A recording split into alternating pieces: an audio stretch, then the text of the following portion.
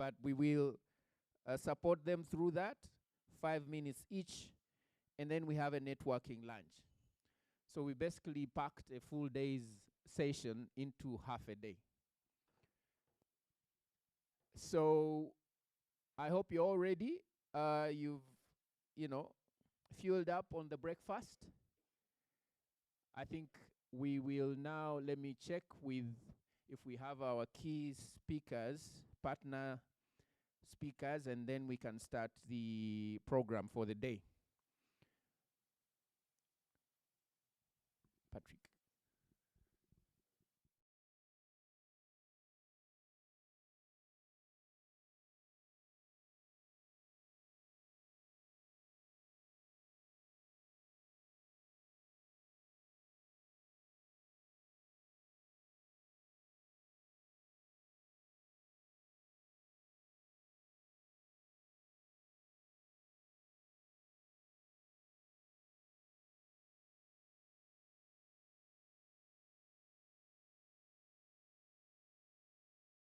Erovo. Patrick will then be followed by the director of SB4U. Patrick, you're welcome. All right, thank you very much, Hashim. And very good morning to all of you. Happy for joining us on this third edition of the Erovo Impact Investment Workshop. My name is Patrick Seremba.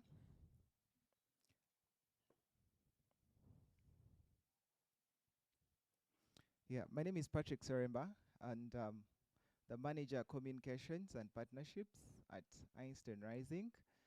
I am very delighted to see a lot of familiar faces that have been with us in the previous workshops, because this is the third of a kind. We have already hosted two. But just to tell you a little bit about Einstein Rising and what we do, we are a social enterprise ecosystem builder that is here to support social enterprises to be able to build their ideas from just being ideas into businesses that are creating much impact in terms of impacting the communities that they serve. And together we work with Erovo, and Erovo is a Belgian organization that is also doing the same, but looking at bridging the gap, the finance gap, by offering social entrepreneurs social loans that have a very interesting interest rate, because we all know that capital is quite very expensive in this country with an interest rate of double digits. So what we bring is a single digit, and that has been able to support as many entrepreneurs roll out their ideas and scale as much as they can.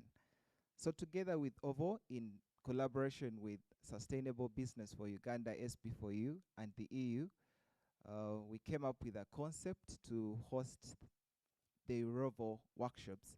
And just to give you an insight into the objective of this workshop, is because we understand that lots of enterprise support organizations and a lot of stakeholders within the ecosystem have tried as much as possible to bridge the gap of trainings, mentorship, and having that technical know of how to run a business, compliancy, and all those things. But access to finance still remains a big challenge, because the capital that is available is also very costly in a way. So these workshops are a platform where we get to convene all different key stakeholders that are focused on ensuring that social enterprises get affordable capital. And by affordable, we have decided to look at impact investments, whereby the nature of capital that is being disbursed is patient, but also is looking at fulfilling the profit arm of it, but alongside purpose, which is impact. So through this platform, we have had a couple of success stories. entrepreneurs have been able to come here and pitch and secured funding. And like already Hashim mentioned, we also have a lineup of other entrepreneurs and capital firms in the room that are looking for deals.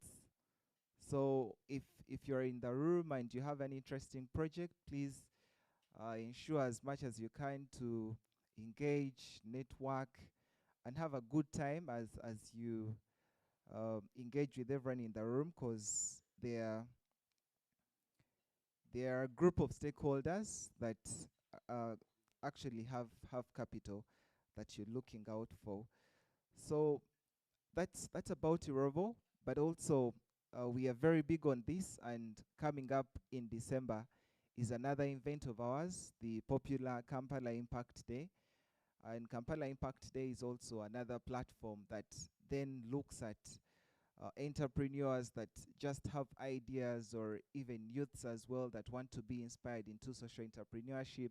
Literally everyone that cares about the space of entrepreneurship and social entrepreneurship, we get to convene. So this particular year we are looking at SDG 13, which is climate change. You all can agree with me that this is now a frontline conversation on almost all platforms.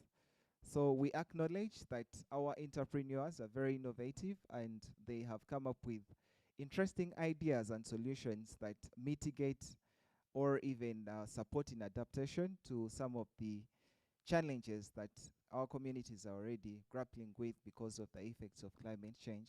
So Kampala Impact Day will be on how we can possibly scale financing for how we can scale climate financing for enterprises that have businesses or ideas that are addressing particular concerns about climate change.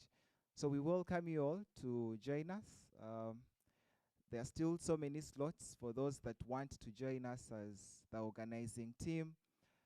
We are also still looking for funding as well. So if you're a sponsoring partner, there is a lot of benefits for you if you join us as a sponsoring partner, but also as just a well-wisher and someone that cares about environment and the biodiversity and items of the like. You can be sure to join us as well.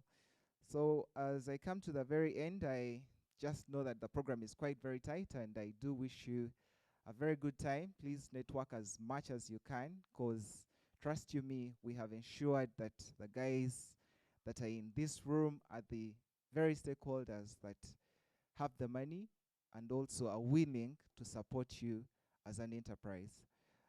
Thank you, and I wish you the best of the day. Enjoy the show. Thank you, Patrick. Next, we will have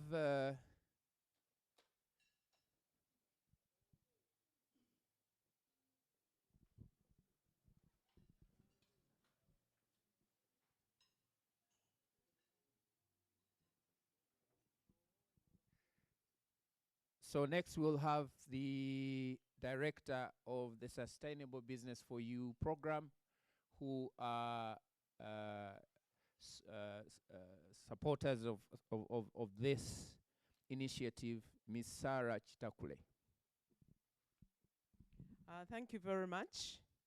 On behalf of the Sustainable Business for Uganda, I would like to take this opportunity to welcome you to this, our third workshop in a series of 4 engagements in collaboration with Erovo. I would like to suggest that those of you who are right in the back, we try to move and fill up the spaces in the front so that the latecomers can fill the back seats. So please come and take up these seats. These are not reserved for anybody. Entrepreneurs normally are treated the same. It's not a church. There's no bishop. There's no archbishop. There's no lay person. Please come in the front. And I can see many of you are young people. Always take your space in the front. Otherwise, you may be missed. And it will help also with your concentration. Those of you, some of you want to stay in the back so you can be on your phones and so on. but you've come to learn. So please, let us move and fill the spaces. Ugandans, please, let us listen. Please, come forward. Come forward. I can see you. I don't have any, even when you want to walk out, you can walk out from the front. So there's nobody is going to, arrest you if you get up to walk out, wherever you be staying. So please, thank you so much for those of you who have, entrepreneurship is also about obedience and listening. So if you are not a good listener, that is not a good sign. So thank you very much, and a special thank you to those of you who have been able to move. This is our third, and it's in a series of very successful workshops that we have had before. Many of you could be familiar with the SB4U, but if you are not, our main objective is to promote trade and investment between Uganda and the European Union. And we do work around supporting the improvement of the business environment within which private companies operate. And we are working mainly on 4 thematic areas. One is skills and attitude. And these are the soft skills. Attitude. For example, those of you who refuse to move. That is about the attitude of our workers. And then you tell them you move, they don't want to move. So when we did the research, it showed that a lot of you have technical skills, but you don't have the soft skills. You don't have problem solving. You are not good listeners. You don't keep time. You don't respect your employers. A lot of these soft skills are missing. I remember a few years ago, I had a boutique, and I traveled to Hong Kong. And when I went to Hong Kong, I found that most of the ladies who were managing shops, they had skills. If it was selling necklaces, you found that the actual ladies who were managing, they were making what? The necklaces. If it was about selling garments, they were actually spending time selling garments. So when I came back, I bought a sewing machine for my girl who was looking after the shop. I was into bridal wear. So I said, let us learn. I want you to learn how to make veils. That instead of me going abroad to buy veils, you can make what? You can make the veils. And then she said in Luganda, antekako ebyalaani bye. Zisagala kutunga. In a way, I'm not interested. This is a skill that she was supposed to learn, which she would go with even after she leaves. So this is the kind of things employers are reporting. That when somebody leaves Makerere, these days even with no skill, many of you are leaving when you can't even write an application letter. You go into employment, somebody tells you to do something, and you refuse because you think you are a graduate. So the soft skills, being empathetic, being able to do whatever it is so that you learn from the bottom up. So we are working in that area. Secondly, we are working in the area of governance and or what they call corruption in a way. So we are working in the area of governance and accountability. Then we are working in the area of just direct promotion of trade and investment. And then the last area is access to finance. That is why this workshop fits in very well with our mandate.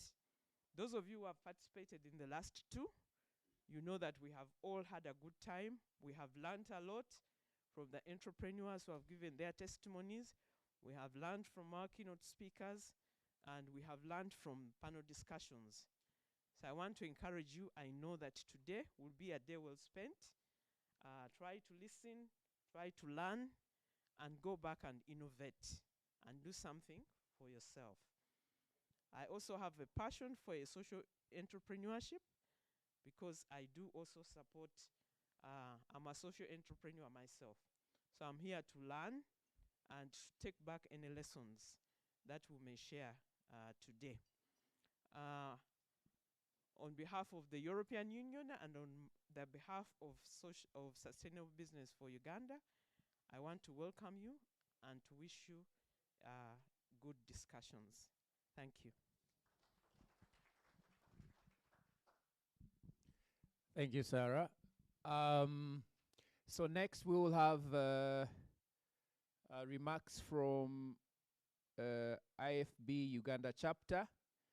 I think Mr. Edson Nimanya is representing. I am not going to pronounce this name. I might just butcher it. What's the name? Mike. Mike. Okay. So you already butchered my name. It's Edson Niwamanya. So good morning, everyone. I'm very excited to be here, and I would want to extend thanks to the organizers, especially for allowing us to take part in the preparation of this event. So I'm representing the Impact for Breakfast community. We are a global community of impact investors, family offices, and intermediaries that comes together to discuss topics, social entrepreneurship. We have a Ugandan chapter that currently has over 80 members. And in case any of you wants to join, please go to the Impact for Breakfast website and you can sign up. We meet every quarter or biannually to discuss topics. We've organized 2 events since our founding. One themed investing into refugee-led enterprises, and the second reimagining impact investing. We are extremely happy to join the team organizing because the topic of impact finance is at our core.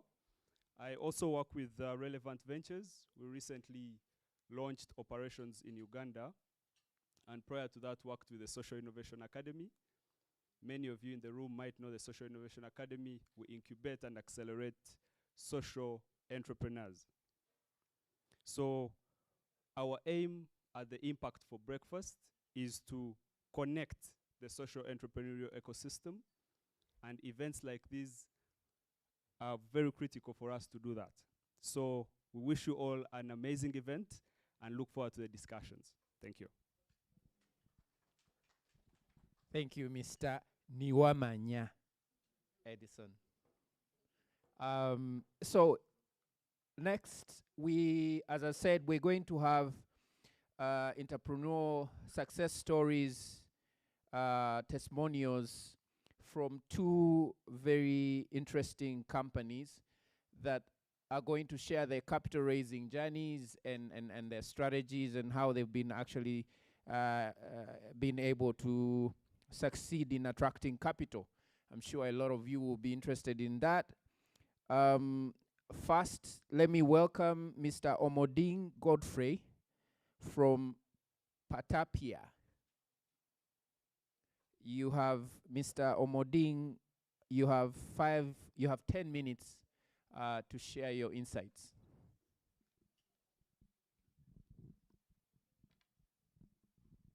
Good morning, ladies and gentlemen.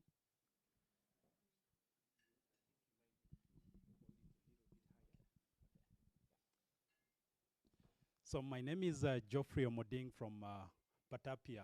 Patapia is a Kiswahili word that means get also. And what we do in Patapia is we empower refugee women to become self-sufficient by offering a platform where they are able to generate their own incomes so that they can take care of their own families. So our journey started with Rebecca, who came to Uganda as a refugee. And from her own experiences, she went through the troubles of providing for her family. And that is the basis of our journey. Just like Rebecca, there are over 1.5 million refugees. And many of these are women who are leading their families. In fact, 1 in 2 households are women-led. Just imagine providing for your families in a situation where you already have nothing. So this is why we realize that many of these refugees basically want to start a small business where they can be able to generate some income so that they can be able to take care of their families. So we designed our model in a way that we offer a solution that caters for two of the key areas that were lacking for refugees, which were one, access to finance, and two, the knowledge to be able to start and run a business. So how the model works is we train the women and then we give them access to microloans in groups that they can be able to use to start up these businesses. And so in 2021, Purpose Pool took a risk in us and gave us $10,000 that we were able to use to really start the business and grow it. And over time, we have grown from the 10,000 to over 100,000 that we have been able to raise. And with this, we've been able to finance over 600 women in Kampala and in Romanja refugee camp. And our goal is from here on to grow on to be able to finance more women. So our goal is to set up another hub in Romanja refugee camp, but then to grow from that hub to many other hubs in all the different refugee camps in Uganda. So we are currently working with Village Capital since early this year, which is really working with us to prepare us to be able to really work with investors. So we are working on the impact investment with, impact measurement with Impact Linked Fund, and then also with Village Capital, which is really looking at building the systems that were lacking before. So these are the things that we are currently preparing for us to be able to go on to the bigger step of raising the bigger money that we need, so that we can be able to create the world that we desire, a world where people who are underprivileged, who lack the resources to be able to live a better life, who have been forced into situations where they are hopeless, can get the hope to live another day. Thank you.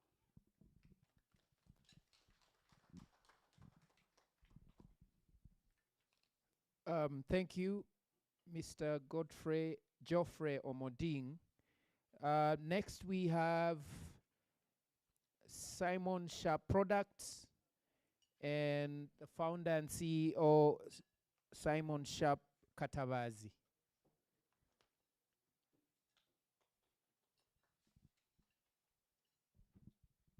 Thank you so much. My name is Simon Sharp Katawazi, a director at Simon Sharp Products Limited.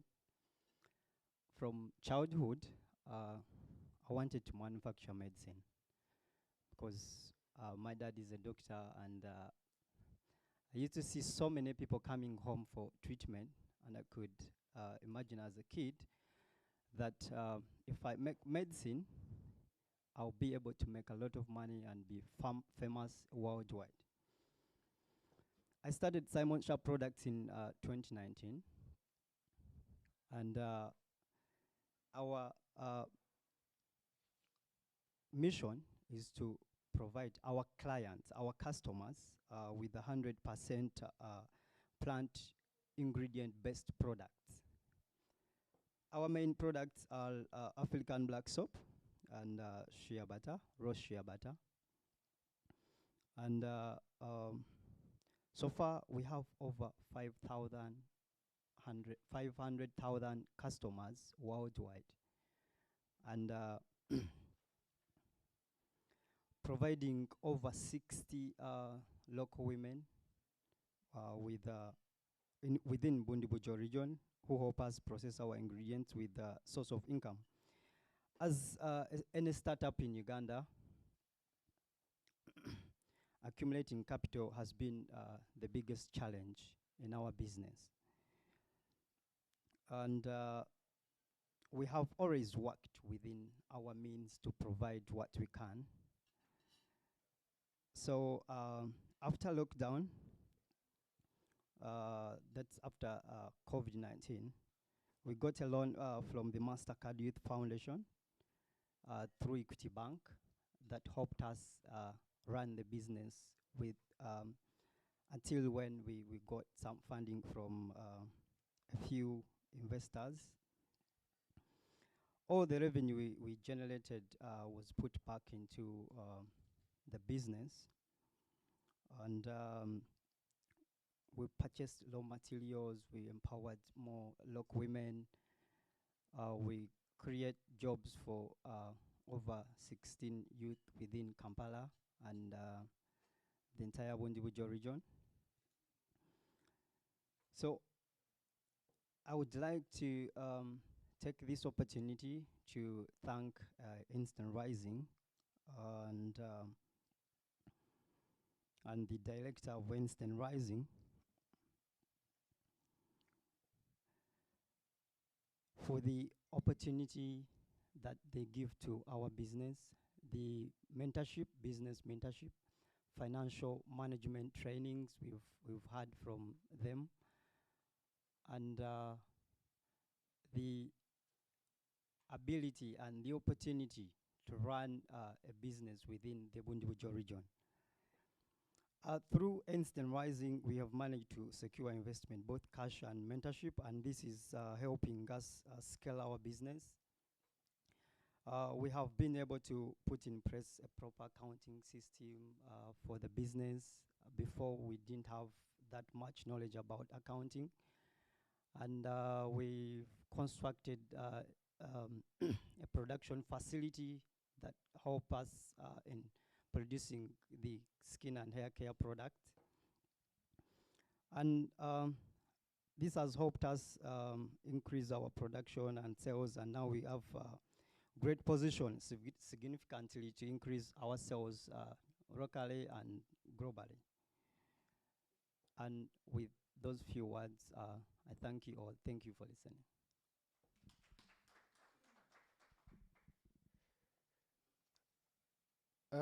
Thank you, Simon Sharp Katabazi. Really interesting stories there. Just two, but very diverse sort of businesses and ventures that these two entrepreneurs have embarked on. One, improving livelihoods for refugees by providing access to finance and building, empowering these women with business skills. I think there are quite a number of lessons in there that you all, as entrepreneurs and people building businesses and social enterprises, would really be interested in. I found it interesting that Simon was mentioning that they actually managed to raise debt. They managed to raise, to get a loan from Equity, supported by the MasterCard Foundation. So in the breaks that we have, I think some of you might want to reach out and actually get some insights on how that is possible. The Patapia was grants, and Simon has been able to raise debt, which is a very interesting aspect of this. Now, we then want to go to our next session where we will have some presentations from key champions or capital champions, as they call them, or funds that are supporting social enterprises. Our presenter, the next presenter is Miss Amon Brenda from the Deal Flow Facility at the Financial Sector Deepening Uganda program. I think this is a program that is funded by the EU and FCDO as well. So if we could have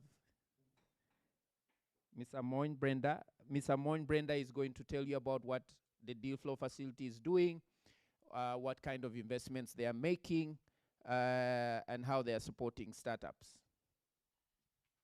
Yeah, thank you, Hashim. Morning, everyone. Good morning. Okay, that was a bit dull earlier. I thought the EU hadn't fed us or SB for you. So good morning. Yeah, Brenda is my name. As Hashim said, the Portfolio Relationship Manager with the Deal Flow Facility. Happy to be here and happy to see you all and be in a room full of people that are passionate about impact. So mine is simple, to give you a brief overview of what we do at the Deal Flow Facility, and as also requested to share some insights that we see from our interactions on the investor side and what we also see with the entrepreneurs that we support. So the deal flow facility, we keep saying, is a dating site. How many of you have subscribed to Tinder? Show of hands. Okay, I see none of you want to to visit in a certain way. Yeah, so it's really a dating site. What we do as the deal flow facility is match growth stage companies in Uganda with investors. So we don't invest, but we do the matching. And as we do the matching, we offer technical assistance or business development support. So we are funded by European Union. We are also supported by Capital Markets Authority of Uganda. And of course, our parent company is Financial Sector Deepening Uganda. So we are targeting, like I said, growth stage companies because together with the EU, we thought that there's a lot of work being done at the early stage. But when companies graduate and go to a certain level, they are still not attractive to banks. They still need patient capital, and then they are left hanging, right? So what we do then is we follow a criteria. We, of course, looking to support Ugandan companies. We are looking to support companies that have been in existence for at least 2 years and are looking for funding of 500K and above. So that means the companies should at least be turning over 250,000 a year. So many people come and say, no, but that seems too high. Most Ugandan companies are not there. But I'm here to tell you they are there. And there are many in this room that we've worked with. And it's good to know that these companies are there and are looking to go to the next level. So that's the criteria that we follow. Once we identify the companies, we then do due diligence to understand what gaps they could be having or what could hinder them from getting capital or being attractive to investors. So we then do that, identify those gaps, and then work with the entrepreneurs to fill in those gaps. And it's also good to know that not all companies have gaps. Also, like I mentioned earlier, because there's so much work being done in the lower space, by the time most of these companies come to us, there's very little technical assistance that we have to offer to them, which is a good thing. So kudos to everyone who supports the companies at the startup phase, because some of them actually come, and the work that you have to do with them is not very, very, very technical. So we have 3 main stakeholders, like I mentioned, the entrepreneurs, the investors, and of course the business development support providers. So we are constantly trying to build up on our stakeholder partnerships. We are forever looking for investors to work with, because if we do not have investors of all types and categories, then it's hard for us to support the companies that we are trying to improve in this country of ours. So in brief, that is it about the deal flow facility. And also every quarter, we do release what we call our deal book, the DFF deal book. If you've heard about it, show of hands, or if you've seen the DFF deal book. Shona, I know you've seen it. Yeah, so what we do is we compile what we call investor-ready businesses that we've assessed and we think are ready to show to investors every quarter. We do compile these and share to the wide network of investors that we have. And yeah, so that's what we do. And I'm also glad to mention that tomorrow we will be launching our Q3 deal book. So if you're an investor in the room, or if you're a capital firm in the room and are interested in a deal book, please reach out to me during the break, and I will show you how you can register to access and be a part of our portfolio. So that is it about what we do. Okay. And okay, so you're standing there. Yeah. How much time do I have? 30 seconds. Oh, okay, because I was asked to share insights, so looks like... Go ahead. Okay, great. So 2 minutes. Thank you, Hashim. So just to share insights on what we see in the market from both the enterprise side and the investor side, we think many of our companies still have work to do, but the work is mainly around corporate governance, but also that goes to talk to the kind of businesses that we have in Uganda. Most of them are family owned. So we see lots of challenges around corporate governance and also grant dependency. So because many companies are supported by grant at the start level, most of them struggle to break free of the grant mentality and adjust to the new demands for actual debt, right? So then most of them are rigid. They don't understand why they need to do certain things because on the other side, money has been coming in, but now you have to realign so that an investor can actually give you money and know that they will get it back. So we struggle with that, and many of the companies struggle with that as well. But also we've seen, of course, we are here because of impact. What we also notice is most companies do not know how to articulate or measure their impact. So some companies will think they are creating impact, or some don't even know the kind of impact that they are creating. So it's hard for us or for them to even report and say, you know, this is what I'm doing, these are the solutions or products I'm offering, and this is the impact that I'm creating. And yet we see more and more investors looking into that direction, and I think it's an area of support that I think most of the companies need, and an area that we think most BDS providers should focus on. The other area that we think companies struggle with is understanding term sheets, negotiating offers, and going into a negotiating room with an investor with an upper hand. Most companies feel that an investor is doing them a favor, and yet at the end of the day, it's a win-win. You're gaining, and I'm also gaining, so we should be able to negotiate. But what we notice is because you don't understand how to negotiate or understand the terms and speak to these investors, you end up getting the lower side of the bargain.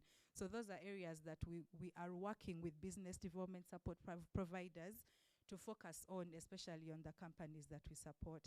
So thank you very much and enjoy the rest of the day. I look forward to interacting with all of you. Thank you, Brenda. Just a quick question before you leave. Do you source for these companies or do they come to you? Both. We source through such networks, but also we have our website, and we have through our website you can access our online application. So we source, and then they also come to us through referrals. All right. Thank you, Brenda. Really insightful observations, especially around corporate governance as a key issue for startups and the grant mentality. And God knows that's something I think I'm sure a lot of people will probably want. If we had time, that probably would be something that you would speak a bit more about, which was why I was actually interested in highlighting what Simon Sharp was saying, being able to actually move from, getting grants to getting dates and what that means for your business. From my own background in impact investing, that really is something that is an issue for social enterprises to actually address.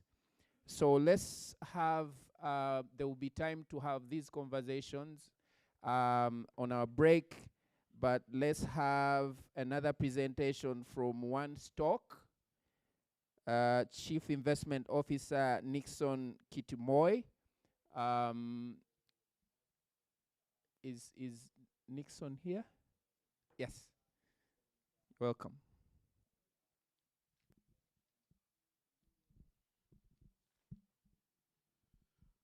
Morning, everyone.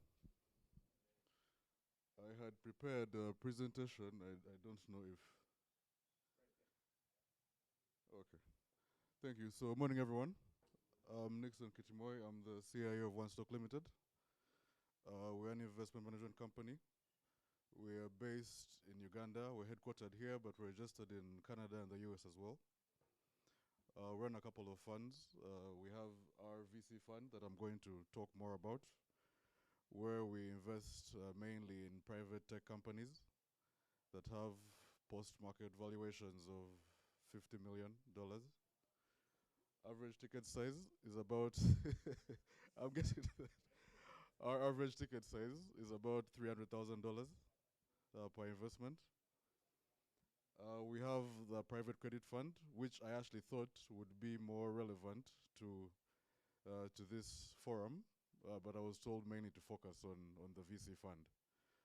Our private credit fund invests in agribusinesses, infrastructure, manufacturing, mainly in Uganda.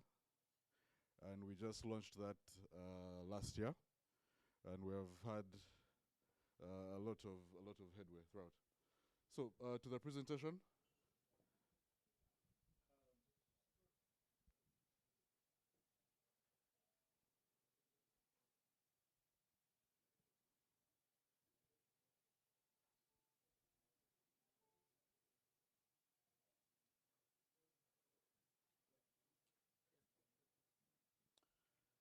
Yes, so we believe that together we can bridge the gap between access and opportunity.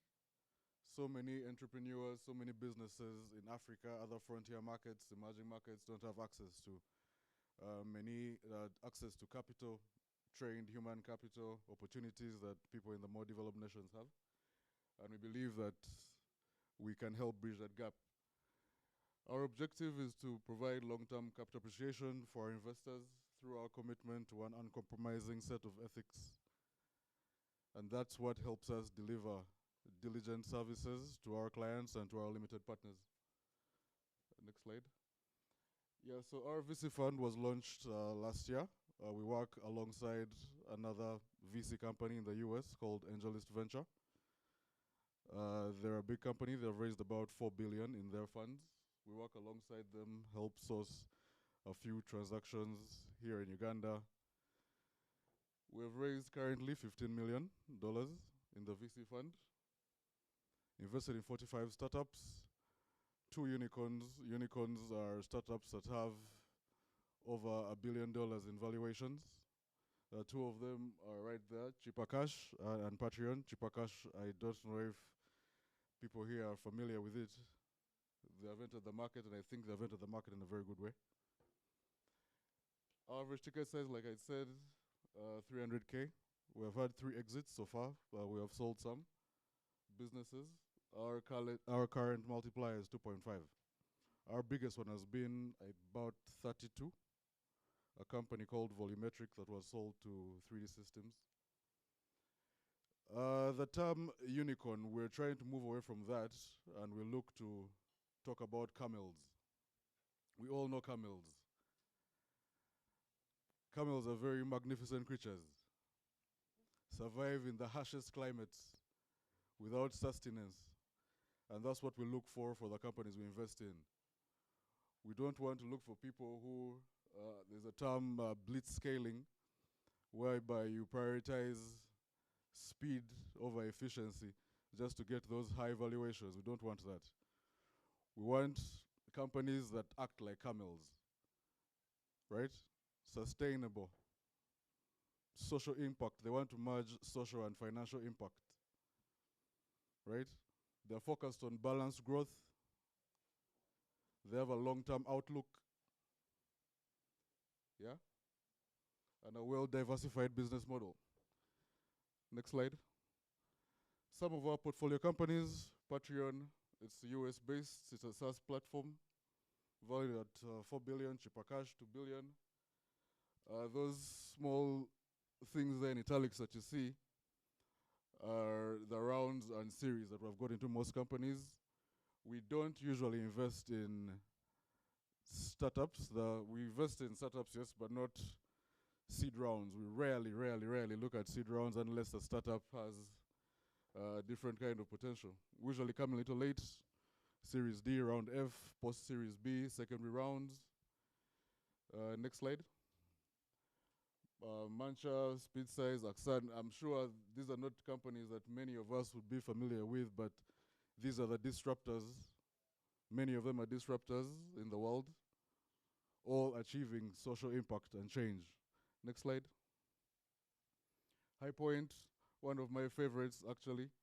Hydrogen fuel systems that we sold to a company called Zero Avia that builds sustainable aircraft using hydrogen fuel cells. Next slide. Yes, so the lessons I've learned with many of these startups and founders are our limited partners. Leadership, integrity, focus, resilience. Right? Leadership. We all know as founders, as entrepreneurs, as businessmen and women, people in the private and public sector, and you're in a position of leadership, you can either make or break your organization. Right? We look at something called altitudes of leadership. You look at things from the 50,000 feet view, 50-foot view, and 5-foot view. Yeah? 50,000 feet, you want to look at the dynamic world, linking, trying to see opportunities for disruption in your industry. The 50-foot view is more tactical. You look at your organization, inwards and outwards. And the 5-foot view is about self-awareness. Right? Studies show that most leaders in different companies get stuck in what they call altitude sickness, whereby they focus on one thing and forget about the rest. You find people who concentrate on their 50,000-foot view and they live in the clouds. They have so many plans, so many visions, but you cannot execute. You're wasting your time. Right? In the 50-foot view, you stick to what's in your company. You forget that there are startups, there are disruptors like the people in this room who are coming to take your market. Simple new ideas. Facebook, Amazon, eBay. Disruptors, they disrupted the industries that they're in. People in the 50-foot view got forgotten. Whereas IBM, whereas General Electric, these were companies that dominated the 1900s. You can't see them anywhere now. 5-foot view, those are people who are egotistic, narcissists. They don't want to learn, they don't want to improve. Madame Sarah was telling us, you have to be willing to learn daily. Otherwise, you get stuck in that same position, right? Integrity, proper personal philosophy, do the right thing. Do good, feel good, look good. Right? You do good, you're creating impact, you feel good, and then you look good. I know looking good is never usually a thing when it comes to business, but the truth is, if you're trying to raise capital and your company doesn't look good, you will be forgotten. We want impact. Smart societal and financial value. Yeah? Focus. Continuous improvement, blocking distractions. Right? Willingness to learn. Yearn to learn. And then earn. Right? Continuous improvement. The Japanese call that kaizen. Right? Be willing to learn. There is no substitute for accurate knowledge. Right? Learn new skills. Know your skills. Know your skill set. Know your blind spots. Know what you don't know. Does that make sense? Know what you don't know. Know your skill set. Know your blind spot. And then you know your edge. Take advantage of it. Right? Resilience. We all know what resilience means. Just like I had spoken about the camels, surviving the harshest conditions with little to no sustenance for long periods of time. Right? This reminds me of one of my favorite quotes from Winston Churchill. 29th October 1941. Never give in, never give in. Never, never, never. Right?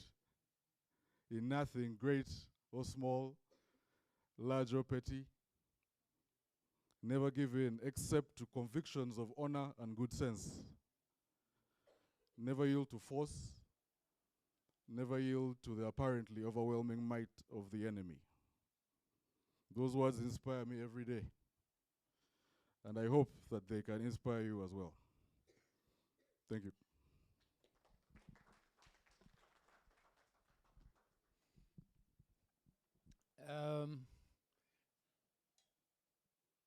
Thank you, Nixon, for a really great presentation. I'm hoping there are some resilient camels in the room. Raising a ticket size of 300. Any company here raising a Series B? Asante. Series B? No. No. Okay, but they're definitely really interesting insights from the presentation. These are definitely One Stock is a big hit, clearly, but the really interesting. Nixon was able to share some really interesting insights on what it takes to get there, what it takes to build something as big as cheaper. My God. Um, so I hope that spoke to the dreams of some of the social entrepreneurs that are here, where they want to take their businesses. Now, our next presentation is from XSLM Investment. We will be hearing from Yvonne Kaitesi, who is an investment associate and ESG coordinator for the company. Welcome, Yvonne. Good morning, everyone. Hope we're well today. So, my name is Yvonne Kaitesi. I'm an investment associate and ESG coordinator with XSML. XSML is a investment management firm with presence in Uganda, DRC, Angola, and soon to be Zambia. We are currently managing 2 funds. The first fund that the firm started with actually closed. They started out in Central African Republic and DRC as well. So the first fund was about 19 million. And then they started the second fund and then opened up in Uganda around 2016. The second fund was $50 million. Then the third fund, which opened with the third fund, they went into Angola as well, and the third fund is 85 million.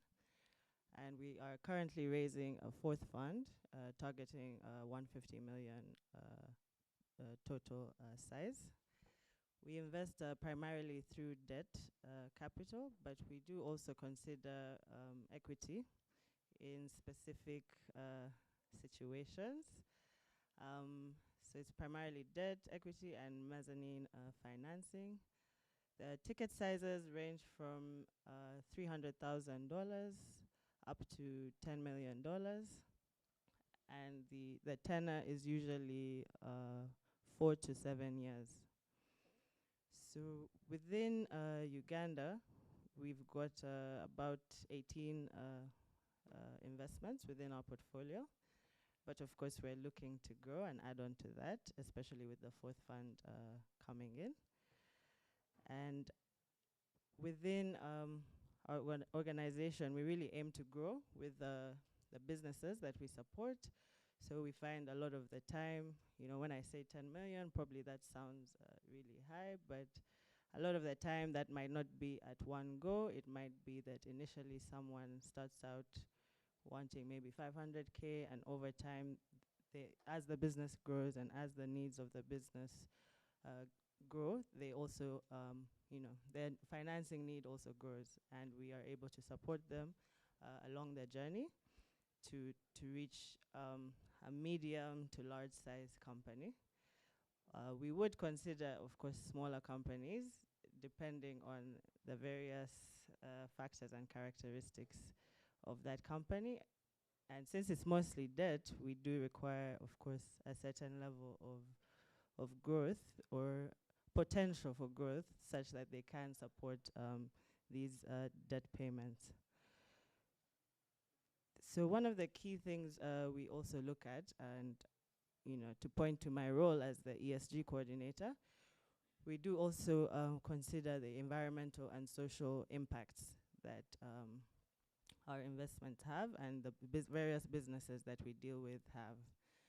And this environmental and social risk management is becoming, more and more important in the world we're in today with, climate change and, a more awareness of various social issues, on gender issues, and basically having decent and good work environments. It's important not to just have jobs, not to just provide jobs and say we provide 100 jobs, but it's a different thing to be able to say we provide 100 good quality jobs that are helping people in really creating impact in their lives. So on the environmental social side, we find that a lot of the times this is something a bit new to a lot of businesses, and sometimes there might not be clear understanding on why exactly this matters or people care about this. But we find that it is important both for the wider impact, but also for the business itself in terms of managing various risks and also taking advantage of some opportunities that could exist in the market. For instance, in DRC, one of our portfolio companies saw an opportunity to get into recycling of waste, recycling of plastic, because their business generates a lot. And they did reach a stage where they said, we want to do a project that will get into recycling. And in this way, they are further enhancing, their viability as a business, but also improving the impact that they're having on the environment. So we do offer technical assistance to support businesses, not just in the environmental and social aspects, but also it might be in the accounting function, in having proper accounting software. It may be training. A lot of businesses have needs in building that human capacity to get to the level they need. Certain companies require certifications. Maybe you need a certain certification to enter a certain market, or just to have the right systems and processes in place that become more and more important as the business grows. So in terms of insights, what I would mainly share would be the importance of having proper systems and processes in place. Sometimes it seems, you can get so far without that organization and that structure and order. But when you want to grow, it becomes really important that there are systems and there are processes, and that enables the business, go from, let me say, basic to, the next level, because they have proper structures and systems in place. A few others before me have mentioned the leadership aspect, but that is also really critical. And leadership in a hands-on way, we've seen that, and we often say that we don't invest in businesses, we invest in entrepreneurs, because the entrepreneur is really the one who drives the growth. And having a dedicated entrepreneur who really knows, who understands their business in and out, who knows what they're trying to accomplish, and who is hands-on within the organization, it makes a big difference in terms of what a company is able to achieve, and also in terms of implementing these various policies and processes within the company. If the leadership doesn't see importance in having structure and policy and procedure, then no one within the organization takes it seriously, and then things easily fall off. So yes, that's really critical. The other part, I think, is to have a good understanding of your financials. You find in some cases certain people are maybe shy or scared or put off by numbers, and they may say, I don't like numbers, or I'm not a finance person, and they kind of just close their eyes and trust or leave it all to the finance person they've hired. But we've also seen that having that understanding, you don't need to be an accountant or a finance professional, but that understanding of your business financially also makes a big difference, both in terms of knowing where you are, but also making the right decisions and the right choices for the business that enable it to grow.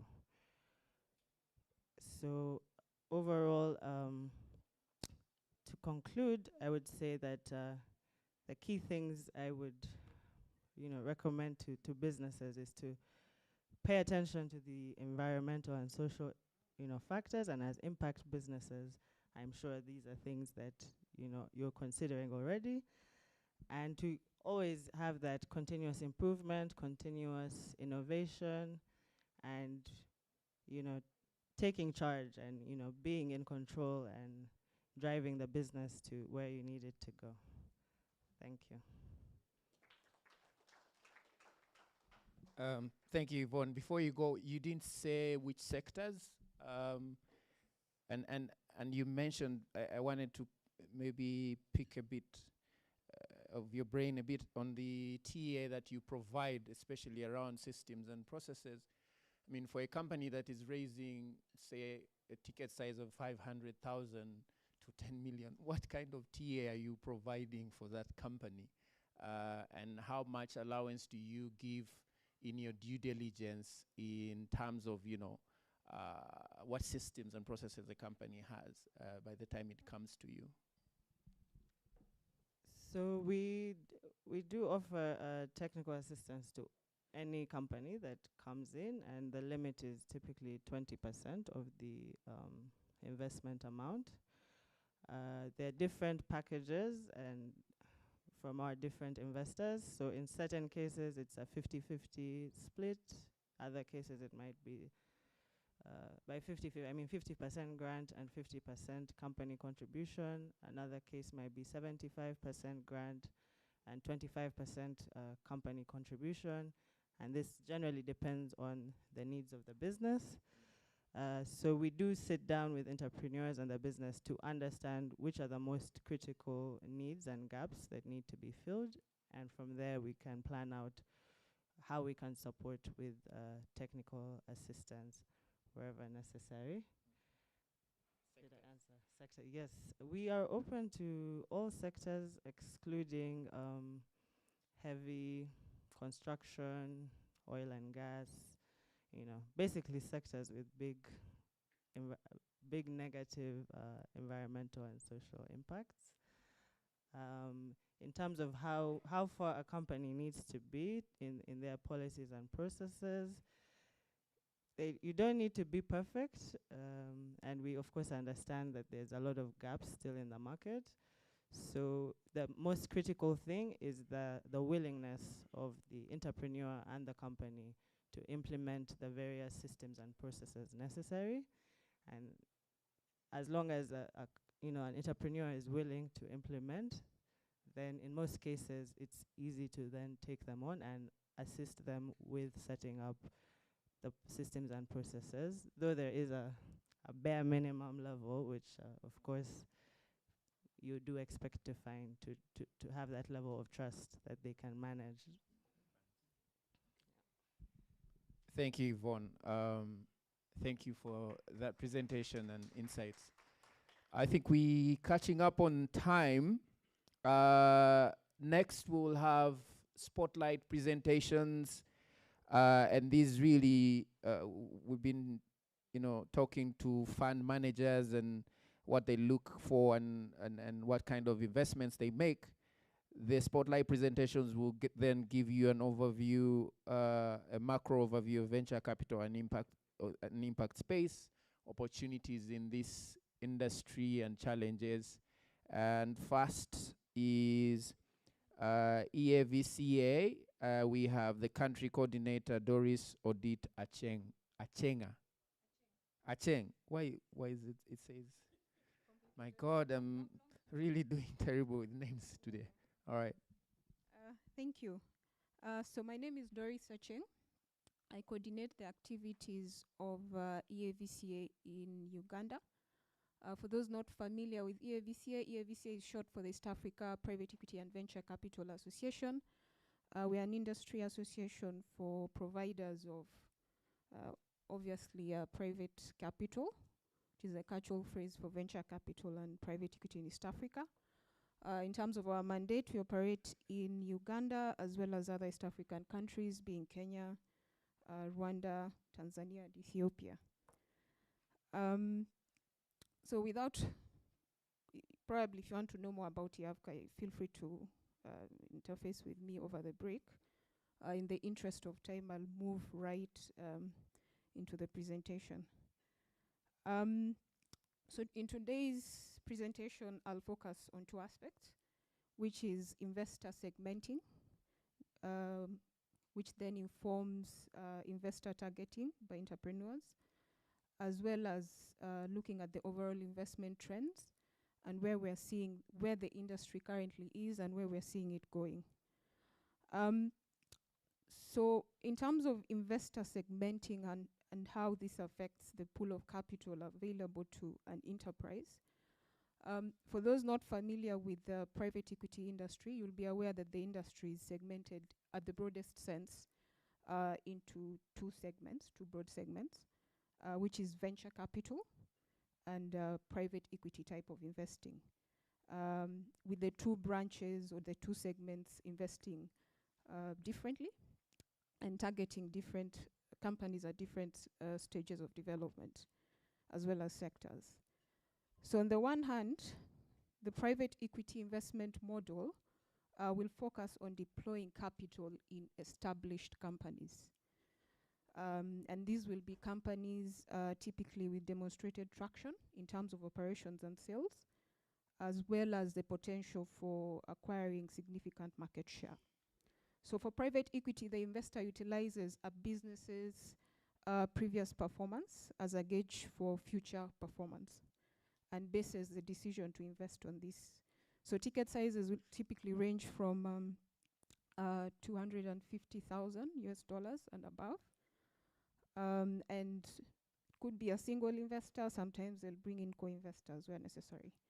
So these will be generalist in the investment approach, which means they're targeting all sectors with no particular bias as to where an enterprise plays. And they will also, at least this is the experience with Uganda, typically target what you'd call traditional sectors or enterprises playing in traditional sectors. So these are sectors that are driving the GDP growth of Uganda. Agriculture, more so on the agro-processing side of things. Manufacturing, health, consumer discretionary and staples, among others, have been sectors of interest for private equity providers. And then on the other hand, we have venture capital. So unlike private equity, which is investing in established companies, focusing on traction, these invest more in the vision of the founder and will invest earlier in a business. And these will typically have more risk appetite and sometimes, often, syndicate investments with other co-investors. So they'll also tend to be more specialist in their investment approach, choosing to invest in specific sectors. What we've seen in Uganda is that most of the interest, particularly as pertains to venture capital investments, has been in the tech space, with fintech most dominant. So why am I going through the process of explaining these distinctions? Is that sometimes at the level of the association, we'll find enterprises come and ask, I want to talk to a private equity firm to get some investment, and this is probably a startup. So understanding those distinctions between private equity that is focused on growth stage enterprises and venture capital that is focused on the vision of the founder is critical to understanding whom you should target if you're looking to fundraise alternative capital for your business. Now I'll move on to the investment trends in the interest of time and what we've been seeing. So one of our pillars as an association, besides all the other pillars of advocacy, training, events, is intelligence.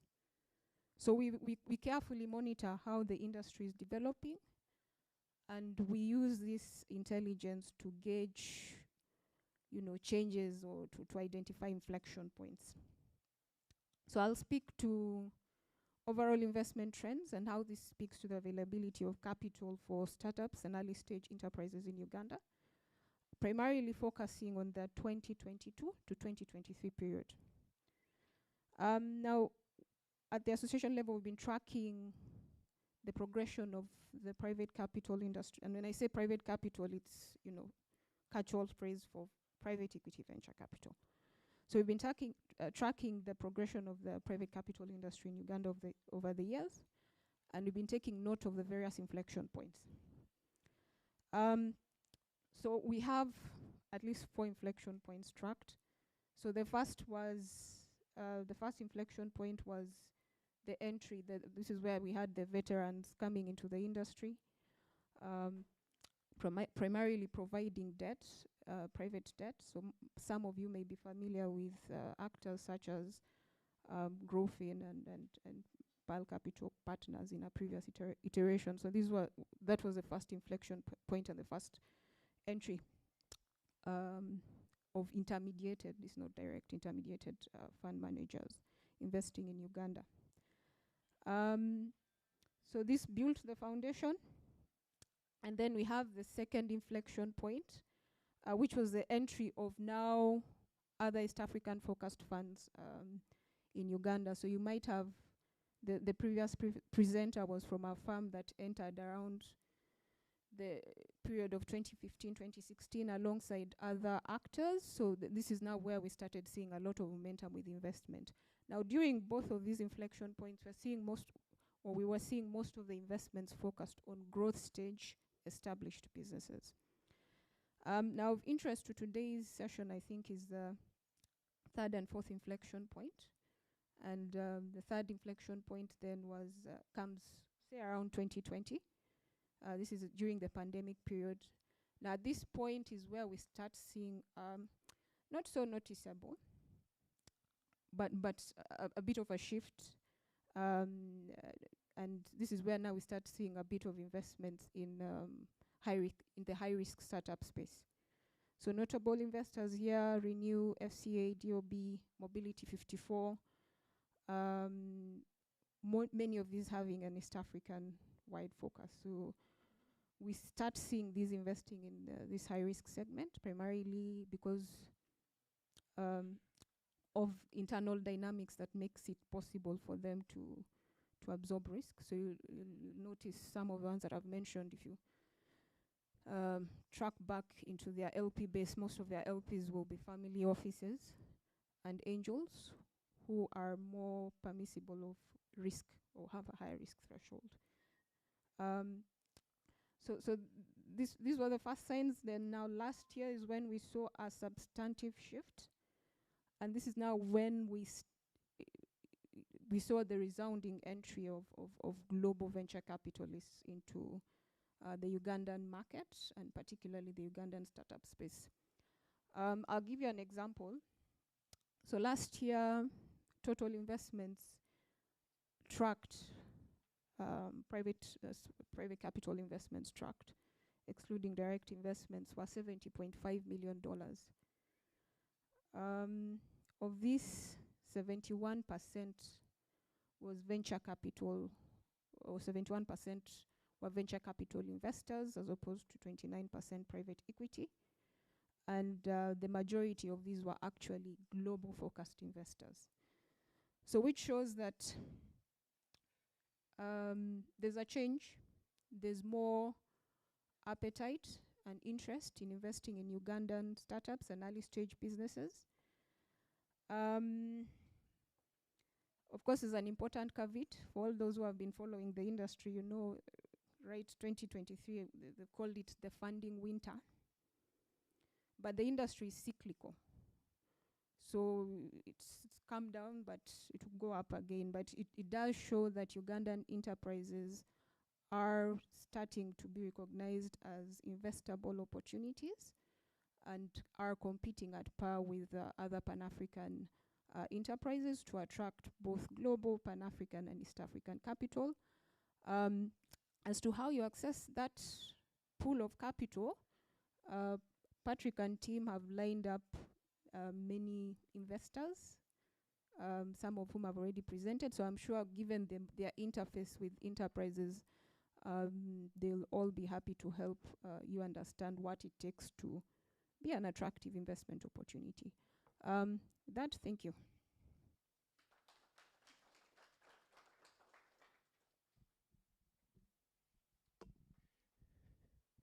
Uh, Thank you, Doris, for that presentation. I think it's very interesting that I think the people in the room would definitely take something from the point you made around who should you be targeting. You know, whether you're targeting private equity sort of type business type firms or venture capital firms, and the trends in terms of how Ugandan companies are actually able to attract, at this point, venture capital. That's something definitely to pay attention to.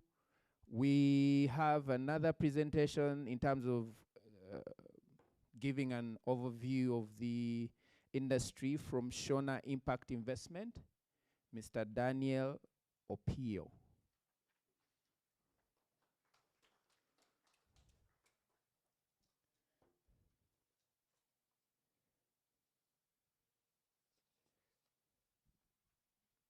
Welcome. Thank you. Actually, it's called Shona Capital. Shona Capital? Yes. Shona Capital.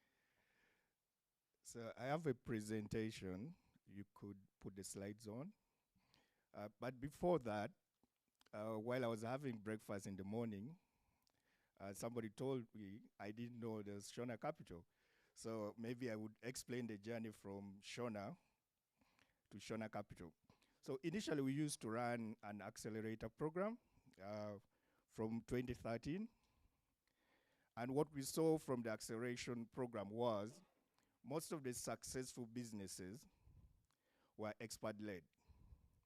So you'd have the brands like Jibu, you'd have the Numida coming through our programs, and we supported them to raise substantial, a lot of capital to about 35 million USD. But we were struggling with support to local SMEs across East Africa. So in 2019, we changed our model and started to invest in local businesses. Now the interesting thing, we did a first pilot in 2019. We lost all the money. And then COVID came in, so we gave 1 year out. So we started in 2020, we invested in 6 businesses. We lost 4. But there were key learnings. And there were similar things, because the businesses we invested in 2019, one of them, we did due diligence for 6 months. We had 6 site visits, and we still lost the money. The pilot of 2020, we kind of changed a bit to target much more smaller businesses in certain specific sectors. We lost money, but we asked also key lessons which were geared towards the behaviors of businesses at those different stages. So now starting in 2021, we had learned a lot. So you can move to the next slide. So learning is expensive, that's why we pay school fees, right? Yeah, so this is how Shona Capital looks at the Ugandan business context, where we typically have this pyramid. At the bottom, we have those microfinance businesses, those micro businesses that need support, but they will not come in this room today to pitch. So they go to their immediate circle, or they go to the immediate money lender, or they go to the family. Now, there are a lot of early stage businesses that would need such kind of support, but they need slightly bigger capital, which is between 5K to 250K. Now, ideally, such businesses are still formalizing. They would come to the VCs, but my friend Nixon said it's bigger than that. If they need support, Brenda said she starts with a bigger ticket size than that. So there's a gap. And also, typically, most VCs, they are much more sophisticated in their due diligence. It takes longer. We took 6 months, lost money. For them, they do very sophisticated due diligence as well, which takes time. Now, a business that is looking at between 5K to 250K doesn't have the patience to undergo all that due diligence. And actually, one time told us that this time I'm spending with you, I'd rather spend it in my business, right?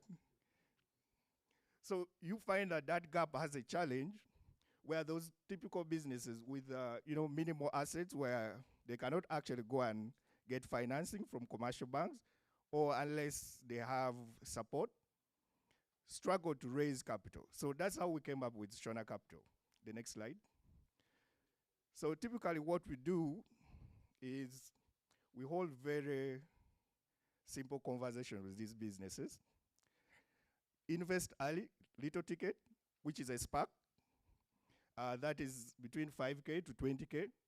Now, during the process of doing analysis, we're identifying some of the key challenges this business has, and we are betting on their potential to scale.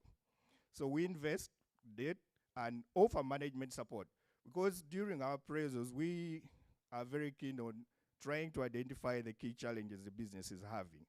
Then we offer management support. We wouldn't want to call it TA directly because we are very intentional on the kind of support we offer.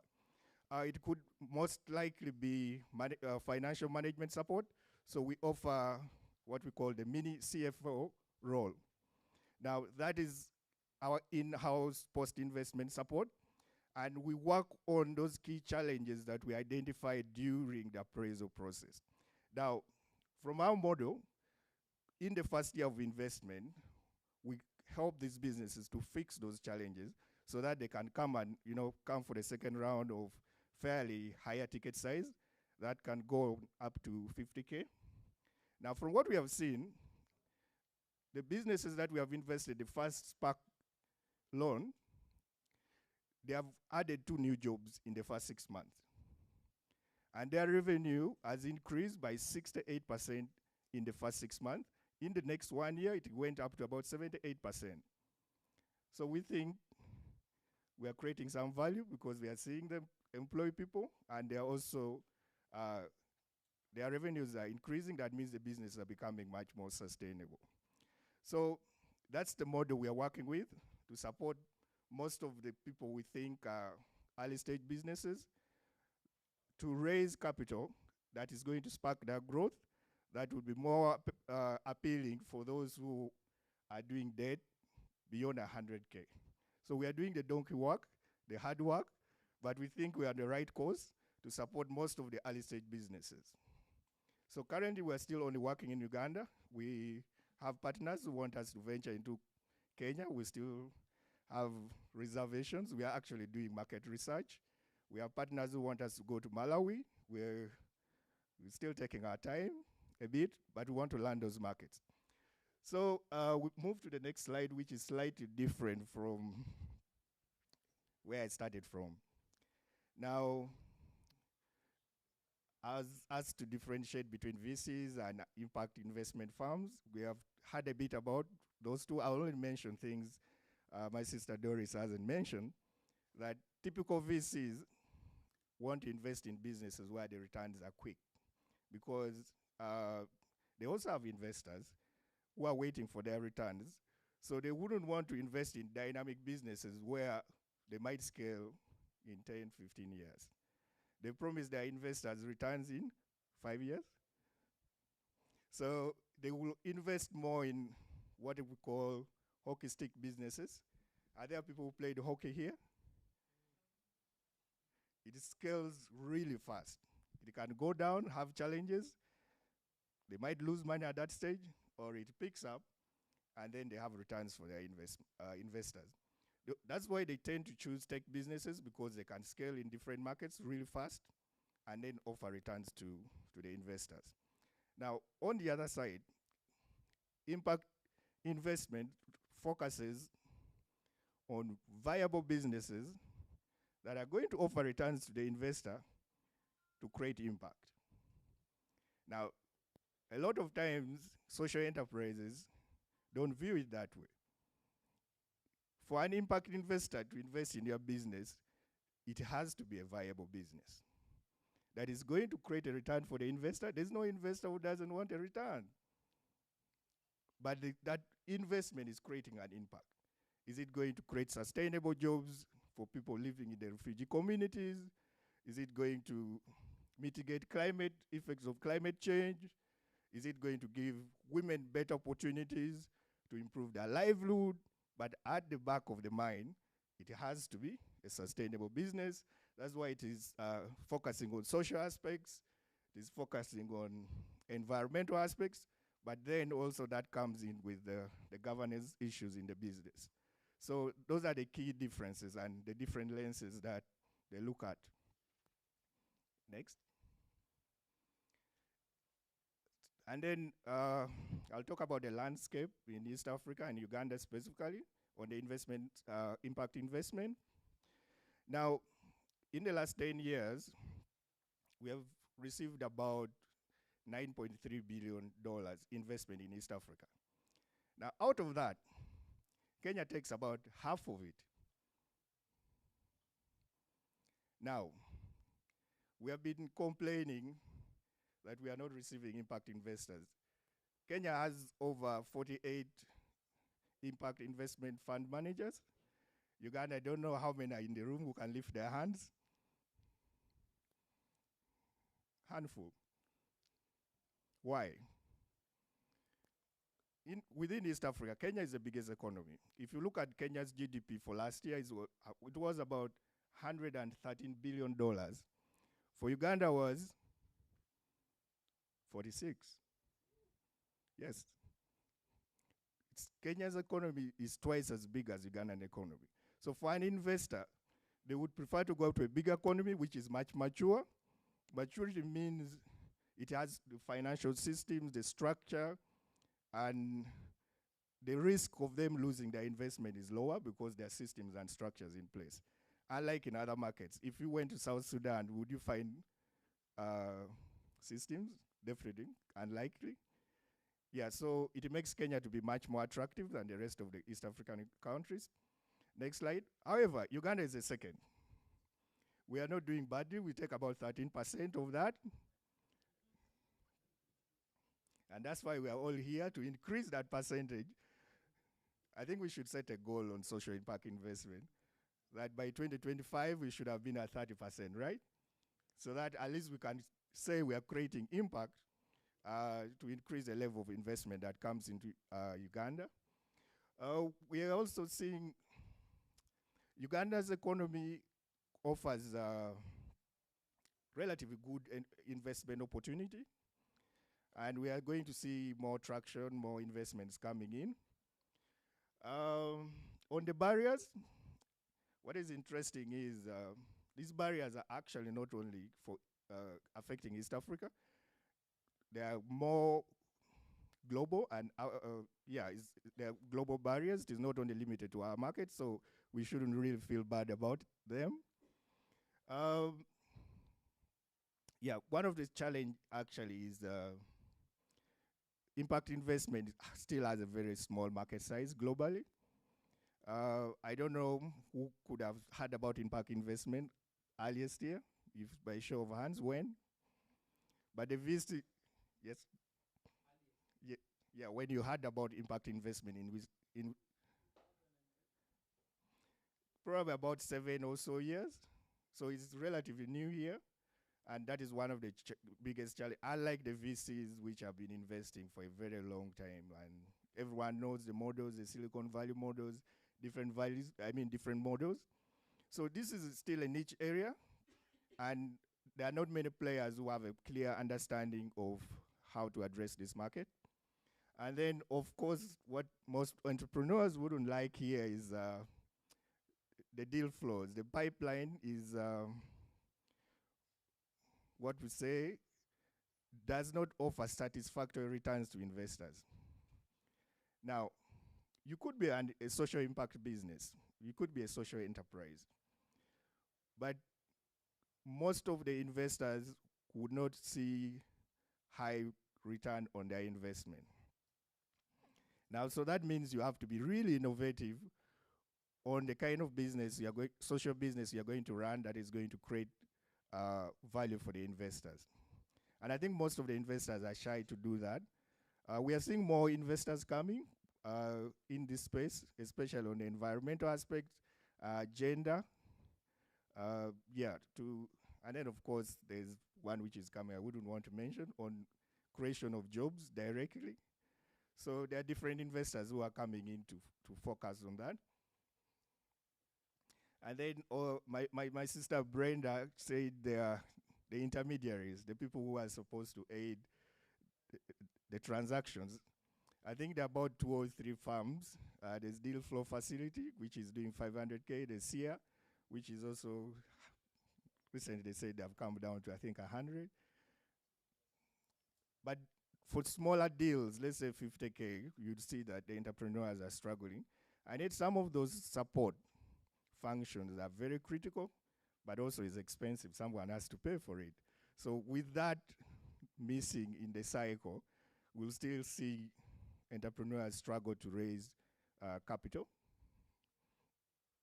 And then the last one, I heard somebody say they have developed tools to measure social impact. A lot of times, different entities have their own metrics. They have different tools. So, and there's no unharmonized way to look at how they assess that impact. So until probably the ecosystem comes up with a clear way of how we are supposed to measure this, we'll struggle because the measurements will keep on varying. I know refugee impact investments have there are different players in that, but if you look at their impact assessment, they are not never the same. They are not the same. But partly because maybe they are geared towards a different way. You look at gender lens investment, there are others who look at 3 layers beyond creating a job for a woman, beyond supporting a business that is led by a woman, to products that benefit women. So there are different layers. And then the last one, which is interesting, which makes me look like, I talked about that slide, sorry. Which makes me look like a class monitor. I was asked to share what are the best practices for impact investors to get investments. I'll share our experience. One of the things we have learned is investors want to invest in businesses that someone has invested in.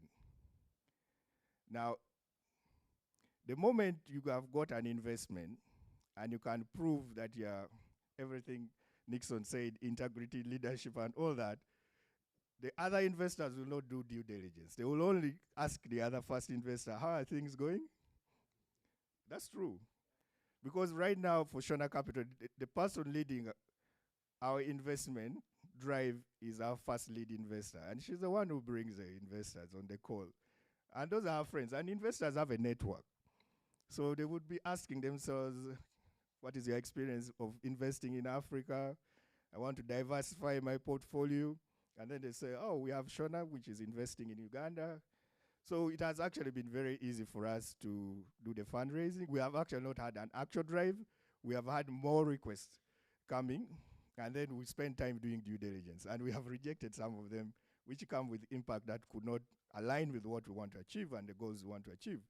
The biggest challenge with us impact investors, we attract some investors without aligning their goals with what we want to achieve, and then you end up being scattered across, and then you fail to achieve the impact you want to achieve.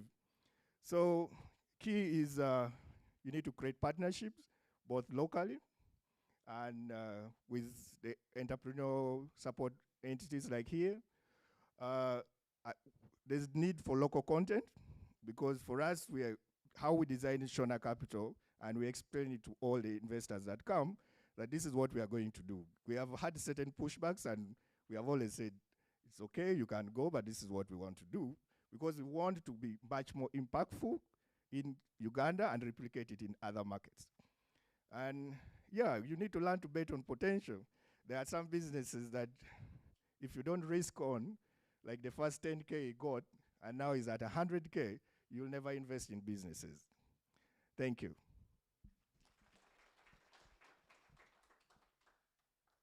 Thank you, Daniel. I have a question for you. as I said, I work for a fund that is definitely guilty of what you are saying. 8 months due diligence would be like the shortest and fastest due diligence that you do on a business. And you're saying that you're changing that to pay attention to local context and have a different model. So my question to you is there a trade-off between how much time you do due diligence and how much time you provide what you call management support? At GIF, we used to call that portfolio management, which then shot up. Like when we reduced the time for due diligence during COVID, nearly all the businesses we actually supported during that time that we invested in for, with due diligence for like 3 months, the mortality rate was like yours.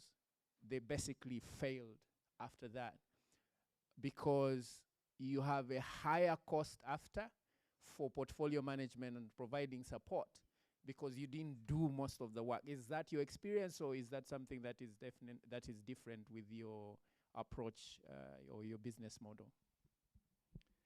Yeah, what we have seen is, I think businesses behave differently when they've received money.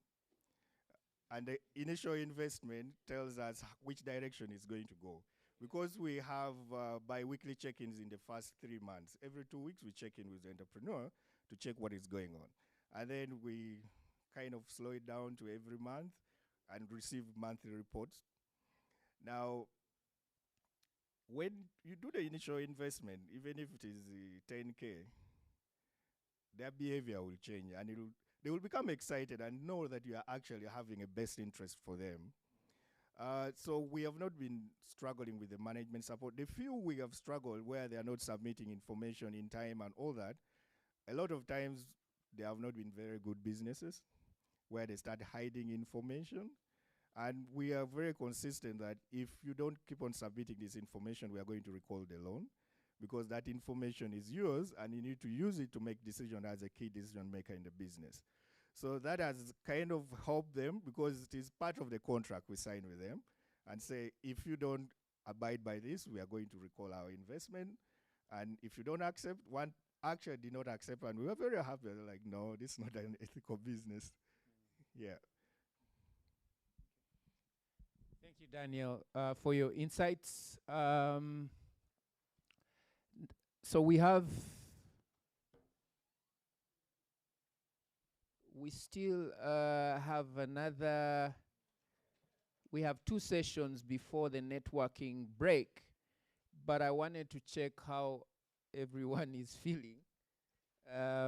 Maybe we have the next session before and we could take, Patrick, what do you think? We could take a break before the keynote, give people time to, right? So yeah, we will have this next session for the next 20 minutes, and then we will take a break and have the keynote speech after the break, right? So our next session is the future of impact funds. We will hear on some of the funds that, the impact funds that have been identified here, the Refugee Investment Facility and the Purpose Pool Fund, on the future plans and strategies and how they're planning to scale up some of the businesses that are investing in the region. So first on that list is Mr. Joseph Kasoma. I am nearly certain I have not butchered that one. Mr. Joseph Kasoma from the Refugee Impact, he's the Refugee Impact Advisory Coordinator. Please welcome Mr. Joseph Kasoma.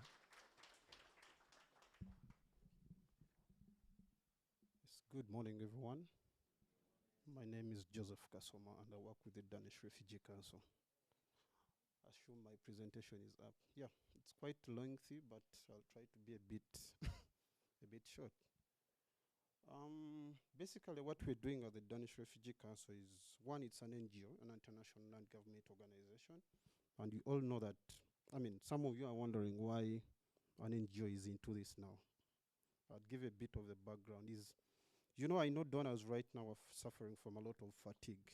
most of the NGOs are implementing more or less the same things over time. So for us, we had to sit down and say, how could we do things a bit more different?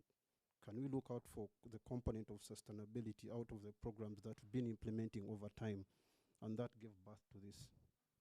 So basically what we're trying to look out is the component of sustainability. How can our beneficiaries survive after we're no longer there, when the funds are no more at any one point? That gave birth to what we call the Refugee Investment Facility.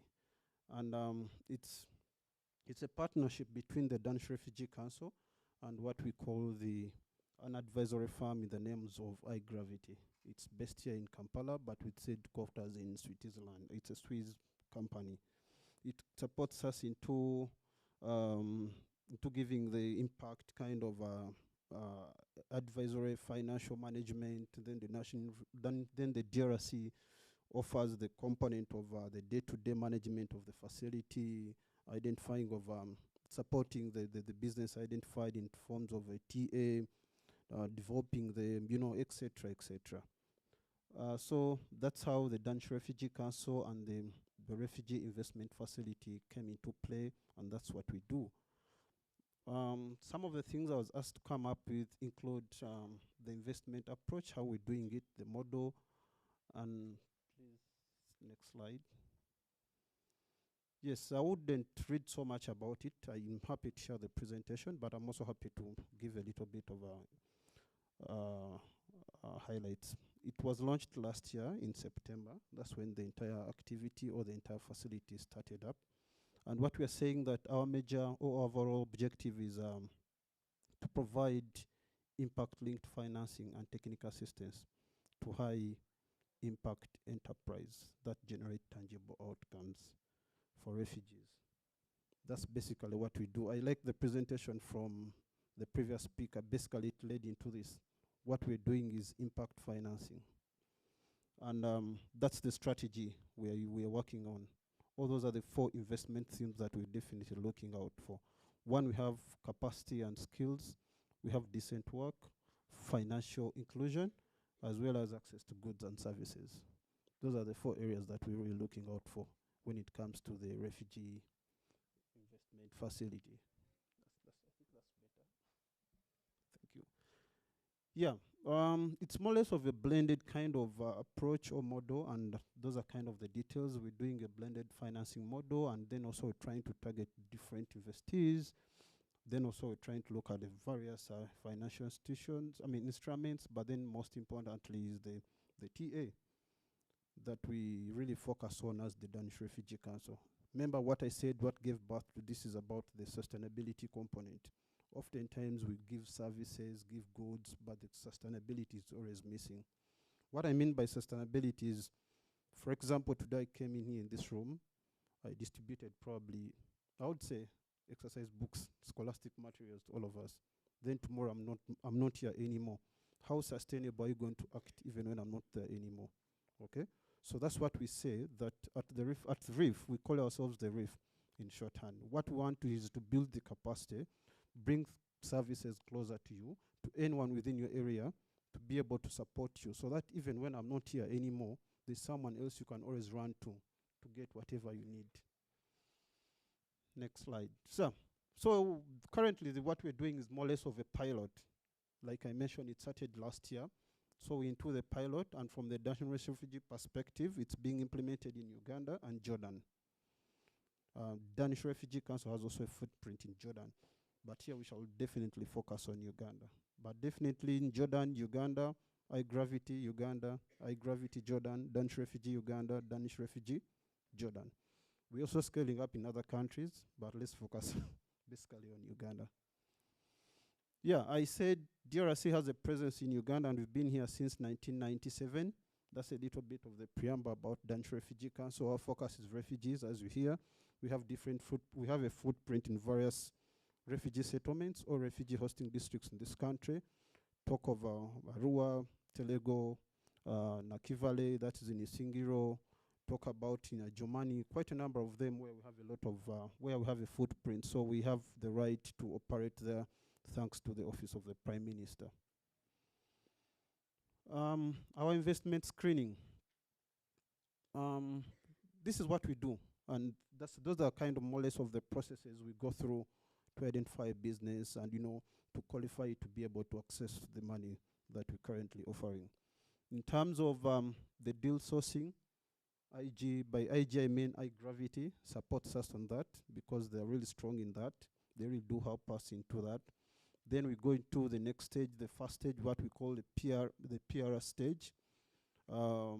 Here is more or less of talking to the business, trying to do a lot of background checks to the business, trying to fit into the checklist that we have. What kind of social impact does the business do?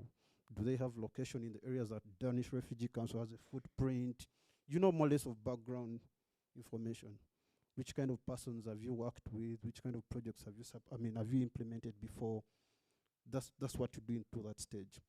Then stage 2 is more or less of further information. We keep on probing much more, contacting the references that you've given to us, doing a lot of your bank detail analysis to see if there's really you're making profit over time, things of that sort. Then also we bring back what we call the PRA decision. At that point then we are like, okay, this could be a potential business for us. And then here comes what we call the investment memorandum. Then we need to sit down and develop the memorandums between us and all the parties involved. In there, I didn't mention about the DD. Definitely, we do the DD as well. The due diligence, as everyone has mentioned, we do the DD. We visit you.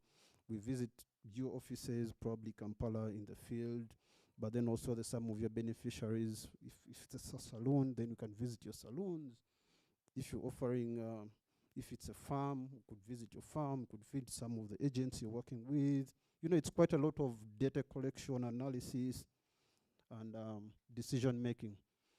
The final, more or less of the final stage is around investment committee. Then a team of experts normally sits, both in Uganda and in Denmark. We normally ensure that we have a refugee representative on the committee so that we can take such viable decisions to award a loan to a given business. I would say like this week on Tuesday there's a business, for confidentiality purposes, I would keep it. Well, the loan was approved. It hasn't yet been executed, but approved. So the entire process takes around that kind of time. But sometimes it can be short and depends on the response of the business. Some businesses are really a little bit stubborn. You write to them, they never get back to you. They take 2 weeks, 1 month. You want to meet them for DD, we are not available, we're in the field, etc., etc. But in a nutshell, that's how the process looks like. I was asked to come up with the current impact that we've achieved and what we think would be the future milestones. Yeah, in terms of current impact, so far we've provided loans. Well, I don't remember even. We've provided the loans, and I would say since inception, that's September last year, we've managed to give out loans to 2 companies for now, with a 3rd one in the pipeline to receive the money probably very soon. And we are saying that over 4 companies at different screening stages. You saw the stages I took you through. And so many are being brought to us through iGravity, our partner, but also in the different engagements we come through, we meet, we keep on finding more. Referrals are being made to us. We've collaborated with, we've had some businesses refer to us from GIZ, Oxfam, etc., etc. Also what we're doing is to provide the TA, the technical assistance. We keep doing that. But then also in terms of the future milestone, we're still providing the loans to companies or businesses that we think have a social impact, but most importantly, have a footprint in the refugee operating districts of this country. The refugee hosting districts of this country.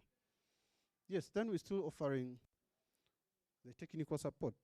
For us, the technical support we offer is a bit different from what I've heard from colleagues. Ours is more or less of, we always ask the business, tell us the areas that they really need support from us. We don't really craft it on our way, but the businesses always mention. For example, we have businesses who have said they need support in impact measurement. We have businesses that have said they need support in human resource management. So there are those who say they need support in financial management. So what we do is, once you mention to us what we want, we're a big team. We try to either use the in-house resources or outsource, so that we in position to offer the support that the business is really looking out for. That's the commitment, and that's the future milestones that we're going to offer. In terms of learnings, yeah, those are some of the learnings so far with 1 year in existence. Those are some of the learnings we've come up with, and we believe they're really important. Some of them are a bit challenging, but we can always work on them to ensure that the businesses work with really benefit from the loans we are offering. I think that's the last one. Do I have any other? Yeah. So if you feel it's something that your business is really interested in, you can get in touch. I can always give out my number. If you feel it's something that you're happy to discuss, more details can come through into the one-on-one discussions. Thank you. Thank you, Joseph. Have you talked to Patapia? Who's the gentleman from Patapia? So, someone to a potential client to speak to. Next is Papa's Pool Fund, Mr. Edson Niwamanya.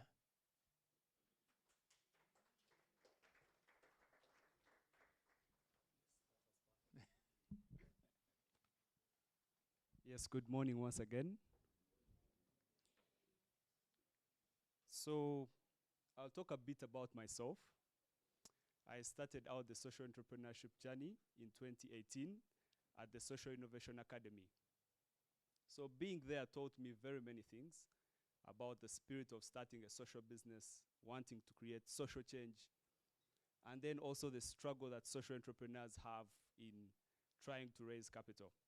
And that is why after my journey did not go as many of you know, starting a business, I decided to venture into this space.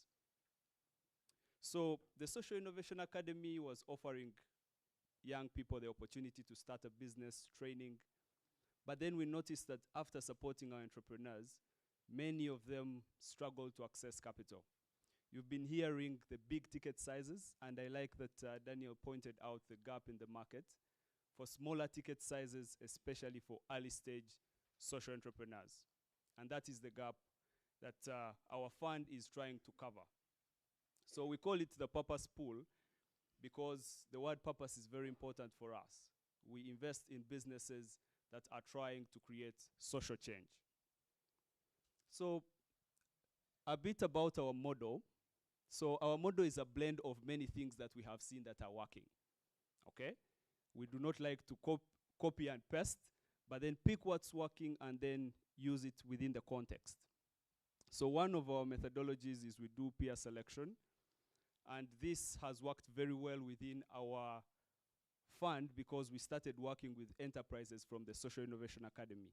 So the entrepreneurs we have invested in know who is going to be successful or who is already having the best practices, and hence participate in choosing whom we invest into next. Then we give, of course, smaller ticket sizes, 5,000 to 50,000. Our pilot started in 2020, and to date we've invested in 6, about 67,000 US dollars. And then they pay back using a revenue share approach. So we take 5% of their monthly revenue until they have paid back a 2.5 multiple. When people hear 2.5 multiple, most entrepreneurs think this is really expensive, this is worse than loans, right? But many of them still take it and still come to us, and I will let you know why. And then lastly, we invest in social businesses. Towards the end of my presentation, I want to talk about what we need to disrupt in the investment space. And yeah, so this is our model. So our funders, so we run what we call a revolving fund, okay? And one of the areas we are trying to disrupt is the granting space. So very many funders, especially grant makers, are trying to shift away from traditional grants because they are not sustainable. You've heard about that from the previous speakers. So we work with mostly philanthropies who invest into the pool. And our goal is that we can raise a certain amount of money that the returns from the investments can run the fund itself, including technical assistance, which is a critical part of our investment. So the funders invest into the pool, and then the pool distributes the money to the social ventures that we deem fit. But then it's a community-based approach, so each of the people within the ecosystem have a role to play. So the funders bring in capital, but are also expected to bring in some value-added activities. The entrepreneurs are expected, of course, to pay back, to report, but then also to participate in choosing whom we invest into next. Okay, these are their responsibilities. And of course, our part as the people running this fund is to create the environment, the administration, and then also, most importantly, offer the technical support. Next slide. Yes, so our model is unique in a way that we use a 2-month period in order to understand the businesses we want to invest in. So we have what we call a qualification. One of the areas I think financing needs to disrupt is long due diligence times that have been mentioned, 8 months. I think they are too expensive. Honestly, some of those even last, spend about $20,000 and that money can create significant change. So for us, we use a 2-month period to prepare the entrepreneurs by taking them through financial modules to understand their finances, business, and then impact measurement. So one other area I think we need to disrupt is impact washing. Very many general partners or people that are running impact funds, even in this room, use the word impact to raise capital, and yet do not really consider impact when investing. They are only looking at the returns. I think that needs to change. Next slide. So this is our aim. Our model, we have tested it over 3 years. Very many things have not worked, to be honest. But also we have learned very many things that have worked. So we intend on creating what we call purpose pools. So we are currently in conversation with a number of organizations who want to replicate our model, and we support them to do that. Next slide. So this is our success or our experiment, results from our experiment, which ends actually by the end of this year, when we hope to really raise bigger amounts of capital to invest in more entrepreneurs. So we've made 6 investments, and the payback is around $5,000, and it's critical to note that that has been mostly from the 3 entrepreneurs, because we had the 1-year grace period, and the ones that we actually invested into last year are only about to start paying back. That's the average compounded annual growth rate of our enterprises, about 71%.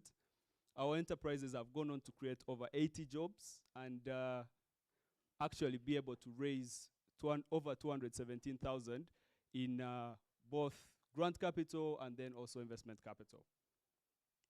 So, and finally, I just want to re-emphasize some of the areas I think we need to disrupt.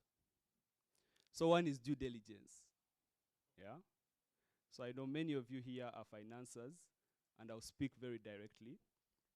So the time you spend in due diligence is time of the founders, and many times these entrepreneurs are going to struggle. Instead of the due diligence, offer support in that time. And then second, impact washing that I've touched on a bit. You need to be specific, and if you're supporting impact entrepreneurs, it is critical to support them to learn how to measure their impact. And then second is, of course, granting. I'm happy to hear that the Danish Refugee Council started an impact fund as well, or is running a pilot. I think more grant makers need to explore such avenues in order to expand and create sustainable impact. And then I think we need to offer real value to entrepreneurs.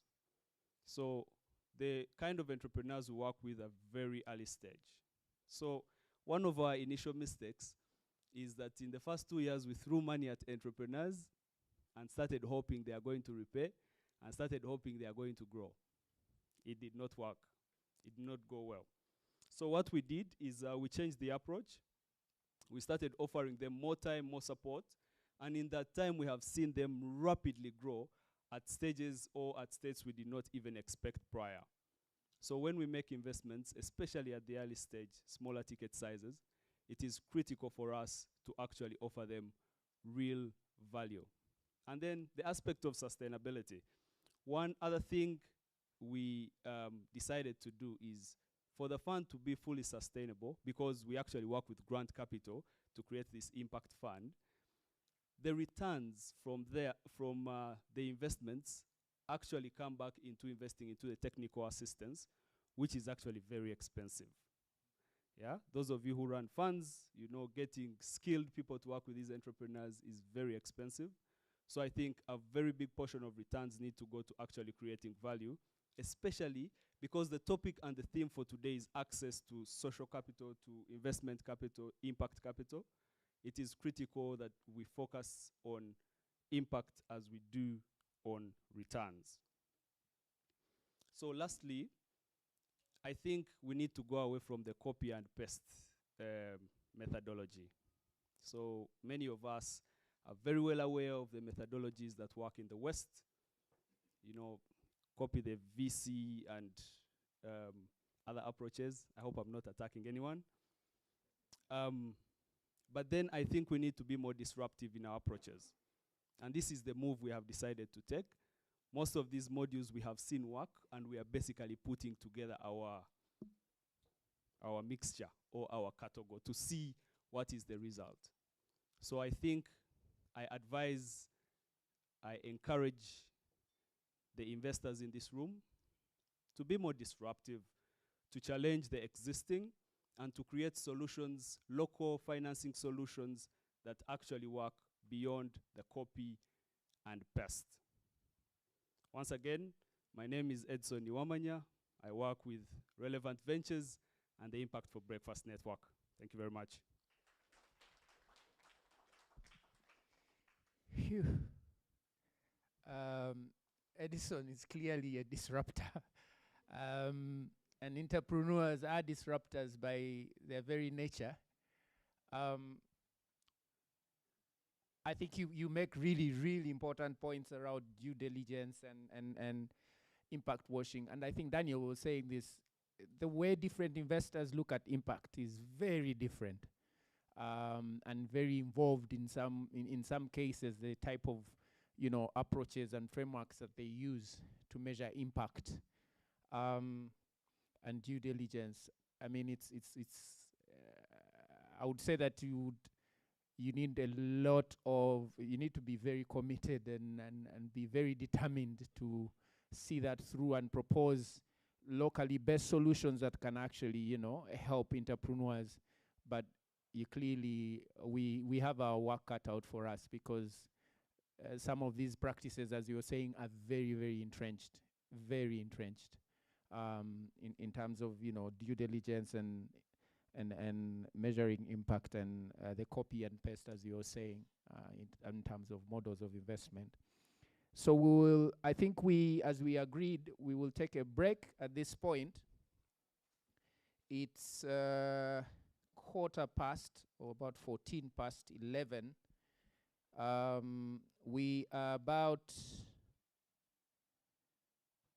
We are about, I think, 15 minutes or so behind schedule. The break will be 15 minutes. And then when we come back, we will have the keynote address. And after that, we have two more sessions. So please energize up, fuel up in those 15 minutes and be back in 15 minutes. It's 15:15. By 11:30, we'll be starting our next session. So yeah, see you in 15 minutes. Thank you.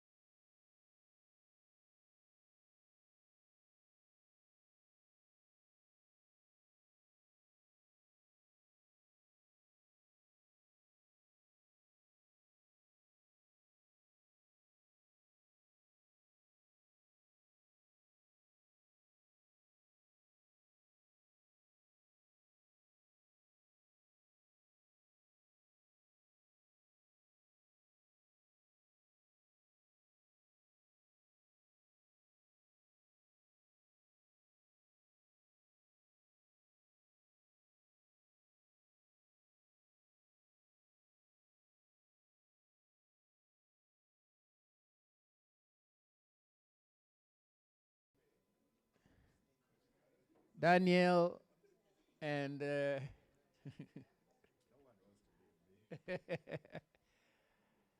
let's take our seats, please, and push through. We have 3 more sessions, including a panel discussion, which will take a little bit of time. So our next session is a keynote speech from Miss Karen Kamarat. Oh my God, I'm done with this one. I'm doing well. All right. Great. Karen is an experienced person in understanding access to finance issues. She's a business coach, and she's going to talk to us. She's already at at the podium. Yeah, so okay? yeah, that's fine. You're taking over my job, I can see, but that's all right. No, that's fine. That's fine. So yeah, we will have her keynote is going to be 15 minutes. Let's listen to what she has to say. Welcome, Karen. Good morning, everyone. Thank you for the introduction, and thanks for being here. I feel very honored to be here, and I'm already very inspired by everything I heard about all the finance that is here and all the entrepreneurs that is here, because everyone is saying access to finance is a challenge, but apparently there is a lot of finance going around. And also thank you for moderating and timekeeping. I think you're quite good at timekeeping. I'm not going to look at my watch, so maybe you will have to keep my time as well. First, let me introduce myself a bit, because my keynote speech will be a lot about my own personal experience with coaching businesses and impact investing in businesses. Let me start with Brilliant Entrepreneur. This is a company that I founded together with someone else in 2015, and through this program we train women entrepreneurs in emerging economies. And actually our first program was here in Uganda in 2014-2015, and we trained 20 women and we took them all to the Netherlands. And it's now 8 years later. I'm still in touch with most of them, and I think like 60% of their businesses are really doing well. So I'm really proud of these ladies. And we also did this training in Tanzania, Mozambique, Zambia, Zimbabwe, etc. Well, if you want to know more, you know where to find me. Then Little Red Riding Robin Hood. That's my name as an impact investor. I'm not sure whether you know these European and American fairy tales, but it's a mixture of the Little Red Riding Hood, which is that girl with the red cape that is going through the forest and bringing cakes and flowers to her grandmother. And Robin Hood is the guy that steals from the rich and brings it to the poor. So while I'm a mixture of those two persons, I'm a sweet girl running around with money in my basket, bringing it to entrepreneurs in Africa. And then the main reason why I'm here is because of Ondernemers voor Ondernemers, which is Entrepreneurs for Entrepreneurs, properly translated. And we are organizing this actually together with Einstein Rising. Thank you, Einstein Rising, for all the hard work. And actually the program of Entrepreneurs for Entrepreneurs looks a bit like what the Purpose Pool was telling. It is also a process of training, online training, coming to a loan proposal, and then when you're approved, you actually get the loan. And I play different roles within OVO. I'm a business coach, so I've coached a few businesses through OVO, and I'm also part of their investor pool. So I've also provided loans to a number of African companies through Erovo in Uganda, Tanzania, and Rwanda. And now, since the 1st of September, I'm promoted to the role of Team Lead Uganda. So together with Einstein Rising, we are going to set up the program that starts in November this year. And what I want to talk about today is skin in the game. Who of you knows this expression? I see one hand here. And another one. I mean, I really like it because I think it sounds cool. Skin in the game. They say it originates from horse riding in the United States. And the ones who are having their horses running, they are the ones with skin in the game. And it was first used for businesses by Warren Buffett. He's like the investor, the big investor in the United States. And I'm going to explain to you what it is. If you have skin in the game, you are really, really committed to your business. You really believe in a business to such a level that you are prepared to suffer for it, to such a level that you are prepared to take a risk, to run a real risk. Now, how do you run a real risk? Before asking investors to put money in your business, first put your own money in the business. And if you really don't have anything to spend, that is possible, of course, but then there are other ways to show your commitment. I think it's good to show two examples. These are actually from the Netherlands. Because in the Netherlands, I was also part of an informal investor club. And once we had this guy, I don't even know what his business was about, but he had a budget. And in this budget, there was a monthly rent for his house of $5,000. And we were like, why would we pay the rent of your house?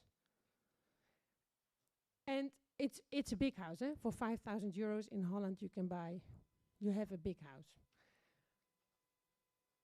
We said, we want to invest in your business. We are not here to pay your rent. If you really believe in your business, you move from this big house to a smaller house that you can actually afford with like a minimum wage. Because if you really believe in your business, you will believe that it will grow big in 3, 4, 5 years' time, and then you can move back to that big house of yours. But we are not going to pay for your nice villa. That's not what we are going to do. And then we had another guy, actually, he makes jeans from recycled cotton. This is exactly what he did. He sold his house. He moved to a very cheap and small house. Okay, I have to admit, it also ended up in a divorce, so don't take it too far.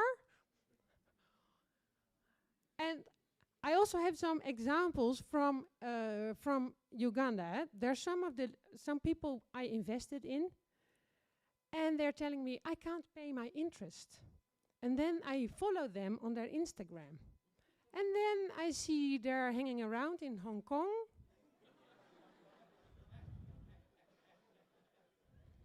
Or they're having, I don't know, luxurious weekend breaks. So then I asked this lady, I said like, okay, did you have a nice weekend? Because I saw some nice pictures on your Instagram, and where's my interest? And then she blocked me from her Instagram. So I don't think that's nice behavior towards an investor. The first thing an investor looks at, it has been said before in the other speeches, are you the entrepreneurs? If the entrepreneur wouldn't have been there, this whole business would not have existed. So you are really the key to the business. Sometimes even we make this joke in our informal investor club. We say the 3 most important things when looking at a business is number 1, the entrepreneur, number 2, the entrepreneur, and number 3, the entrepreneur or the entrepreneurial team. Because we think entrepreneurs are special. It's a really special species. And I think the percentage actually is a universal thing.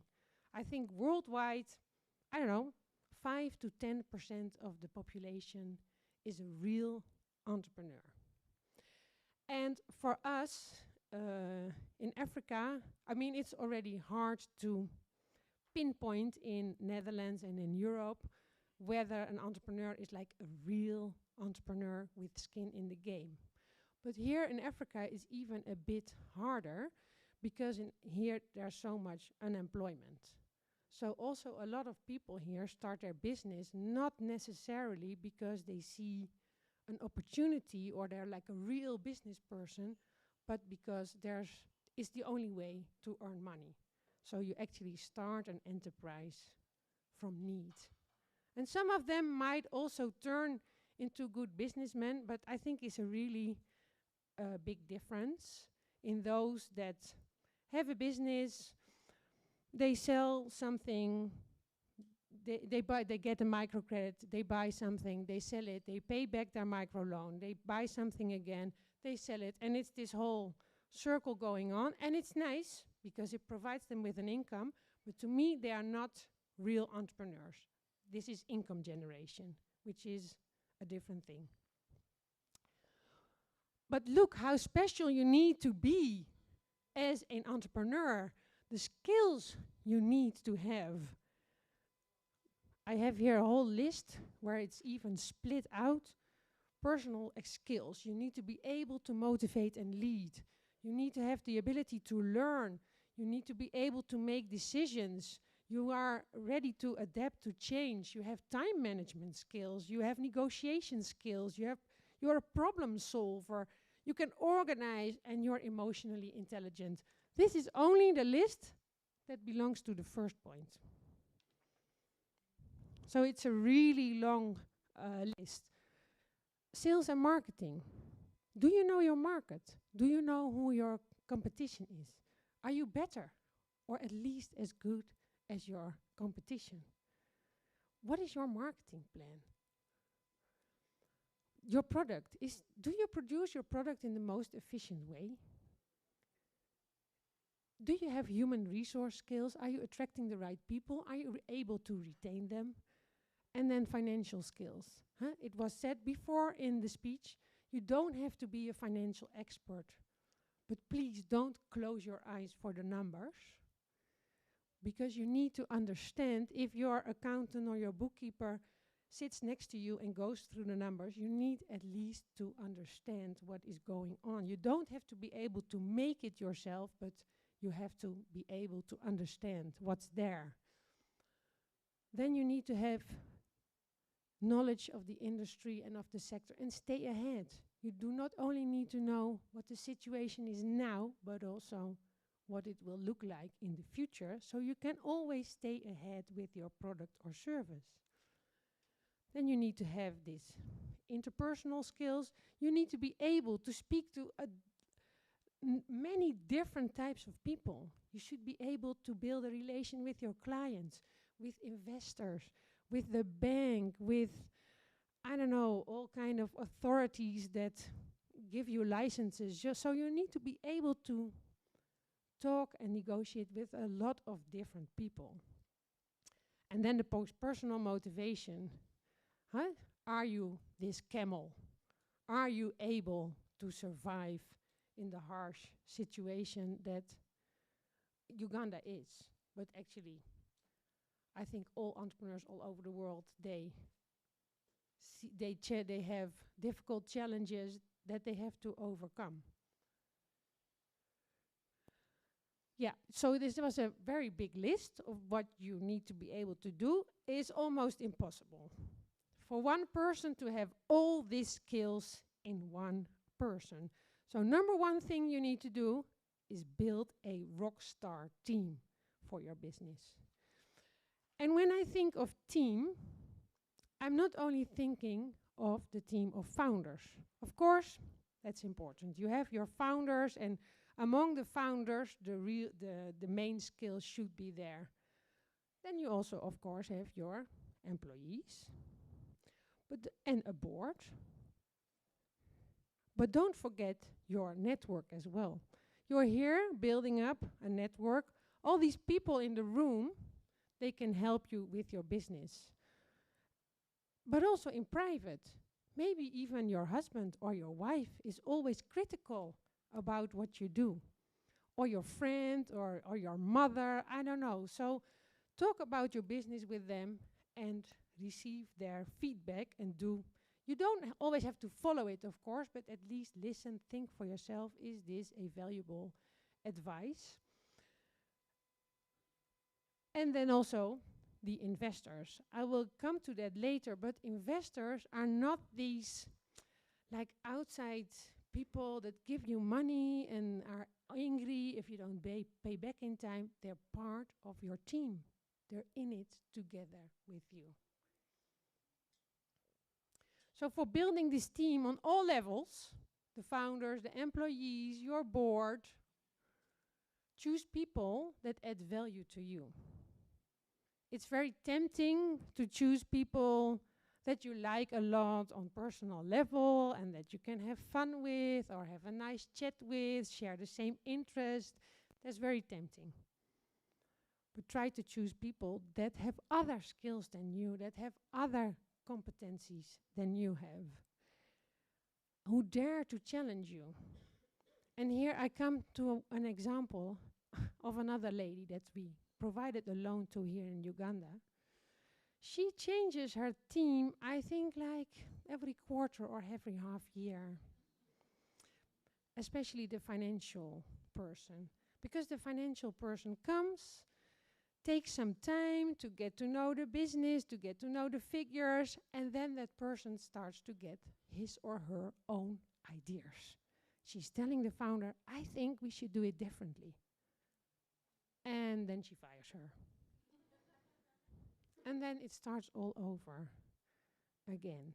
So be open, dare to be challenged, take this criticism, because you can learn from everyone in your company, from everyone.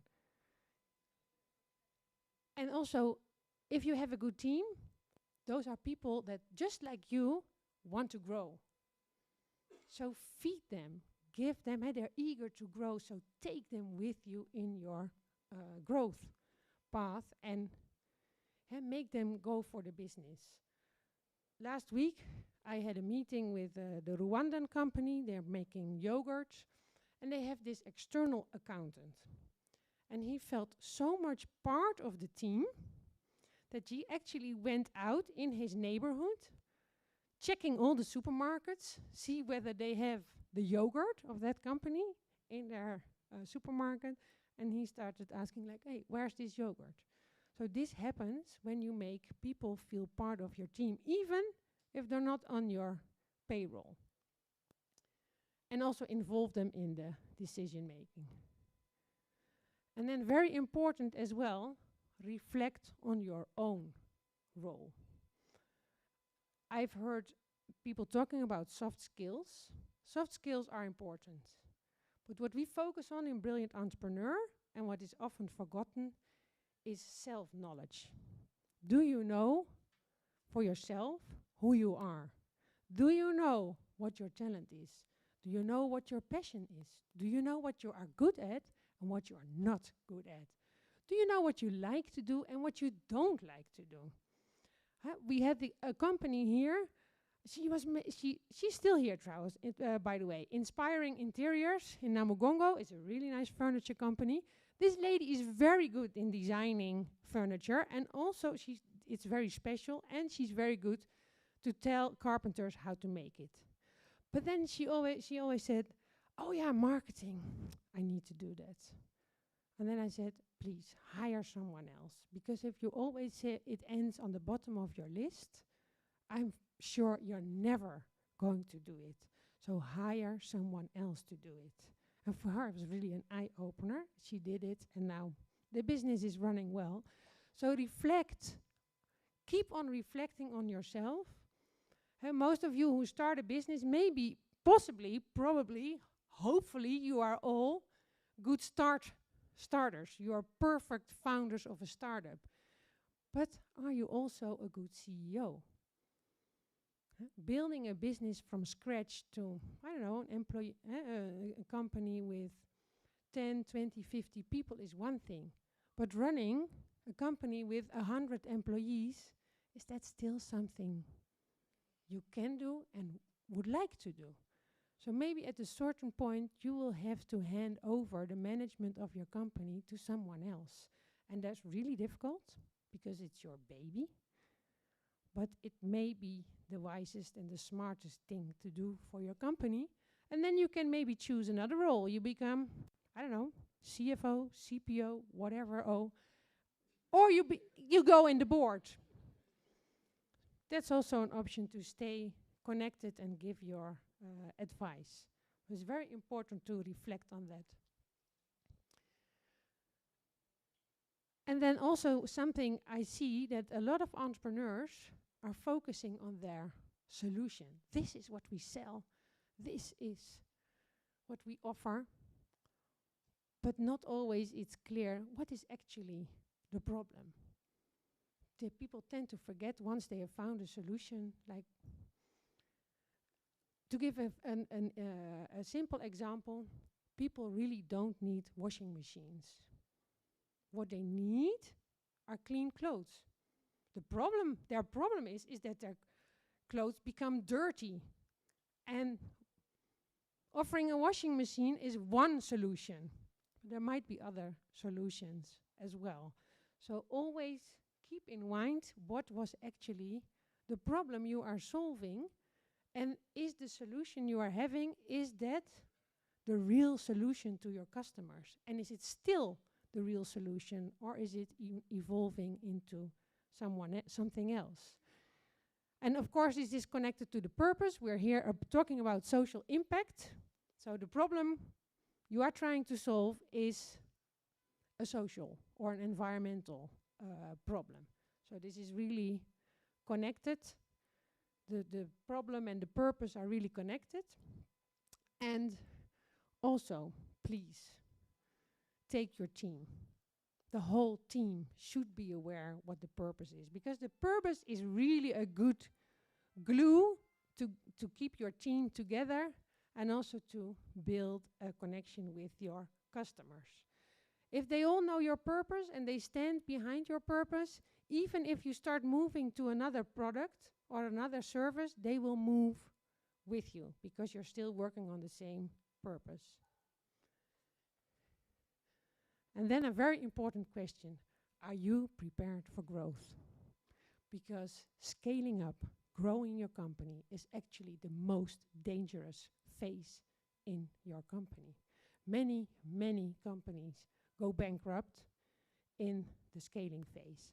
And this is especially the case for those companies that are making physical products. For example, we have a shoe company here, we have a shampoo company here. Maybe you are first selling to 100 customers and you have a lot of interest. So you expect that you are able to sell to 10,000 customers.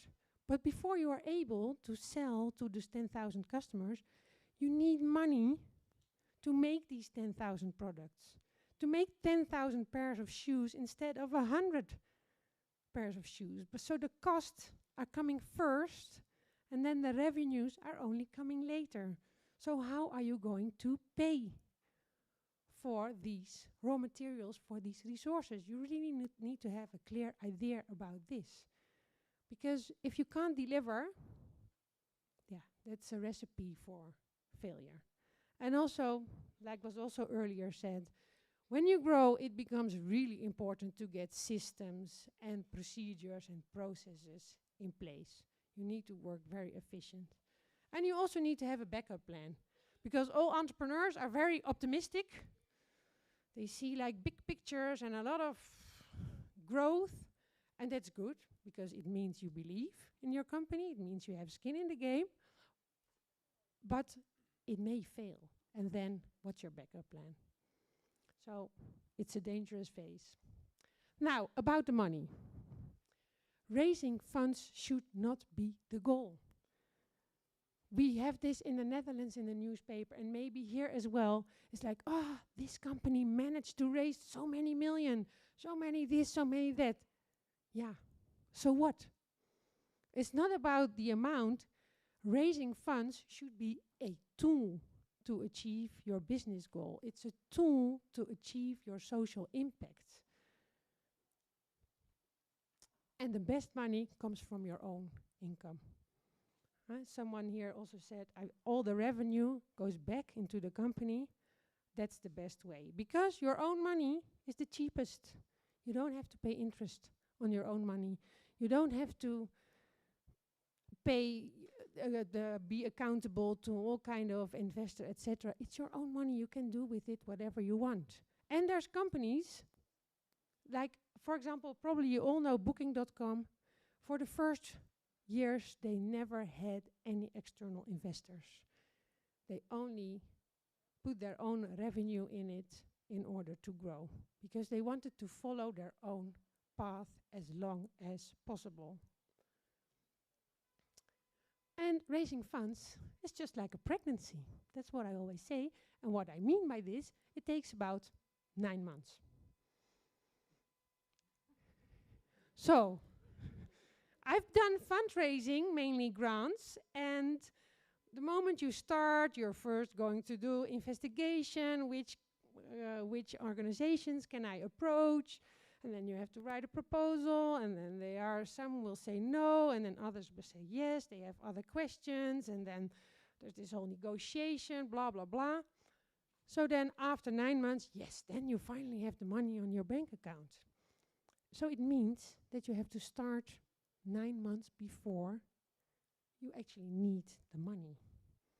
So that's also a forward thinking. And it takes a lot of your time.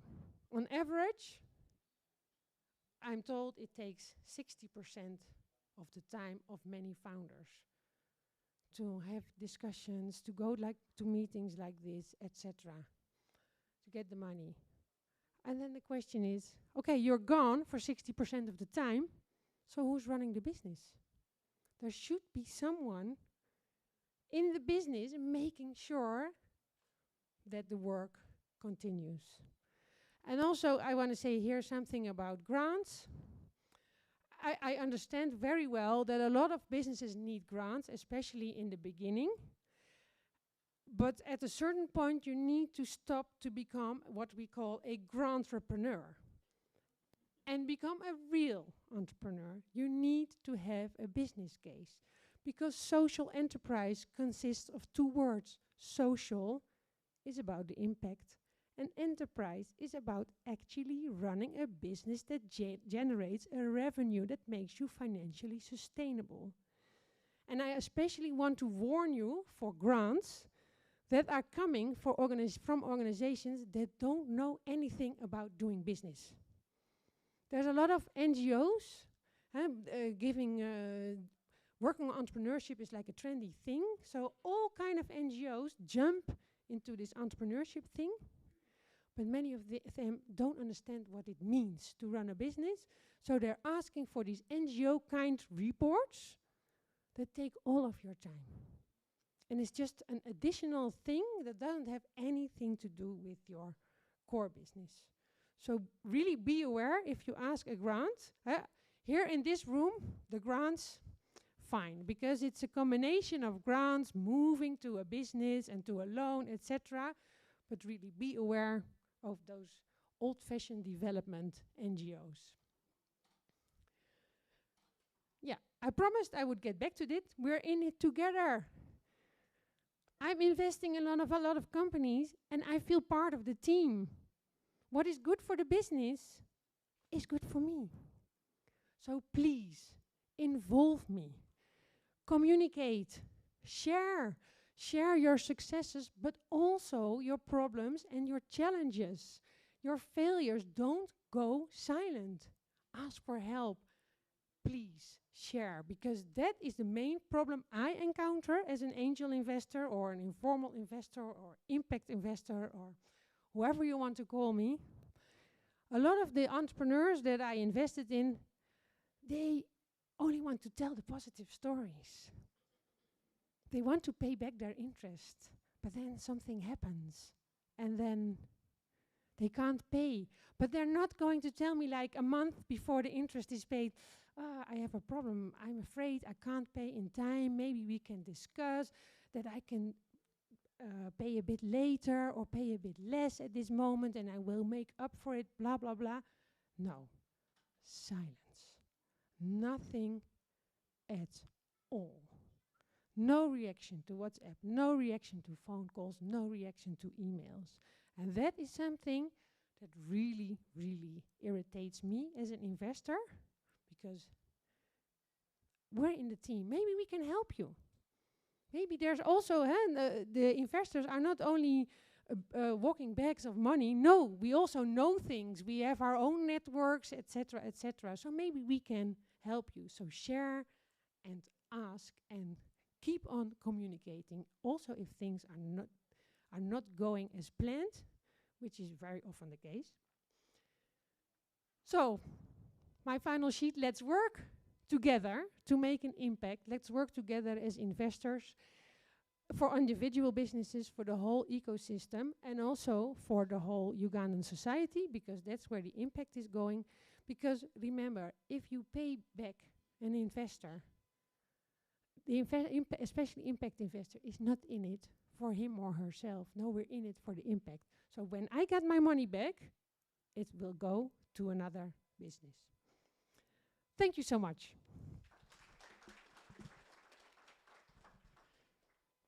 Powerful, powerful presentation, Karen. And as you can see, I threw away my timekeeping skills because the message, I think, I don't know, we didn't budget for time for questions, but I'm sure people are burning with questions. We'll figure out a way. Let's move a little bit, and then we'll figure out a way to have maybe a 10-minute session where people can actually ask some questions.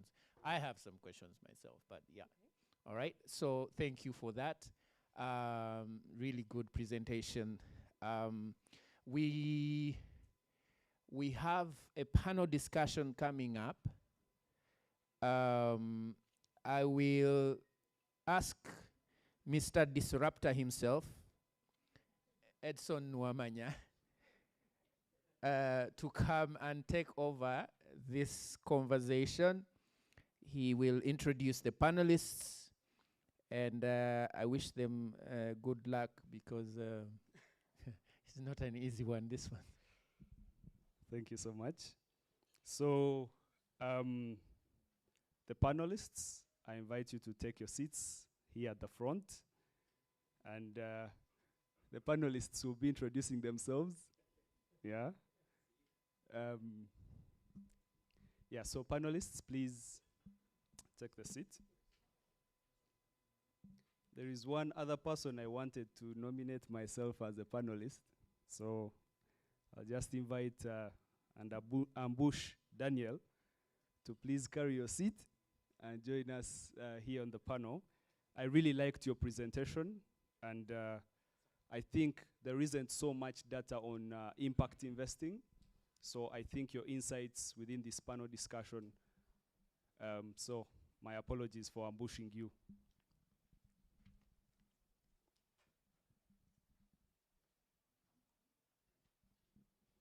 Okay, so as we all know, the theme of the workshop is expanding access to finance for social entrepreneurs. So this is our topic, exploring strategies and solutions towards bridging the access to finance gap for social entrepreneurs.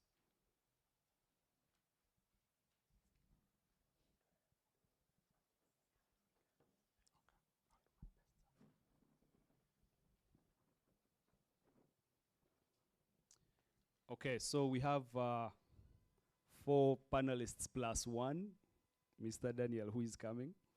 And I'm going to allow our panelists to use strictly a minute to introduce themselves and what they do. And I'll start with Ms. Diana from the end.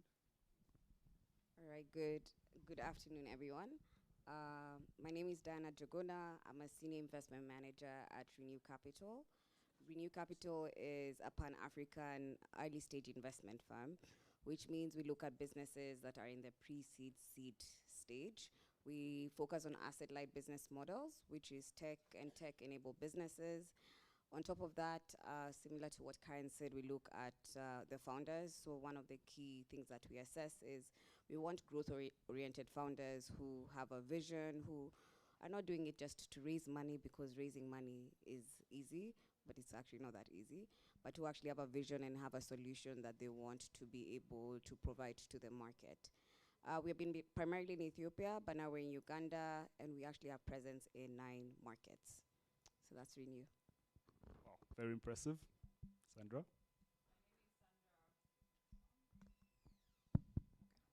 My name is Sandra Awili. I'm the founder of ShareCard.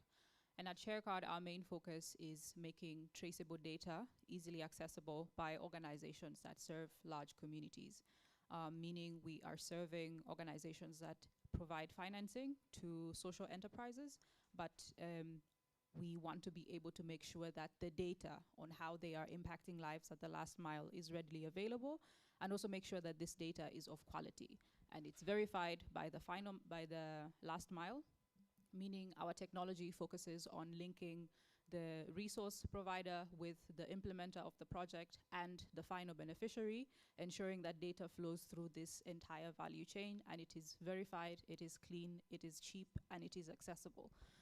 Our platform is a management dashboard, so it is entirely M&E, meaning you can manage your entire project on there, you can set up activities, and you can see how these tasks are being completed at the last mile. And then also, as they're being done at the last mile, whoever is accessing those resources from the team that you have empowered to do that work in the communities, these activities are confirmed by the final beneficiary. So as someone who is at the top of the value chain, you have data that is directly from the last mile. That is what we do. Thank you very much. Yes, my name is Joseph Kasoma again. I work with the Danish Refugee Council. Yes, so if you could be a bit more audible and cool. Am I audible now? Better. Better. Yes, my name is Joseph Kasoma. I work with the Danish Refugee Council. I coordinate the project we've termed the Refugee Investment Facility. This investment facility is an initiative that we've partnered with iGravity in Uganda and Jordan, basically to give impact-linked loans to established businesses. But our focus is mainly businesses in the refugee hosting districts of this country. Yeah, that's what we do. Thank you very much. So just a second, so they set up this.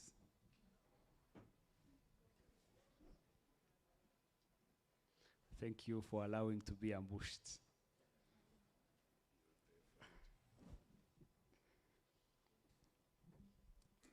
Go ahead. Hello, everyone. My name is Naika Julius. I lead the team at Famnera. Famnera is a B2B blockchain farm-to-market platform. We are powering food exporters and growers in Africa with efficient supply chain management, source traceability, authentic market linkages, and 2024, we should be providing affordable invoice financing. So our journey started off as an entrepreneur. I started my journey way back.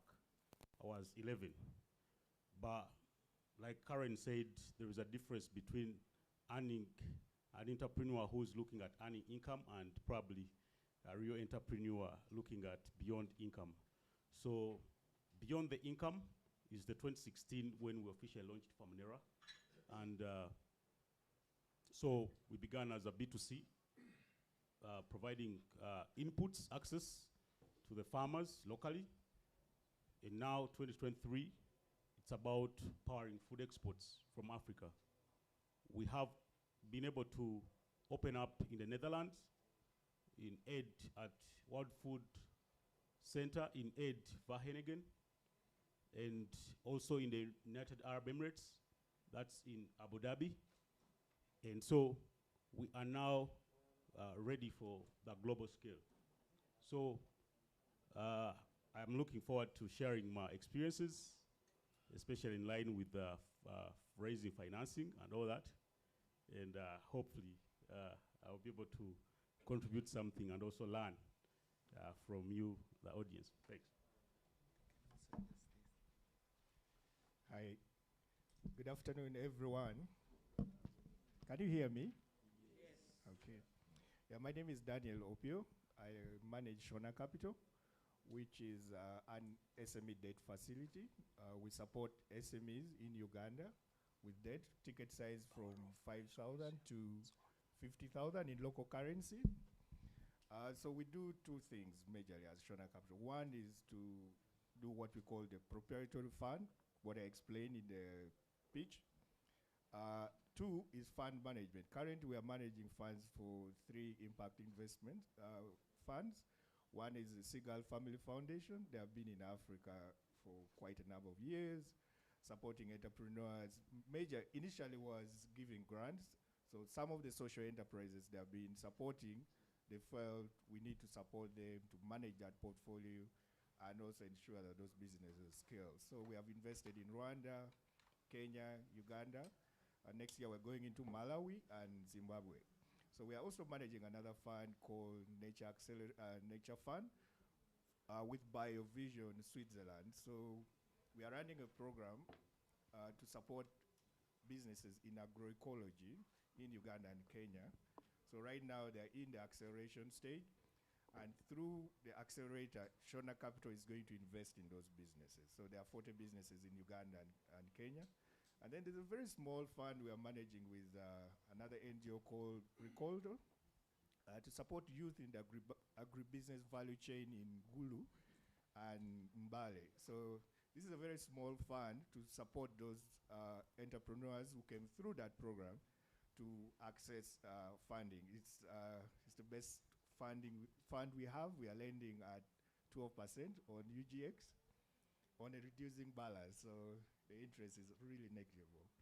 And yeah, we're happy to be here and support social enterprises. All right, thank you so much, our panelists, for your amazing introductions. So we have 2 categories of human beings on the panel. We have the investors and we have entrepreneurs. So I am going to grill the panel together with you. We are going to use the first few minutes. I'll ask each of them maybe 1 or 2 questions. And then I want the people in the audience to also prepare your questions for them. So I'll be taking maybe 3 or 4 questions. So I want to acknowledge the people that are catching us online. Thank you so much for joining. Please tweet, hashtag, all those amazing things.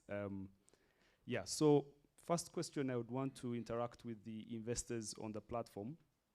And I'll start with Ms. Diana. So what have been the crucial lessons for you investing in the Ugandan ecosystem?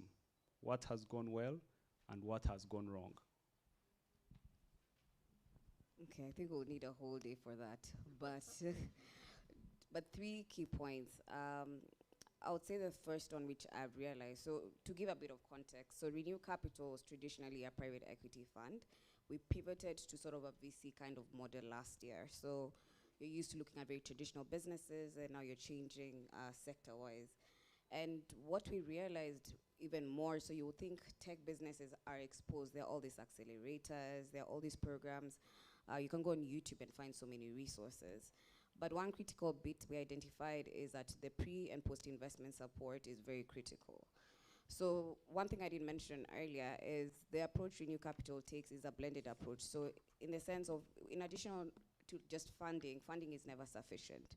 So we have trainings, which are focused on very different growth management aspects. We have mentorship, coaching. We connect you to our Renew Capital Angels, which is our fast pool of funding that most businesses go through. Portfolio management in terms of networks and resources. So the last year we've had to take a very hands-on support in terms of supporting our businesses. So that's one thing I have noticed is very, very critical. And investors who come in, you have a VC who will give you 50K and then walk away. That business is probably going to close down pretty quickly. Then another thing for me personally, like you can tell from my last name and probably from my accent that I'm from Kenya, but I've lived in the market for quite a bit of time, is comparison is a thief of joy. So you have the big four: Kenya, Ethiopia, not Kenya, Egypt, South Africa, and whatever, Nigeria. So those markets are very vibrant now on the tech and tech side. So you have similar businesses that we look at, and now we're in Kenya. And I remember last year when we looked at the Kenyan market, I was there heavily focused on, wait, okay, Uganda, because I believe in the Uganda potential, but I said comparing these businesses to businesses in Kenya, and I said it's not fair because the market and ecosystem is so different. They have so much more resources from a funding perspective. So for me as an investor, local context and remembering, okay, I'm in Uganda, this is a Ugandan business. It will scale probably to Kenya at some point or another market, but I cannot compare it to a Kenyan company which the ecosystem is quite different. And then the last one, which is still there but is growing, is the fact that general awareness of different financing options is non-existent or it's still lacking. So everyone still is inclined to go with loans. So for us, for instance, our instrument of choice is a convertible note. So it's basically a loan with the assumption that you will convert to equity in maybe 2 or 3 years when there are different ways, but usually when you have a price round. But everyone is very focused on the fact that, okay, how do I repay you? And we say, we don't want repayment because we want to convert. And everyone is still inclined on loans. Equity becomes a very sensitive topic. Valuation is a very sensitive topic. So still awareness and appreciation of different financing options is non-existent. So of course we have to be patient and understanding of that. So that's another key lesson. I'll summarize. The rest is for, buy me coffee, I'll give you the rest. All right, and that applies to all of us in the room. Huh?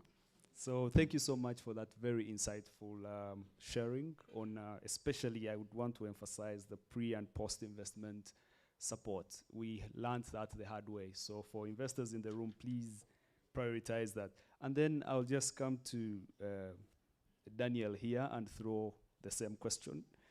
What have been the crucial lessons learned investing over the past few years in the Ugandan ecosystem? What has gone well and what has gone terribly wrong? Thank you. For me, I think I did mention at the beginning that we had 2 pilots and they terribly failed. One of the things we learned was trying to assess or to understand the character of an entrepreneur is very important because the willingness and the ability to repay, especially if you are doing debt, are very crucial when you are making an investment decision. Now you may ask, how do you then assess somebody's character or somebody's willingness to repay? So we started doing credit referencing to check if the entrepreneur has borrowed before and has repaid from the formal financial institutions. And there are instances where there was a correlation for those who borrowed and never repaid, and they also came in our portfolio. So right now, as a best practice, we do a credit referencing on the business and on the entrepreneur.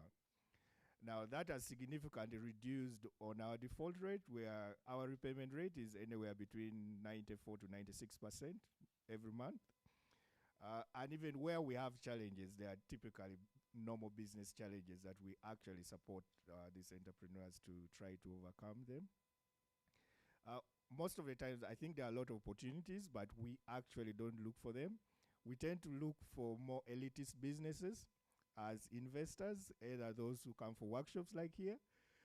We have taken certain very drastic decisions to go to towns like Arua and look for entrepreneurs, and we have invested in Arua, we have invested in Mbale.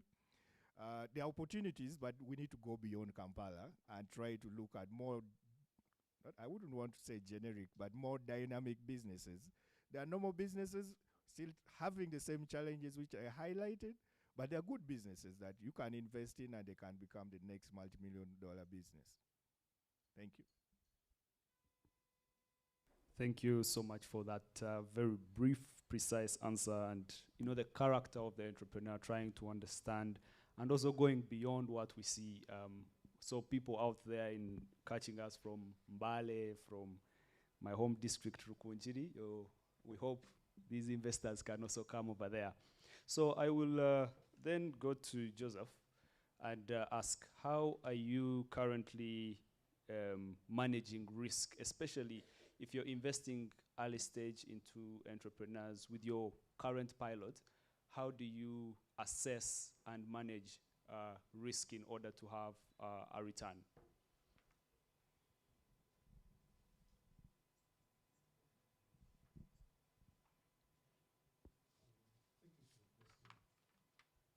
Risk is very challenging to manage, but during the setup of the auction, what we really did was to do a lot of literature review and context, to put things in a good context. So what we managed to do is we've worked with iGravity, like I mentioned at the start. iGravity is a firm that basically gives the financial advisory support. So what we do is iGravity is very strong on that. So in terms of mitigating risks, what we've done is before we even take up any business for any first steps, what we've done is basically to do a lot of credit risk analysis at the first start. So once any business passes that, then you can think of DD, assessments, etc., etc. So for us, that's the first stage. I get your contacts, you have interest, we send you a questionnaire, you take interest, we file to iGravity to do the risk assessment. So for us, that's one of the measures to mitigate it. But then also, what we're doing is we're doing a lot of background checks, definitely from the different banks, initial funders or initial donors to you, the various loans you've taken over time from different areas. So it helps us to know to mitigate the risks that are most likely to come through in the course of engagement with the facility. Then also, during the DD, definitely, sorry if I say DD, I mean the due diligence. Apologies for the. So when during the DD, definitely we keep on questioning so much about your financial analysis, respective of the details, the financial reports you shared with iGravity. We keep on engaging with you more often. During the process, it's a little bit more lengthy, so it gives us a lot of time to think, to make the right decisions at a time before committing. So we believe the turnaround time is a little bit longer because it's the right time for us to make the right decisions, after critically thinking and doing all the various background checks, and also iGravity doing a lot of the analysis to see if the business has the potential. Because I mean, we find a little bit giving quite good money. I didn't mention this in the start. Our ticket ranges from 1,000 to 700,000 USD. It's quite good money. And then the interest is a bit low. I would say it's between 5 to 7%. Sure. So we need to do a lot of background checks and work with iGravity to mitigate the possible risks. Thank you. Thank you so much. So if I were to just ask a follow-up question, how long does it take for you to traditionally make an investment? Yes, the first deals we told took a much longer time because of the non-responsiveness of the business owners. The documentation was not really okay. Someone to give you this kind of documentation. After 1 month, the documentation is a little bit altered, etc., etc. So us as a facility, we decided to come up with more or less what we call the learning event. How could we turn around things a little bit much more faster? And one of the measures we took is what I really mentioned before, that let's do the risk credit analysis first, because that's very important. Initially, we could just find you, then take you through the assessments, DD, then reaching a certain point in the phase, we knock you out because credit and risk analysis is not working out. You have issues around the environment, the activities you're engaging in are not allowed by the country, by policy, by law. So what we decided is to first do those kind of areas, deal with them first, then bring them up. In terms of the timeline, I would say we're now looking at having a deal go through the entire process for at least 2 to 3 months. Then in the 4th month, you're able to, your account is ready to be credited. I'll give an example. Have a business that the loan has just been was approved on 26th, that's Tuesday, yeah. It came into the pipeline around I say July. It came into the pipeline around July. And 26th of this month, the loan was approved. It hasn't yet been credited to the accounts, but has been approved by a committee. We just have a little few things to do which comes around working on what we call the impact indicators. Because for us, being an NGO, we are too much into measurement. So we always ensure that we develop what we call results framework for each of the business. We set certain KPIs, key performance indicators, make sure that we measure. And these key performance indicators, basically once you achieve them, they even hope to reduce your loan, the interest you're supposed to be paying. Sorry, so I'm going to ask you to wrap up in the next 10 seconds. Sure. Okay, that's all. Sorry to cut you short. No So worries. thank you so much for that insight. So one thing that came to me as you are speaking, right? I noticed that being within this ecosystem, it's very fragmented. So the investors in the room don't work directly with the ESOs that actually understand and know these entrepreneurs. So I think this is something we need to cultivate also in order to reduce the due diligence times, because these people have worked with entrepreneurs for many years. So this could be a viable recommendation, and also which is also critical to our model. I just wanted to throw that in there. So 2 more questions for the founders for the framing, and then ask maybe 1 or 2, and then invite you, the audience. I hope you're preparing your questions. So, Julius, in 2 minutes, right? Tell us a bit about your journey raising money. What kind of financing have you raised, and why did you start with that kind of financing? What have you gone on to raise?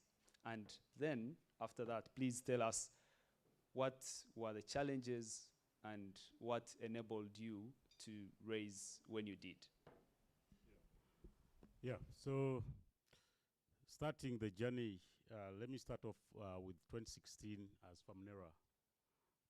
We started off as raising internally the little resources we had from Niken Foods, which I ran from between 2013 to 2016 during campus university period. So before we rebranded into Famnera, we had some money. So Niken Foods was doing fresh food delivery within Kampala. The so-called other players in the game, like Jumia Fresh, that's an example. So we rebranded to Famnera to make sure we can support farmers access inputs in last mile within 24 hours. More so the Amazon version of farm inputs, where you order for seeds, fertilizers, everything, and we deliver to you last mile within 24 hours across Uganda. So within that period, we survived on our own finances and also bootstrapping, because we were making sales from sale of inputs, much as we were also spending, especially huge as a B2C model. You realize you really need to boost so much in terms of campaigns, in terms of marketing, because you actually targeting mass market. So basically those are the two. Then now with the B2B model, 2023 and upwards, we happen to have engaged with also within that period, 2016 to 2022, we had some credit from some credit partners we worked with. Then still now we are also having credit in, part of credit. We're also having grant with partners like USAID. Some we also now also doing our own revenue from software as a service with some partners we are working with as well, where they hire our infrastructure to manage their different projects. And so now we are also raising, we have raised some capital in form of equity. Okay, yeah. So with the current raise, with the credit, we did around 25K. Then with with grant, we've had around 100K. Then with our own software as a service, that's internal revenue. We've had around still 150,000 within the new product as a B2B business. And with raising, we are now doing $1 million, and we've been able to get part of it, and we are supposed to be closing others by the end of this year. So this is going to be enabling us to move from 100 current 200 food aggregators we are currently powering to 10,000 food aggregators. That's both producer groups like cooperatives and exporters, and also be able to move from 52,000 individual farmers to 1.5 million, and we should be facilitating over $1 billion by 2026, and this is going to be happening across the entire East African region at that time. So if I might chip in just with a brief question, what did you raise first? Did you start with credit? Did you start with your own revenue? And then are you currently raising equity? So you could just take us through what you did first. Yeah, so I'll talk about what we are doing now as a B2B food export marketplace. So we started off with grant in partnership with SAID. It was co-funding, half-half, and then we came in to also be contracted by TechnoServe to handle a project called HotMap. So USAID came in to assist us build the blockchain infrastructure. So we needed some financing to get started with the developments and be able to have the new model run. And when we got contracted by TechnoServe to handle their project HotMap, we also got now revenue as software as a service. And then with the loan,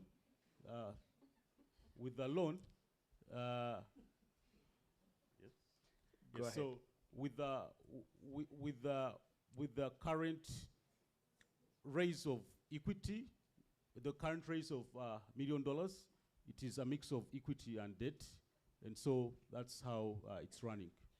Wow, thank you so much. So I asked him specifically that question so that the entrepreneurs in the room and those following us could, get to know what his journey has been, and then even possibly after here interact to learn from his journey. So thank you so much for that.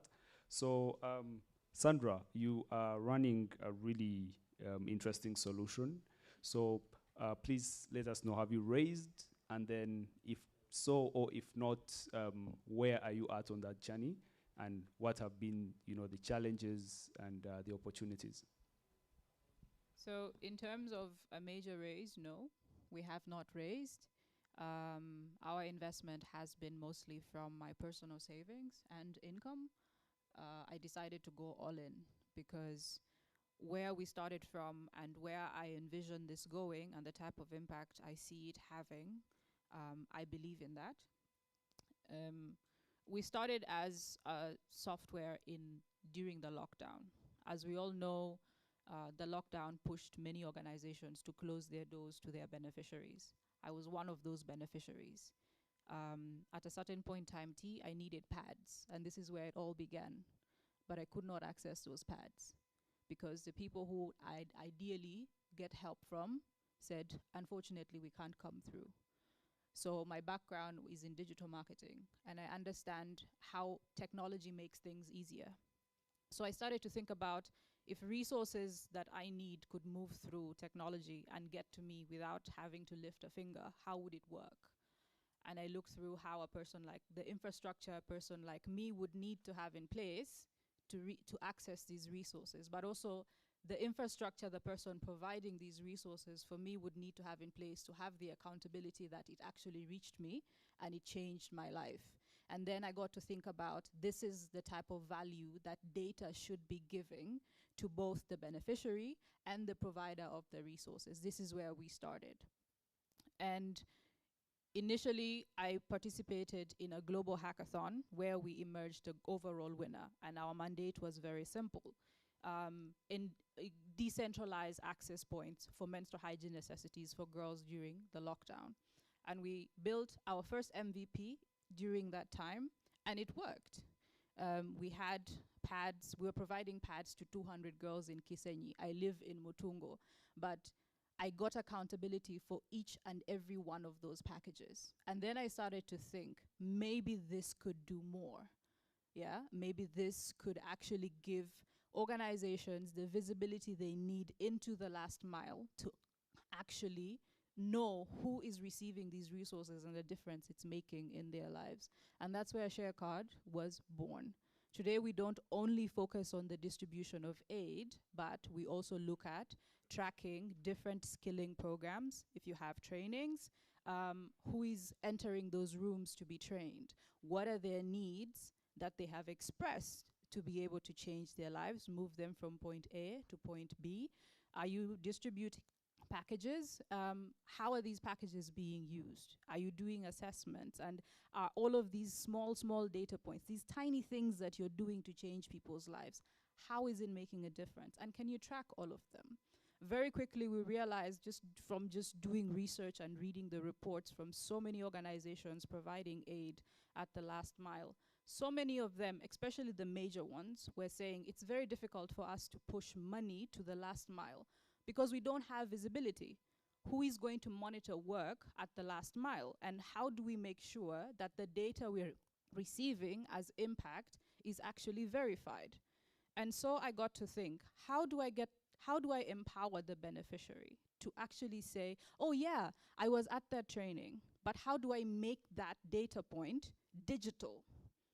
Even if the beneficiary does not have access to technology, how do I get them involved? How do I give them a voice? And that's where we came up with the beneficiary cards. Our first test point was with a small beneficiary card that had a QR code, and every time one of our girls went to the agent's home, because we decentralized all of the access points for the pads. When they went to the home, they presented a card. And for me, the goal was simple. How do I summarize the story of this person into a small thing that they don't have to retell their story at every point they're sent to for support? It's embarrassing, because I've been there before, where you have to walk into an office and tell your entire story to be able for them to validate that you need support, and you have done that at every point you've gone to. So how do I summarize this story using technology? So the card has a QR code, and these organizations have agents. We provide them with an agent app. There's a management dashboard where every activity is tracked. There's a clear workflow of how the beneficiary moves through the system, and every checkpoint is recorded. So sorry to jump in a bit, huh? So because I'm running out of time, I can see he's already standing, and I would want to just hear about, are you currently fundraising? Yes. And what has been your experience? So we're currently fundraising, and my experience has been the same. Like, people want data. And this is where I now start to say data is the gold of impact. So our traction is quite small right now. And we've managed to have about 4,400 in pre-subscription for the people who said this is something that we actually need, and a lot of them are in agriculture. Project managers are in Kampala. The project is with 5,000 farmers in Kasese. They want to know what's happening in real time. These are people who are currently investing in us building the technology to the point where it works for them, building new features that they're interested in. We've also recently received a $2,000 gift from someone who owns a tech company in Germany, because he said this is something that could actually work for a lot of people. So they gifted us that money to fund hiring for devs. We've also gotten about $1,000 from Startup Hub Africa, and currently we are taking part in a 2-year Catalyzer program, just training me as a lead and my team on how to actually scale the business to a point where it can serve more people, and just making sure that it is properly managed. We're currently actively raising. We're taking part in so many incubation programs, just for me, just learning and taking in that information. And right now, my goal is at least by next year, mid, I should have raised at least 150,000 US dollars. And I think that should scale us to being able to earn about 30K every month in just subscription revenue based on the projections that we have right now.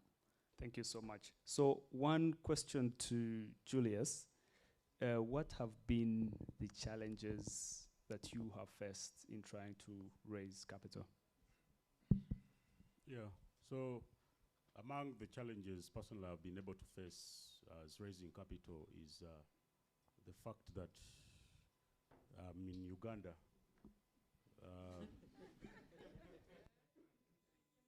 Yeah. You may not understand this if you in conversations out there. Maybe if you ever go to some countries in the Middle East or in Europe, you could say I'm from Uganda and they ask you where it is located on the global map.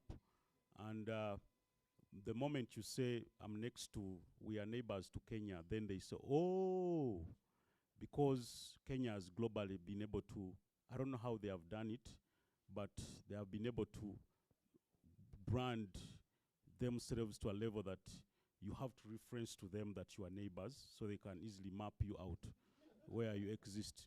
The other thing is that with that, it's a big challenge, by the way.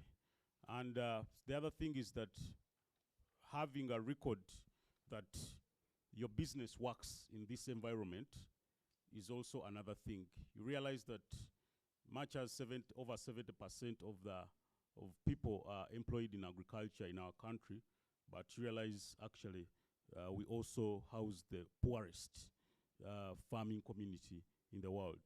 So investors look at that and you have to figure out, I think it was Madame who said that much as you're a social entrepreneur or social enterprise, if you don't figure out how you can be able to engineer or model yourself to a way that an investor can see real business case, it's hard that you're going to actually rely on saying, I'm supporting farmers, because unless you're going to keep being a grant entrepreneur.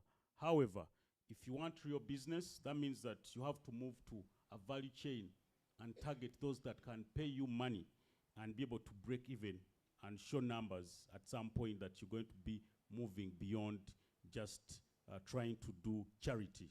Because the target market we used to target earlier, the B2C we were doing directly to farmers, it was a value chain of people who the money economy is not really intact.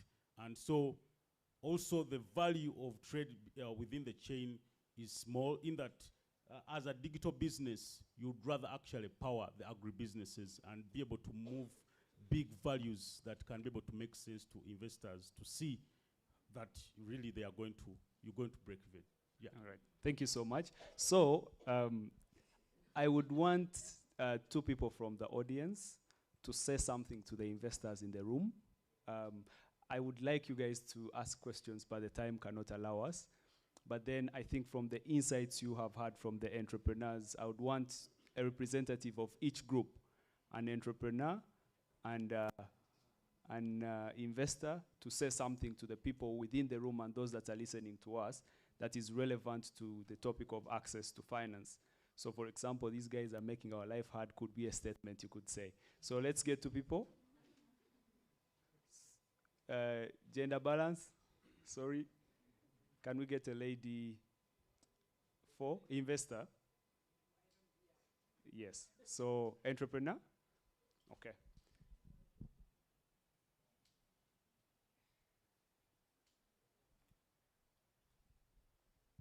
Thank you very much, Edson. Good afternoon, must be afternoon already. And thanks to all the panelists for the very brilliant discussion. My question, and I'll give context. I've been in the business, running my personal business now 8 years, but I've been in the solar sector close to 15 years.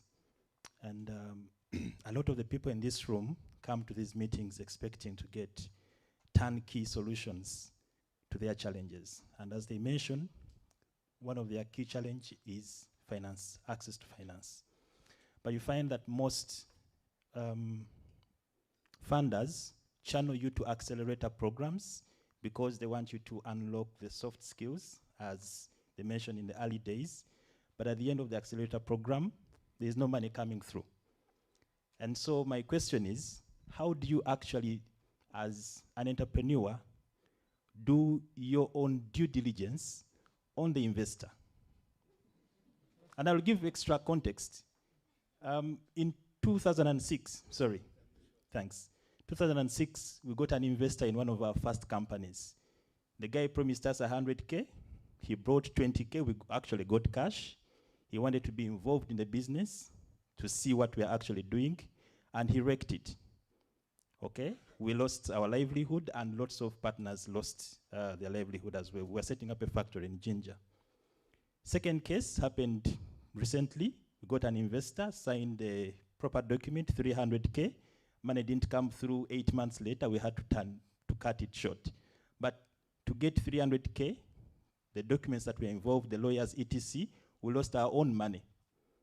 In essence, if you're not able to do due diligence on the investor could actually wreck you. You've heard of commitments that never come through, right?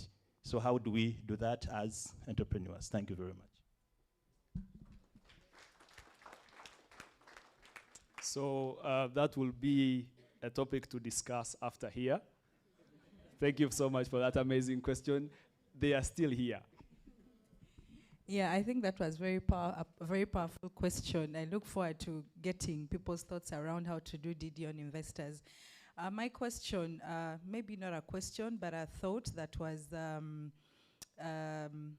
something that tickled my mind when Sandra spoke about data.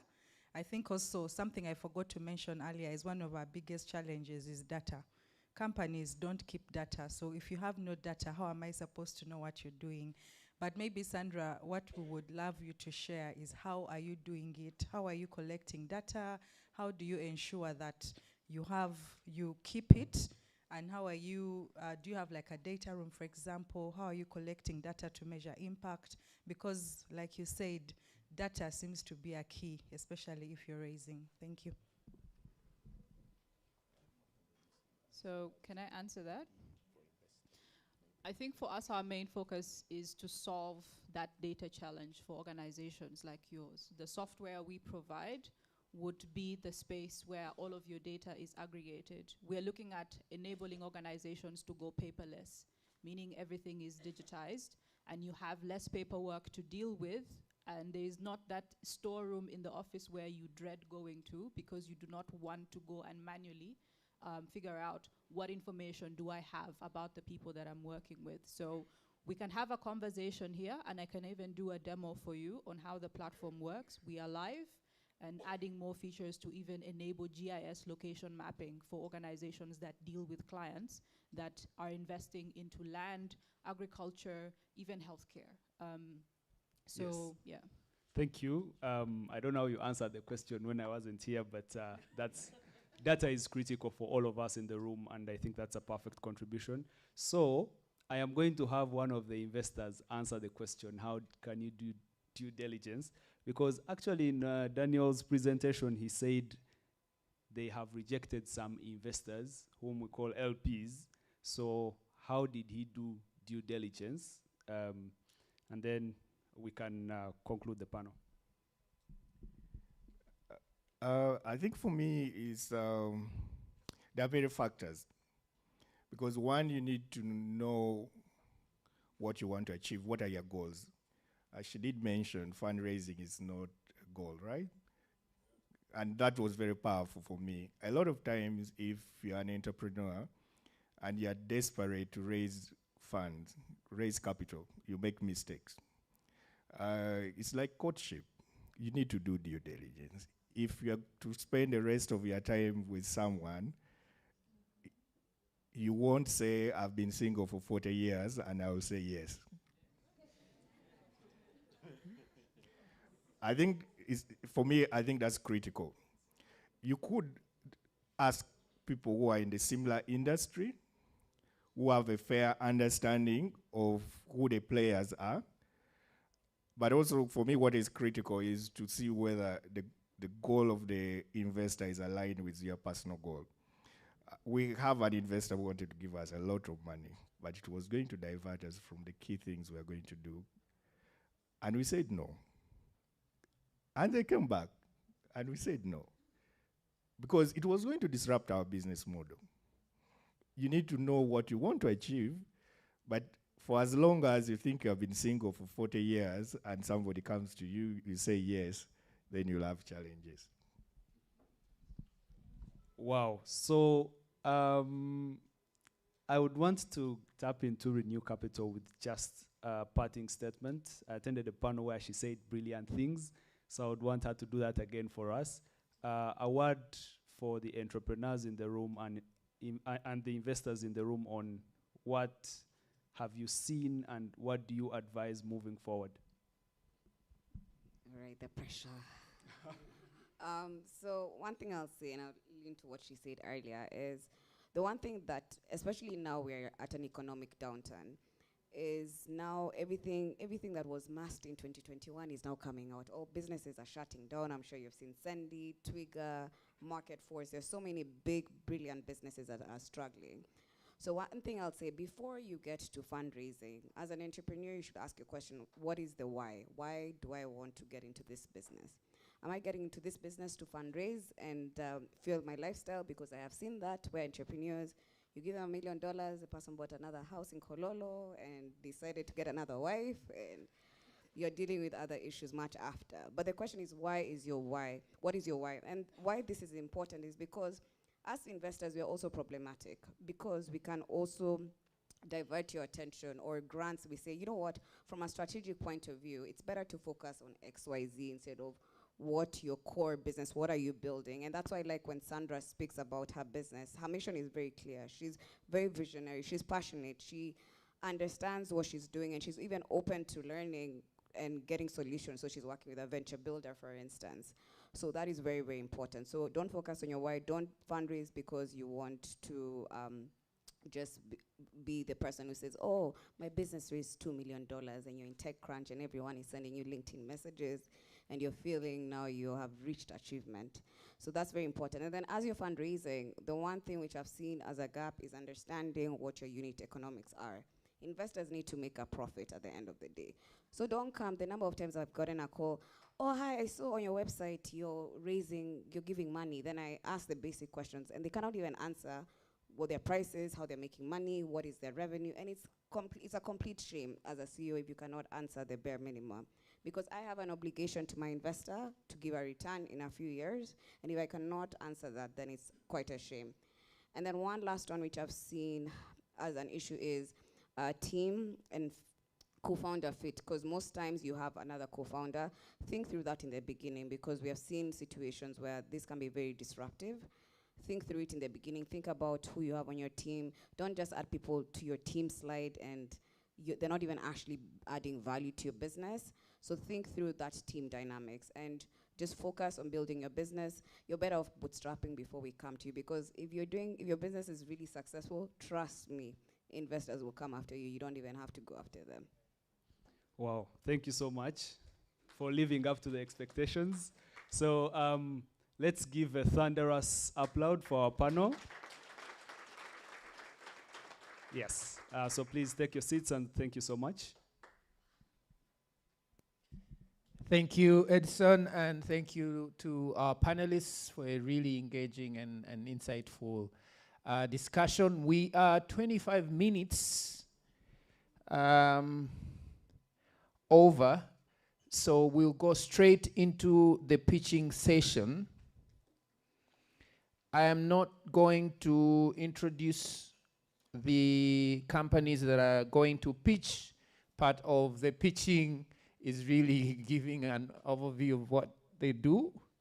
So we have 5 companies that are going to pitch: Asante Waste Management, Royal Plants Nurseries, Farm Uganda, Nunu Fund, and Rada Shoes. So let me invite Asante Waste Management. You have 5 minutes for your pitch. I am going to be a bit more strict on this one. 8 minutes. No, we will give you your 5 minutes. 5 minutes for each pitch, and we are excited to hear what you have to say. Welcome. Thank you very much. Well, good afternoon, everyone. I don't know if our slide's up. My name's Rodney Mukula. I'm the managing director and co-founder for Asante Waste Management. So I'll just be brief. I know everyone's going to go into this academic thing of pitching and giving you the idea. But if we go to our company, we'll just tell you, we started in 2013. We're a turnkey waste management company. We provide turnkey services both for domestic, medical, hazardous, and industrial clients. Our footprint runs through across Uganda. We're licensed by NEMA and all the town councils where we work through. But above all, we don't run a CD model. So most of the companies you'll see in our space, I'll mention just a few names just for reference for those who don't know. So guys like Binit, Home Clean, and the rest, they collect and dump the waste. So we changed that model, and we're the disruptors. We've gone through to the CRD model. So the CRD model basically runs in from collection, recycling, recovery, redirection, and reimagining what waste is. So we're very big on a circular approach, and we're also very, very big on closing the loop. So in simple terms, our vision really is to develop a global brand. We believe that we can cross borders, and we do believe as well that we can cross the continent. I mean, if businesses can come all the way from Europe and Asia and do business in Africa, why can't we go and do business there? At the end of the day, there's an opportunity for everybody. One of the key things that we're also looking at is the problem. So you ask yourself, what's the real problem?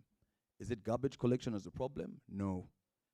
In our industry, the huge problem, to be honest, is convenience. So everyone generates garbage or waste. So from the moment you stepped in here, you've generated waste. You've had yogurt, you've had different types of foods. Fortunately enough, Onomo happens to be our client. So all this waste that you've generated, we're actually going to pick. So in our model, we come in, we'll pick the waste, but we'll start by segregating, and we'll start by sensitizing. We believe it's our corporate social responsibility, no matter how small or big we are, to provide value to that. And that's our solution. So we come in, we'll collect, which most people see, and the customers. We'll also go through to take it to our transfer station. So our material recovery facility is in Buya, right next to Zone 7. You may not see it, or you may have seen it. And we take it there, and we're able to recover the plastic, the paper, the glass. I'll be very honest, the glasses that you're actually drinking in were actually provided by us. We upscale glass, reimagine glass. We have some of the things. So for you guys who are big on Johnny Walker, this is a base for Johnny Walker. So when you're taking your shots, Black Label, whatever, please take note that you can also upcycle the same glass that you're consuming in.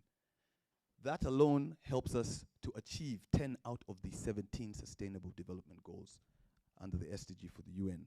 So we're big on the impact based on our nature of our business, but also in our business model. Next slide. So those are some of our products and some of the things we do with both glass, plastic, and different things. We also employ different types of people. We're not just big on Ugandans. We've understood that sharing is caring, and also knowledge is key, so we're able to learn consistently. We're also big on the Kaizen principle in our culture as a company. We believe that 1% improvement every day is 365% improvement. And I'll tell you this for a fact before we get there. For us to buy the truck, if you can just go back to the model there. For us to buy the truck that you see there, we generated it from our own income. So we've not raised any money before. We've actually reinvested our money from our profits. So you talked about putting skin in the game. We've put skin in the game. I personally left the law profession to actually start waste management. I dumped the degree. So I came back from the UK. I told my dad, listen, you wanted me to do law. That's what you wanted. But for me, I'm going out there to do trash and add value. He was mad. We didn't speak for 8 months. But to me, it was the biggest decision that I made. And I can tell you for a fact, when I started the business, I mean, I had a kid who was just born. I just gotten married. I was still staying in my father's house. And I had a business. I was in debt of 58 million. But I can tell you for a fact, right now, we're turning over 1.8 billion a year. So in real time, I'm here to tell everybody, it's possible. And I do believe that at the end of the day, if you're passionate, You have to be obsessed with your business. It's not just about, we're just going to do it. Mediocrity is killing this country. So you need to go out there and be the best and do it right. Don't just do it because you want to do it. Do it because it's the right thing to do. So on our customer value chain, as you can see and we highlighted, we do industrial and commercial, cesspool, we're turnkey. So you come to us and you're able to get the full turnkey service. We don't do fumigation, we don't do cleaning, it's waste. We're obsessed with it.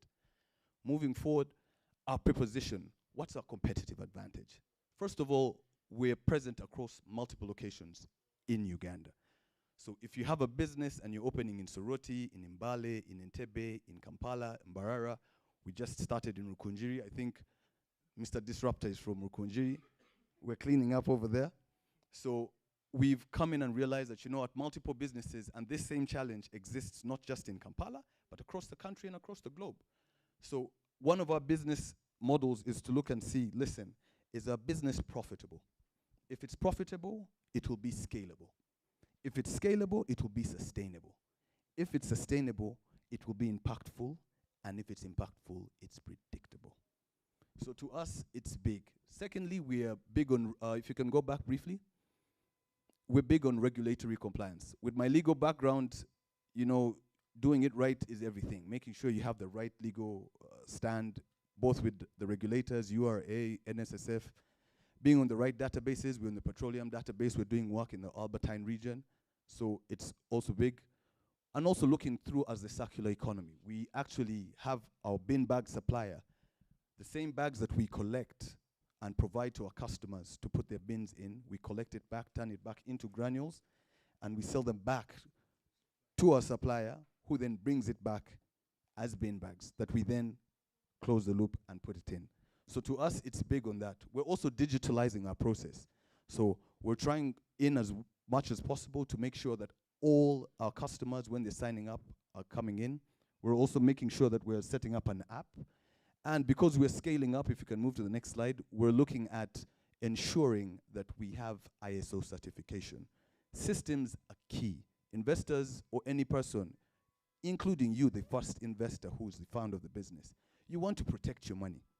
And two, if you want your business to grow, you can't be everywhere. You can't micromanage the business. So technology has come to make things more convenient, more consistent, and more predictable. We can push on. That's our business model. It's just an infographic to show you the in and outs.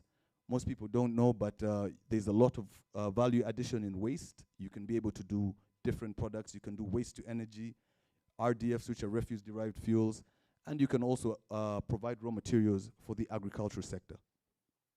Our market, so this is an overview briefly. Our total market value in Uganda is about 703 million, but the actual, if I can just summarize to the scale, serviceable, obtainable market, is about 11.2. And by the way, that's per month. It's not annual. It's 11.2. So this is all the possible clients who are able to actually sign up for the service. Like I said, we have over 10 years experience. We've also been able to turn over 1.8 billion. We can give you that, both in our bank statements and actual, you can come see. And we're serving over 400 customers across the country. Our biggest goal really, in terms of our marketing and scale structure, we look at pricing based on assessment for businesses, and for homes, it's based on a set scale that is profitable and affordable for every customer based on the frequency of pickup. That's our dream team. Those are the Avengers, as you can see, the Waste Avengers. So, yes, we have women on the team. But actually, I'll be honest, most of the team who actually have the team that we have, which has women, are on the sorting side. So on the collection side, because it's, as people put it, juakali, it's heavy duty. When we collect the waste, the ladies who actually sort the waste are predominantly women. So it's 8 to 2 on the other end. But also at the same time, for all our branches, we have people with disabilities who we employ, and we also have women on the team. Financial projections and our ask, in simple terms, if you can move to the next slide, we're actually asking for $12 million US, but we don't need it at once. We still believe in organic growth, and we're the camel in the room. We're still pushing on to see that we can move slowly and scale up in a realistic scale that can give us the profitability that we can need to return the investment for both the entrepreneur and the investors. That's the breakdown. I'll be very brief because I know there are a lot of other people who need to present. We're going into stages with that. So we're looking at value addition as one of our core. We'll be able to share this slide if you need it. We're looking at the black soldier fly. I don't know, guys, in the agricultural space, if you've heard of the black soldier fly. Anybody? Yes, so the black soldier fly is a organic protein substitute for animal feed, and it comes from waste. So it's something that you could look into. Instead of buying animal feed, you could use your waste to generate that. And a few other projects, including PET, which is the PET bottles as well. Next slide, please. And yes, our journey. So we've just summarized, but our journey really took a positive, if I can say, spiral growth when we started adding value. When we moved from the CD model to the CRD model, we actually realized that our growth had actually been stagnated by our business model. So as entrepreneurs, I'd advise, don't be stuck in your ways. Be open to accelerator programs, be open to ideas, be open to growth. It's something that will grow. In terms of our current footprint, like I said, those are the places where we are. And on the East African map, we're looking at growing. If you can just go back briefly. We're looking at growing to the major capitals across East Africa because we believe our model is now scalable and we can actually extend our services across different markets consistently with the same brand. Our impact, we've created over 100 jobs. Asante employs 162 people. And we're also big on recycling plastic, which is a very eyeball effect for the inorganic waste. We also do hazardous waste, so all your medical waste, expired drugs, expired goods, lead, name it, e-waste. I just want to ask one simple question. How many people here have phones? I'd expect everyone to put their hands up. Where's your old phone? Where's the phone you had before that? Where's the deck? Where's the Walkman that you used to have? The DVDs. Believe it or not, we see that stuff because most times when waste is done, it ends up with our hands. So I'd just like to say thank you so much for your time. In case of many questions for the finances, we're more than ready to answer. Asante sana. Thank you. I saw Nixon writing down your ask, so so you should talk. You should talk. Great presentation. I think you can have a conversation with Sarah after this as we move on. There is the social media team has been really asking me to make sure that I share this information. We have a Twitter handle, Einstein Rising, live tweeting. So please, as you see some of these interesting pitches and ideas being shared, please tweet. And this is also being live streamed on YouTube, Einstein Rising, on the Einstein Rising channel. Our next pitch, please don't make me wrestle you. The pitch is supposed to be 5 minutes. I have a bit of kanyama. 5 minutes speech, please. Royal Plants Nurseries. The gentleman is here. He's ready for his 5 minutes presentation. Love it. Yes. So thank you. By names, I'm Narcis Tumushebe, and I work with Royal Plants and Nurseries. As the name suggests, Royal comes from Toro, the Rwenzori region. The plants include the macadamia, include the house avocado, including the bananas, the coffee, and some other high-value crops.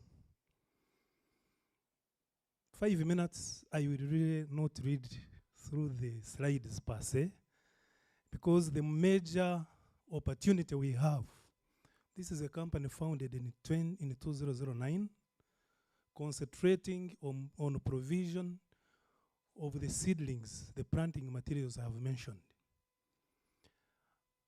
People who are aware of the high value nuts that we have in the world will mention macadamia.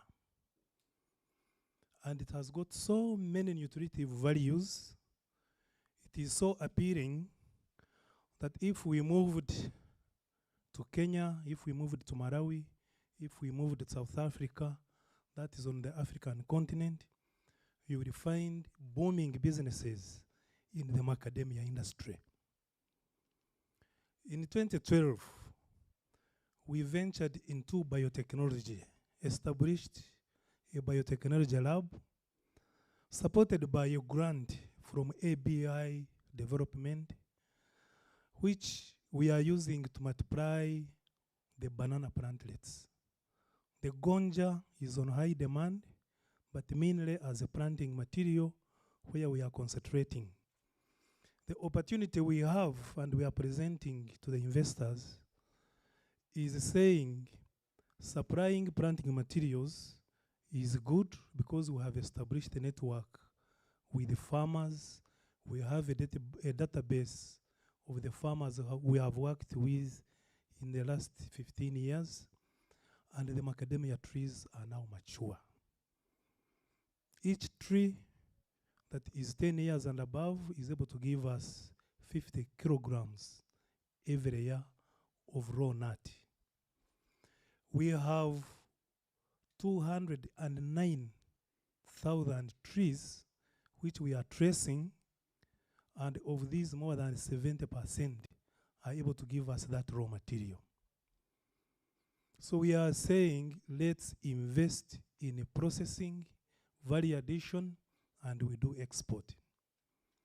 We already have working relationships with the Kenyan farms like Kenya Nut and the Equatorial Nut, who come and buy what we call nut in a share for their own processing. But we are saying let's do this value addition from here. First of all, the farmers we have worked with will benefit. We have built their capacity.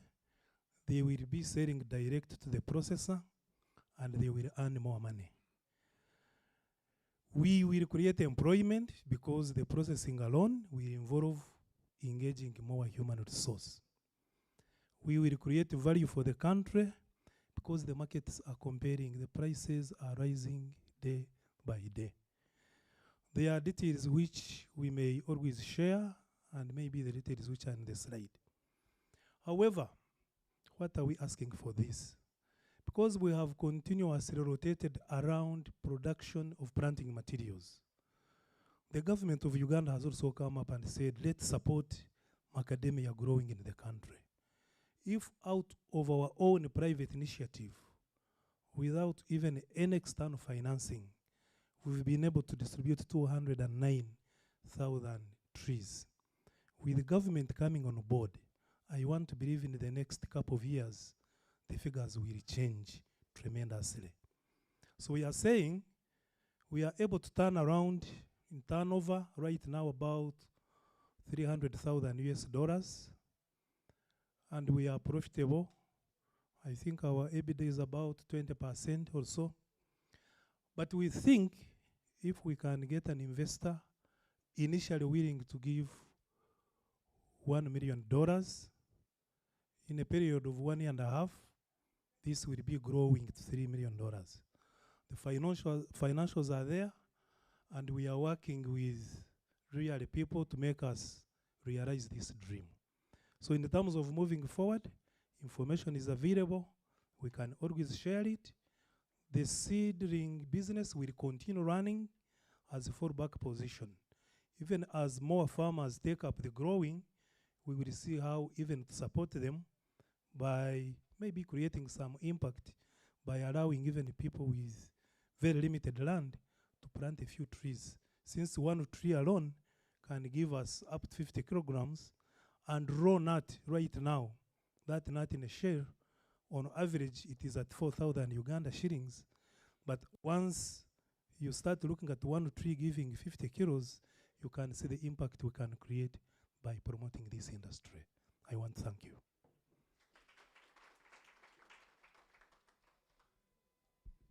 Thank you so much, Mr. Tumushabe. Clearly knows his business inside out. He didn't even look at the slides, but he was able to keep to the time, the pitching time that was asked of him. Next, we will have Farm Uganda, Mr. Twesiga Sosimu.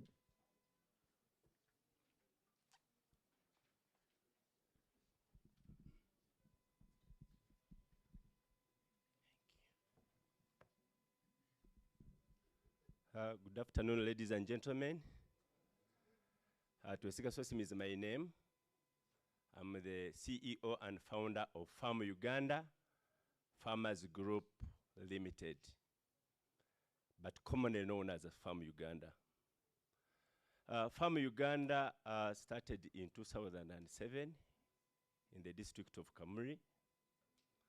And our main objective of starting Farm Uganda Farmers Group was bulk marketing of agricultural produce with smallholder farmers. I was a banker. I was in loans. And my role was to give small loans to farmers. I realized there was a problem whereby same farmers in the same locality were selling at different prices to different traders or same traders. And that's where the mind started from. Coming together, bulking together, selling together, and then attack the market. And that's the origin of Farm Uganda. Later on, the business grew with bulk marketing. It started as a farmers group, and in 2014, it was incorporated as a company limited. We started with bulk marketing. In 2012, we entered into value addition because the markets were growing. I will not also not follow so much over the slides, but I will, because of the time. So we started value addition. As you see some of this picture, some of our products. We are suppliers originally to World Food Program, to other big companies in Kampala. And later on, we entered into supplying these flours. Our main value chains are maize, cassava, and then we added on white sorghum. For cassava, it was both food and the raw material. So we started supplying raw materials to Uganda breweries and grain to World Food Program, to agroways, and other big players as off-takers.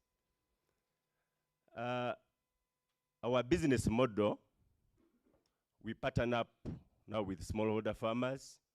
We started from Kamuri district, now we're in Chiliandongo district, where we are working with over 3,000 farmers. Our model is that every farmer at least should have 3 acres. And our main objective is to increase production and productivity at a household level, so that we can get enough raw materials that we can mill, both for food, because we believe every person lives on food. And when you see the prediction of Uganda by 2050, they are saying that we shall be around 1 million Ugandans. And our target mark is to feed that population, not only in Uganda, but across the globe. So our business model, we partner up with smallholder farmers who collect now this produce with our trainings at the cooperative level, where they add on a little bit of value, and then the cooperative, we uplift it to our milling facilities. With the growing demand of the food stuff, because we are already ISO certified, UNAB certified, we are looking into being ISO certified to penetrate regional and global markets. So we feel we need much more investment on the value addition. We are looking for $1.9 million to invest into machinery, more especially, to add on value because of the growing demand of the foodstuffs. We are the pioneers who have entered into the confectionery industry using high quality cassava flour. The confectionery industry, the sky is the limit. We are now blending cassava with wheat reducing the percentage of wheat imports into Uganda. And that market is still virgin. So we feel if we get this investment into machinery and we enter into ASO certification, we are ready to penetrate the global market. Because the population is growing, you can see rural-urban migration. I know many graduates are now not going back into farming, but they need to feed. As a company, we have realized some revenues. By the close of 2022, we are trading total revenue 5 billion and 28 million. We raised the gross profit of 1 billion and 900 million, and at least a net profit of 960 million. And that showed us a growth of 19% from 18% in 2021. And if we get this investment and we penetrate these regional and international markets, our projection is to hit 12 billion by the year 2025. And in that, we would have realized a growth of net profit of 30% with this investment. We are not the only players in the market. We've got competitors, but our products now are talking by themselves because we have got a brand. As you saw in our products, we are branding them as Farm Uganda, high quality cassava flour, Farm Uganda, maize flour, and we also trade in grain, that's white sorghum, that is used for brewing industry. We also supply a product called cornstarch, which we extract from maize to the brewing industry. So we are dealing both business to business, business to clients, and also business to the NGO world, like World Food Program that gives aid. I'm calling upon the investors in this room to come and we do the business together. We are interested much more in debt to manage our own affairs, manage our own portfolio, but we work closely together so that we can achieve this wonderful goal. Our contacts are there. We work with partners. We don't work in isolation. We are members to East African Grain Council to penetrate East African markets. We are members to the Grain Council of Uganda.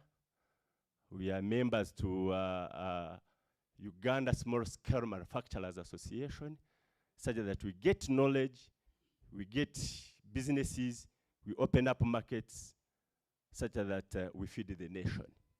With that, I submit, and I welcome the investors to come and work together. Thank you, Mr. Twesiga. Next is Rakimari Albert, who is the founder of Nunu Fund.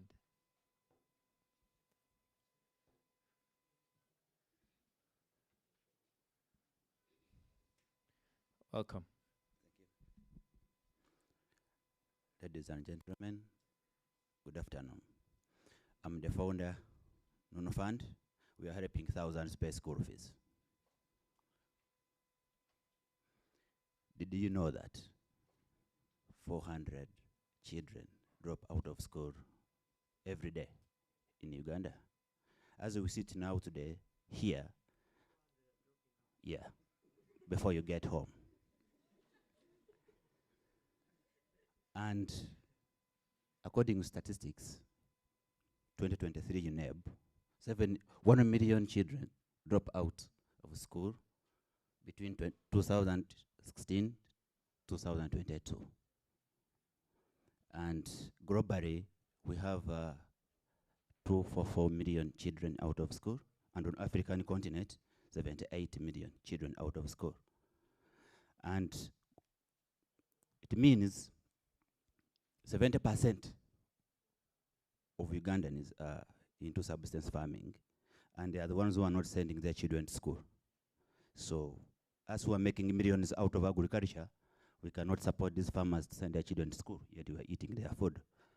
It's so absurd. We are just bringing a diversified solution to make things simple, and the ecosystem supports each other. We have the local businesses which are in parishes where we come from, but we also have the schools in the same parishes, schools which are actually government schools. But we also have those farmers in those locations. So we are tapping into those markets. Please go back briefly. We are tapping into those markets to ensure that each part supports the other. I wish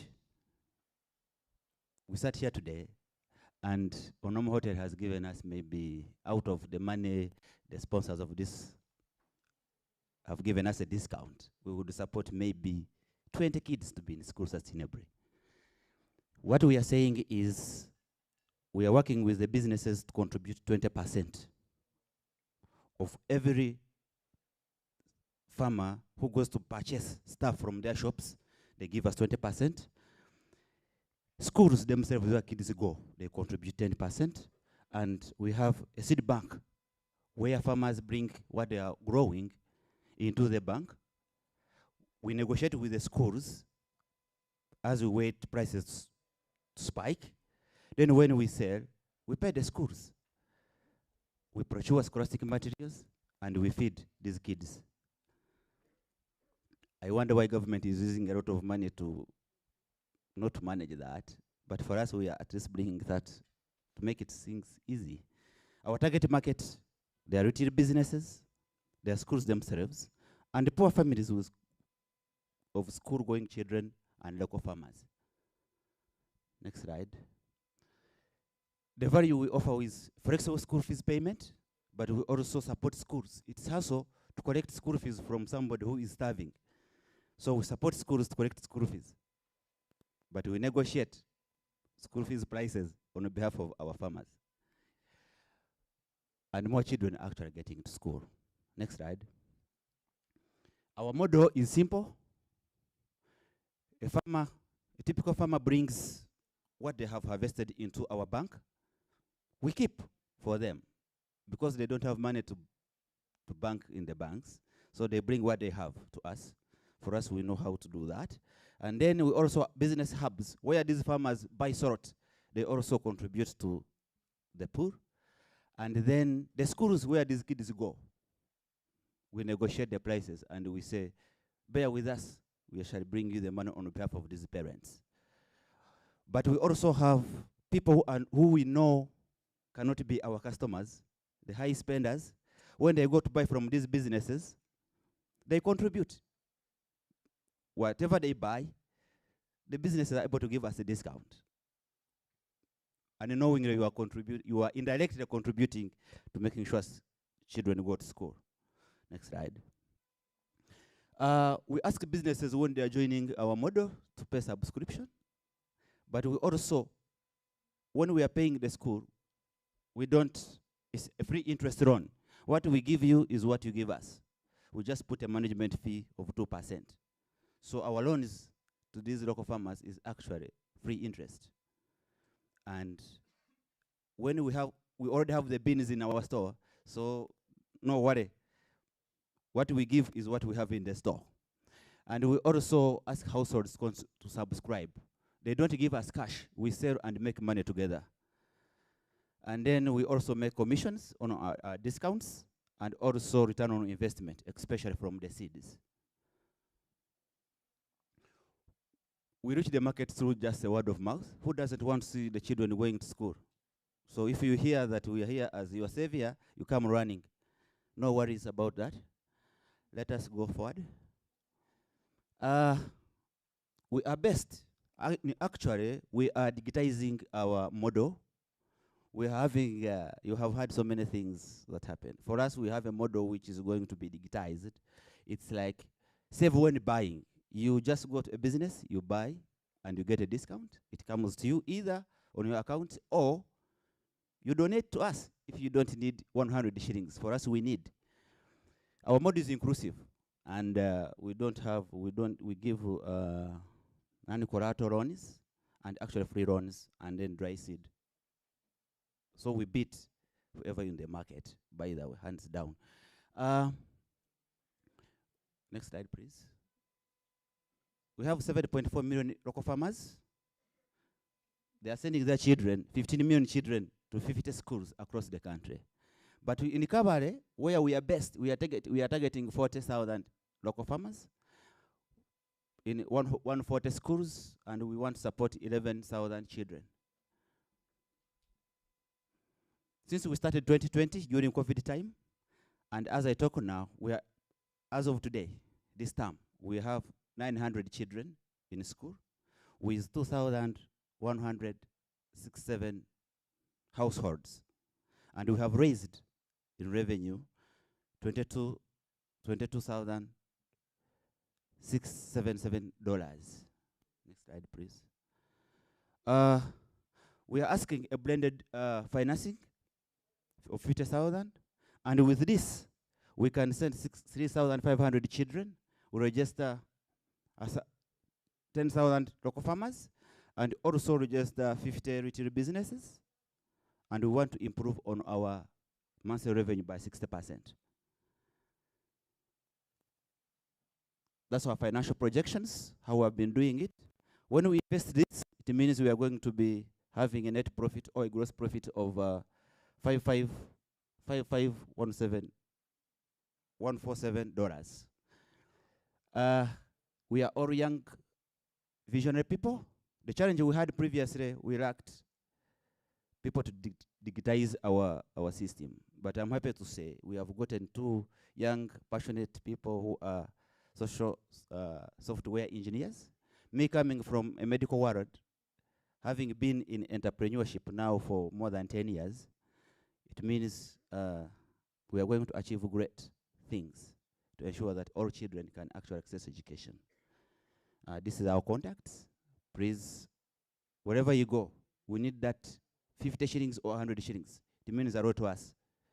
We don't care about. Don't fear. Rich people can fear to give you 100 shillings. For us, we need it. We don't need millions. We just need 100 shillings. I think. Thank you so much for listening. Very well done. Thank you, Albert. Just a quick question.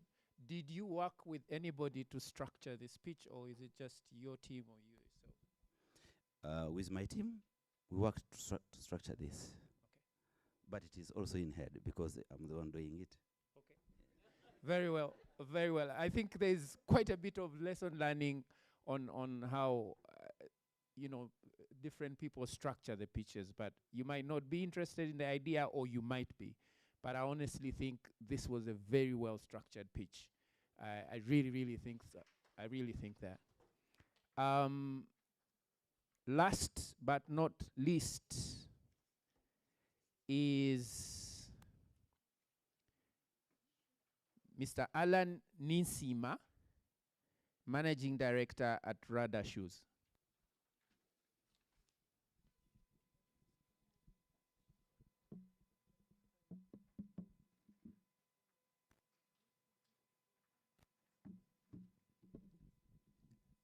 Good afternoon, ladies and gentlemen. My name is Alan Ninsima. I'm the Managing Director at Rada Shoes, and at Rada I'm in charge of strategy and growth. At Rada Shoes, we are in the business of school shoes manufacturing.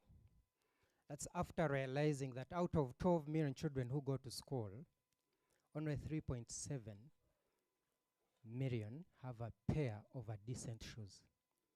And still, out of the 3.7 million children, half of those put on pure plastic shoes. And we're talking about children who walk an average of 7 kilometers to reach their school in an extremely cold morning or a very hot afternoon. And their neighbor who puts on a decent pair of shoes are able to pay attention at the same rate, concentrate, and compete. And this happens largely to rural and peri-urban children who have to walk an average of 7 kilometers and they compete with their peers who have access to a decent pair. So we are saying we are manufacturing an affordable and durable, environmentally friendly, pure leather shoe. Because we produce a lot of leather in Uganda, and a lot of it, 90%, is exported. And we only get in return plastic shoes, which we buy for our children. So we are manufacturing durable, affordable, and environmentally friendly shoes because we want to provide these school-going children comfort and confidence in order to be able to concentrate and compete with their peers. We sell these shoes at an average of $12, 40,000 Uganda shillings, yes.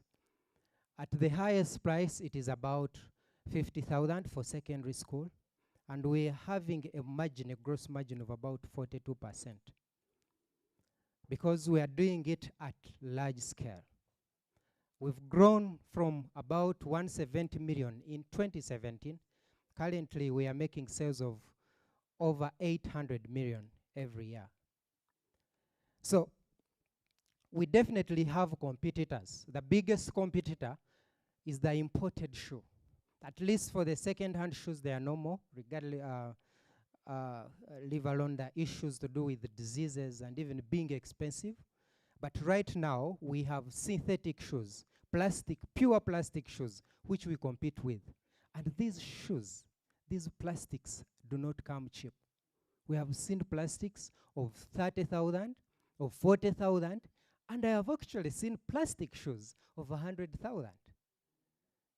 So, yet with a leather shoe, it is breathable, it is comfortable, that when you remove your shoe, you shouldn't even think about the fact that you are putting on a shoe. That is a different experience with a plastic shoe. So that is our biggest competitor, the imported plastic shoes. Some of them, you look at them downtown and wonder where they passed. Who assessed these shoes to come in? We make our sales directly to schools, and that is our biggest marketing model, direct sales, because we want to keep the shoe as ridiculously affordable as possible. But going forward, we are trying to bring on independent distributors, but having arrangements with them that they don't inflate the prices and rather keep them at a recommended retail price to still make them affordable to rural school-going children. We have a team of very good experts. Personally, I have a master's in business. My friend Atwine is the head of sales and marketing. He's a holder of Bachelor of Commerce. And several other guys who are really involved in changing this game of green manufacturing. We are seeking to obtain 350,000 US dollars. It can be in any form of arrangement, either debt or equity. That one we can discuss. And this will be invested largely in plant and working capital. Right now, we have installed capacity of close to 400 pairs per day. Our target is to produce 2,000 pairs every day. But you know, you can imagine, even if you're producing 2,000 pairs every day, at the end of the year, you've produced about 700,000 pairs. And we are talking about a market, an achievable market of 4 million pairs of shoes every year. So even if we obtain our maximum capacity of 2,000 every day, we can only sell 700,000 pairs. So there is a bit of an enormous market there, because there is indeed no local manufacturing. I don't know whether entrepreneurs fear manufacturing that much, but really there's very little to do in manufacturing. We, as we talk, employ 27 people. Very decent work, by the way. And even as we talk, we've put out an advert of another 20 workers who are needed urgently. Going forward, we are sure we'll provide over 100 direct jobs, producing over 2,000 pairs, which is really below what is the market need. And we should be able to displace 5,000 tons of plastic. You know, the challenge with plastic shoes is that every 6 months you have to replace it. But where does this plastic go? Whereas a rubber leather shoe, just like the one that is circulating around, you'll put it on for a minimum of 3 years. So you're saving the parent money of buying shoe every other 2 or 1 term. He will only buy after at least 2 years. Maybe the child has even outgrown it. So that is the other impact. But also adding value to the leather that is highly exported. When we take it to China, when we take it to Europe, all they can send us is used shoes. When the leather is ours, I find that ridiculous. So I want us to join with you investors who are in this house. Would like to talk to you to see how we can make children's education possible and leverage it, put it at a competitive rate with their urban fellows. Thank you so much. So if you are an entrepreneur and you really want to get some ideas on how to structure and do a pitch, please talk to Alan. Another impressive pitch. Thank you all for your attention and your patience. Thank you to the different panelists and people that have been involved. I would like to ask Patrick to come and close us off with a few administrative announcements. Yes, sir. Sarah has some announcements as well. And for now, it's out for me.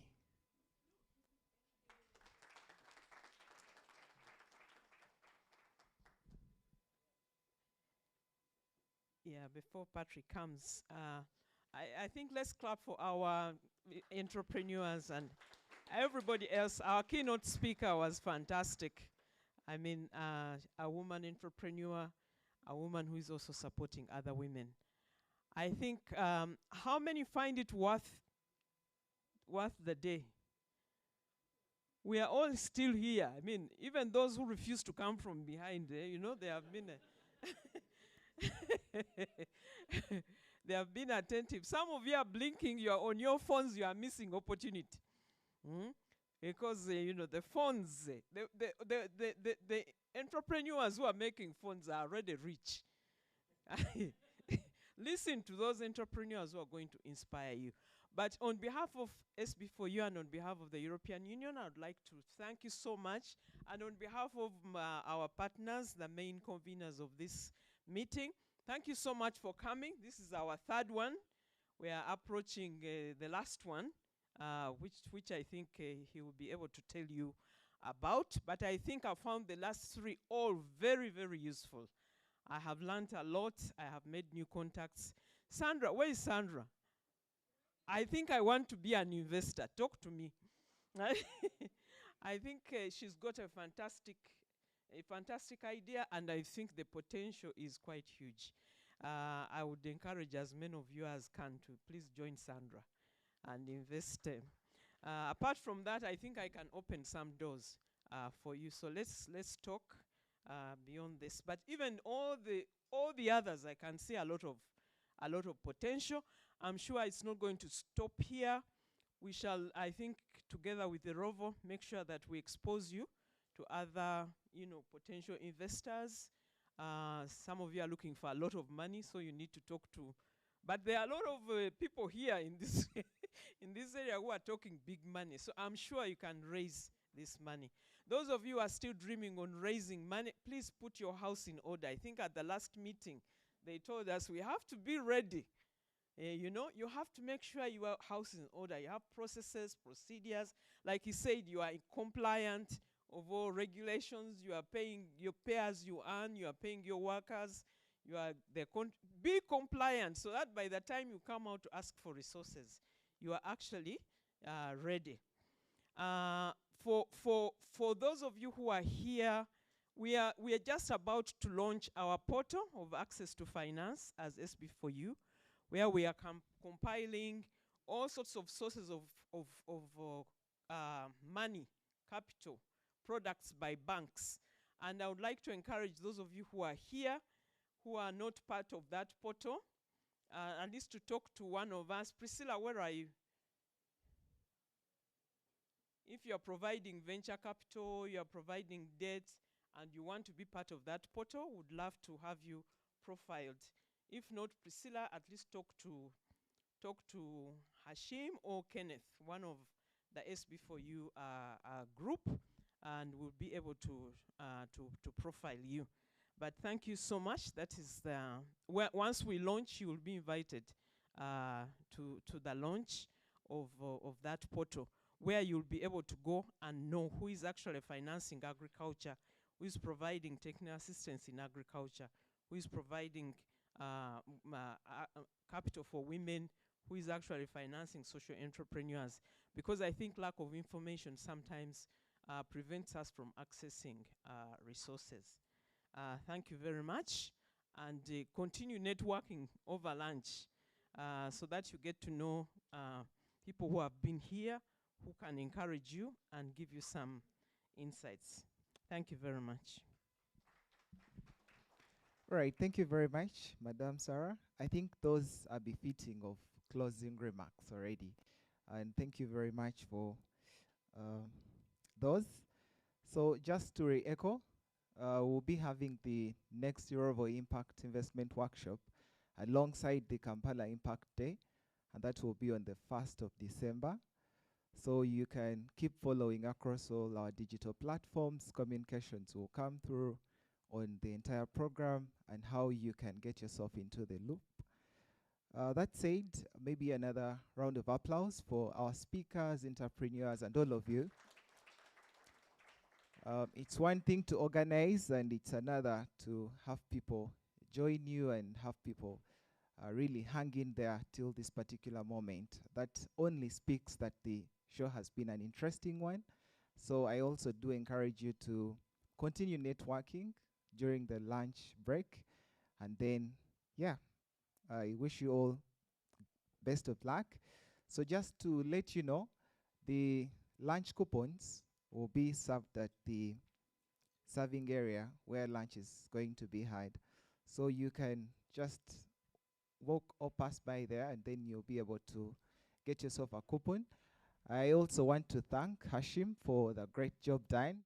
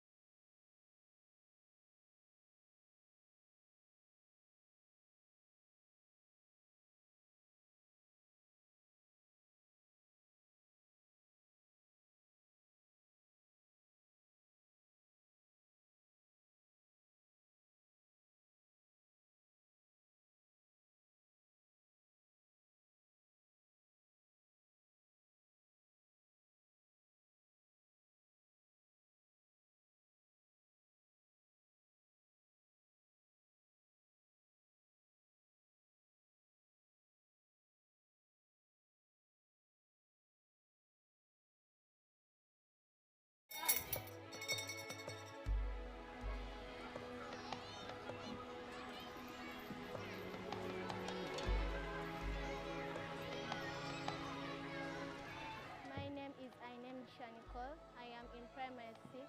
I learned from Iman Academy.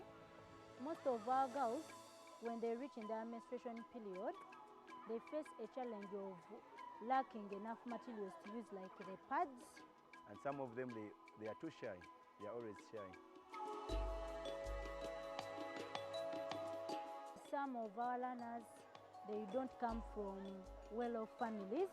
I have been given Likey pads from Malaika, Skills for Change, together with Instinct Rising. The like pads will help a lot, especially children, when they reach that period of like the menstruation period. So I think they won't be having challenge of going to the shop to buy the safe pads and so. We start safe pads, So we hope that we can help young girls. They don't have the money to buy safe pets. It has helped me because in some families they don't afford them. The money I would have been using to buy pads every month, I'm going to save up for other things. We are really thankful as Iman Academy, and we appreciate the services that we are getting from Malaika. Skills for Change, together with Einstein.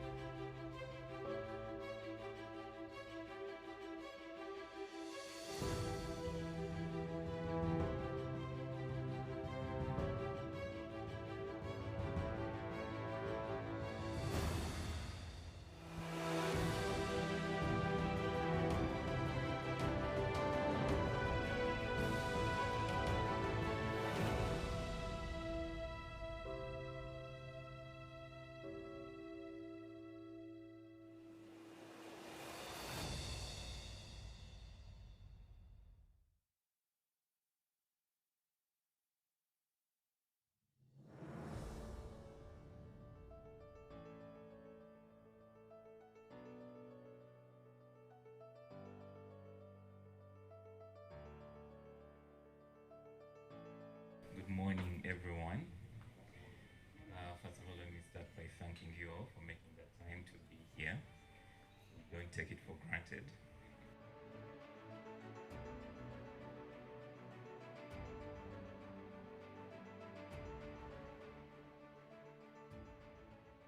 Einstein Rising, which is a social business ecosystem builder, and Erovo, which is an organization made up of volunteers who also double as investors from Belgium, who have a lot of experience from different roles within the corporate world in Europe, along with SB4U, which is Sustainable Business for Uganda, and the EU, which has provided the funding for everything that is happening under the Erovo workshops.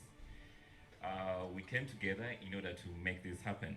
The goals being very, very simply creating jobs through getting investment, local and foreign, together in order to develop enterprises.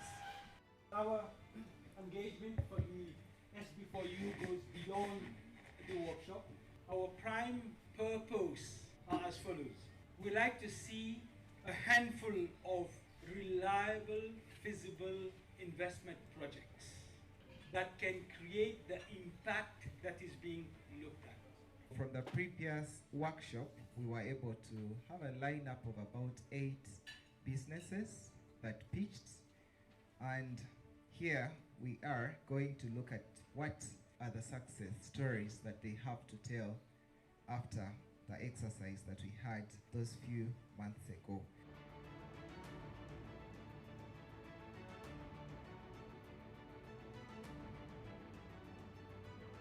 We basically make endeavors to support the many hundreds of thousands of Ugandan girls who work in Saudi Arabia. We do our work through the use of an online platform which enables smallholder farmers to buy these inputs online. We got an invitation from Einstein Rising to present at the Impact Day. And from this presentation, we were invited for a boot camp with the OVO and a group of volunteers. And that process has culminated into an investment into our working capital to buy the materials for our commercial bags in bulk. This has dropped our unit cost and made us a bit more competitive. We've qualified for our first financing. We came to OVO to raise 50,000 euros. They were gracious enough after going through our business plan, and they offered us 30,000 euros. We were able to raise the other 20,000 with blended financing through equity. We got approved for 15,000 euros.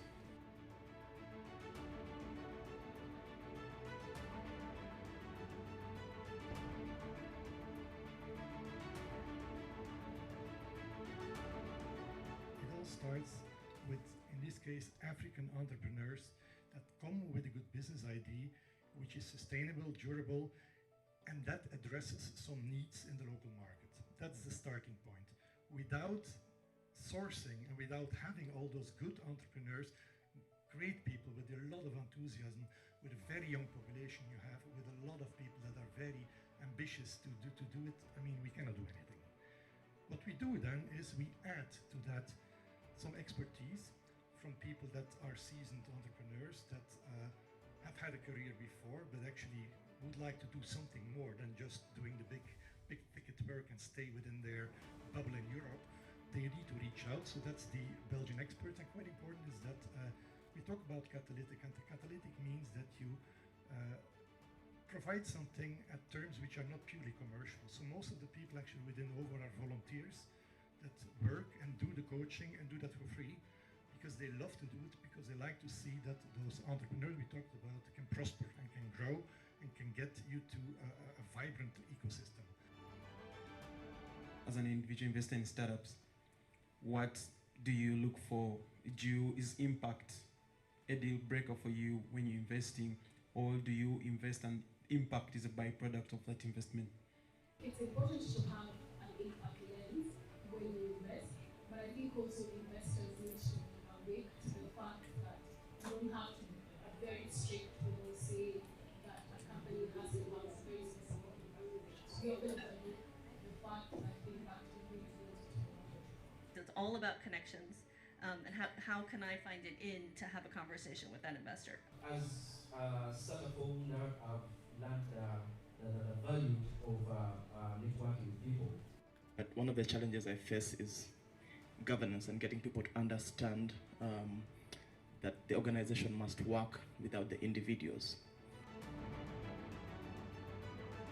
Before you get even further conversations with investors, I think as a founder, you need to understand what problem you are solving.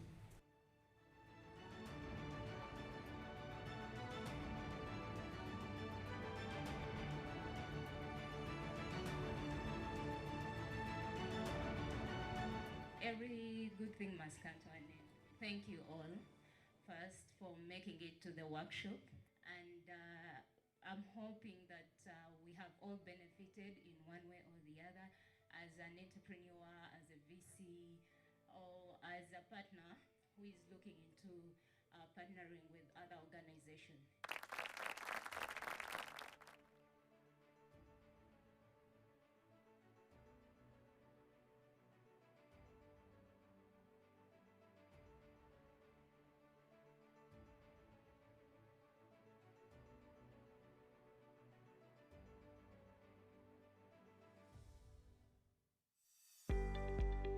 One of the challenges that my organization faces, it's a small startup, we're about 3 years old, and we're a consultancy for international business and trade.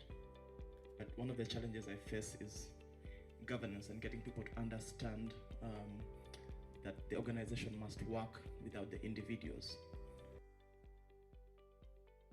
I'm Brian Mangeni, and I am the head of Einstein Rising, as well as the East African manager for OVO.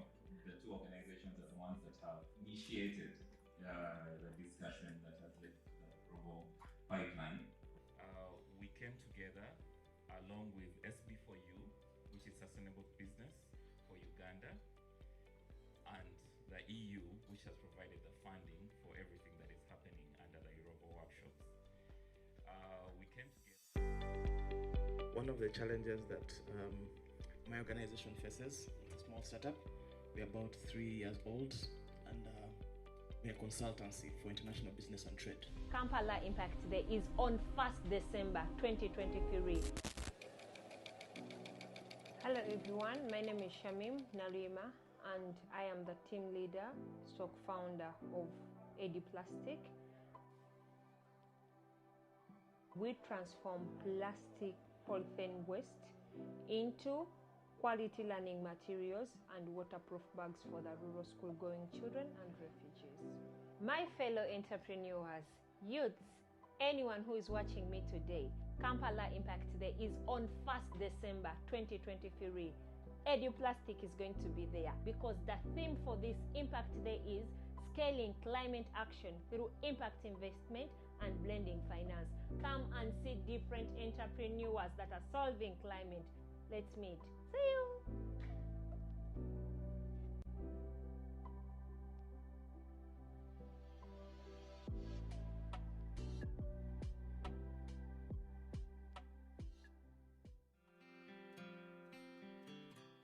My name is Kenneth Legacy.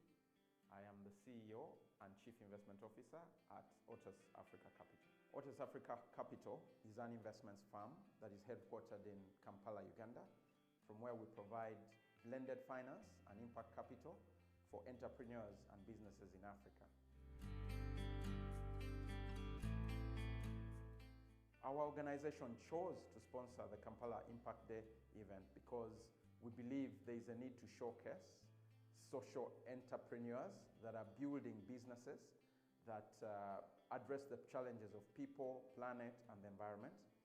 And in addition, we thought it would be a brilliant opportunity for us to meet other like-minded blended finance and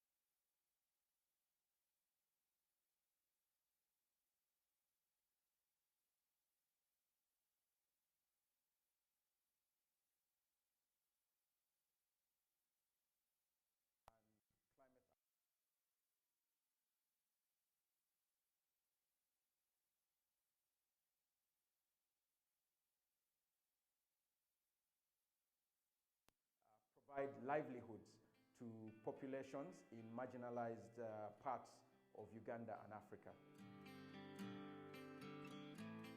The Kampala Impact Day can contribute to bringing more awareness and bringing a focus on certain numbers about social entrepreneurship and climate action policy related to SDG 13. For example, how many entrepreneurs are targeted to and focus on climate action policy or social entrepreneurship, how much capital have they been able to raise to advance their businesses, how many jobs have they been able to create, especially amongst youth and women and disadvantaged populations, and how relevant are their solutions. So Kampala Impact Day is a day to celebrate all these achievements. I will be at Kampala Impact Day. Will you be there? Let us all be there.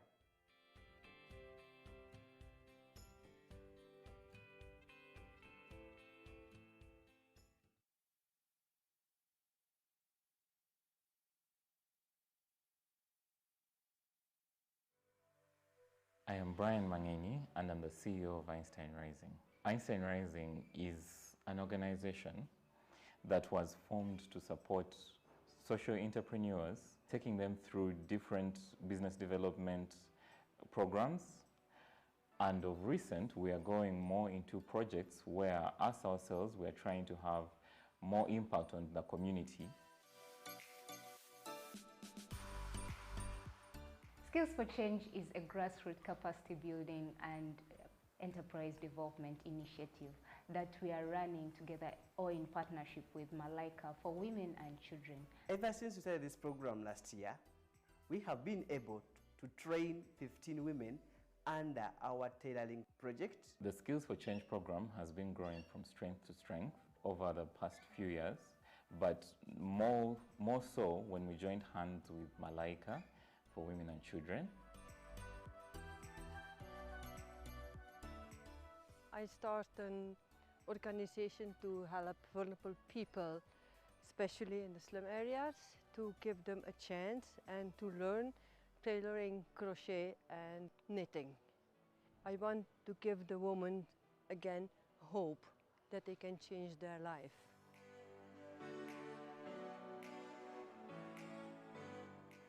Last year, I was enrolled, and now I'm a full-time employee for Skills for Change. We learned how to make bags, laptop bags, clutches, different items. What made me join this program is I wanted to get more knowledge. I was doing tailoring, but I didn't have a formal training. The project has impacted them positively, I'm very sure, because we have students who have come when they didn't know anything on how to stitch, even on how the line can be made on stitching, but they have left when they are able even to make bags, they are able to make dresses, they are able to make even skirts and other items. C'est 6 mois que je viens de passer ici. Vraiment, j'ai beaucoup appris, beaucoup encore. Je ne savais pas comment mettre le sac. J'ai un peu de connaissances sur les habits, mais pas sur les bagues. Mais maintenant, je peux mettre aussi quelque chose et vendre ça et avoir quelque chose comme argent. As for me, it has been good and nice. First of all, I came in this place when I had no idea. So as for now, for the 6 months I have been here, things which I have learned so far: school bag, phone bag, shopping bag, men's wallet, ladies bag, and so many which are useful, and you can sell them and get money, and you can earn a living through them. For me, it's a great opportunity to show my creativity, but also on my way I see some problems that's going on in this country, and it's about hygienic. So we start the diaper pants, and now we start the safe pads. So we hope that we can start business with the safe pads so that we can help young girls. They don't have the money to buy safe pads. So thank you so much, Malaika, thank you so much. I'm appealing to people, don't sit there, don't say that I don't have work, I stopped in S6, I can't advance to go to the university. Please come, use this chance. It is free, please come and get this knowledge, which you cannot get anywhere else in Uganda.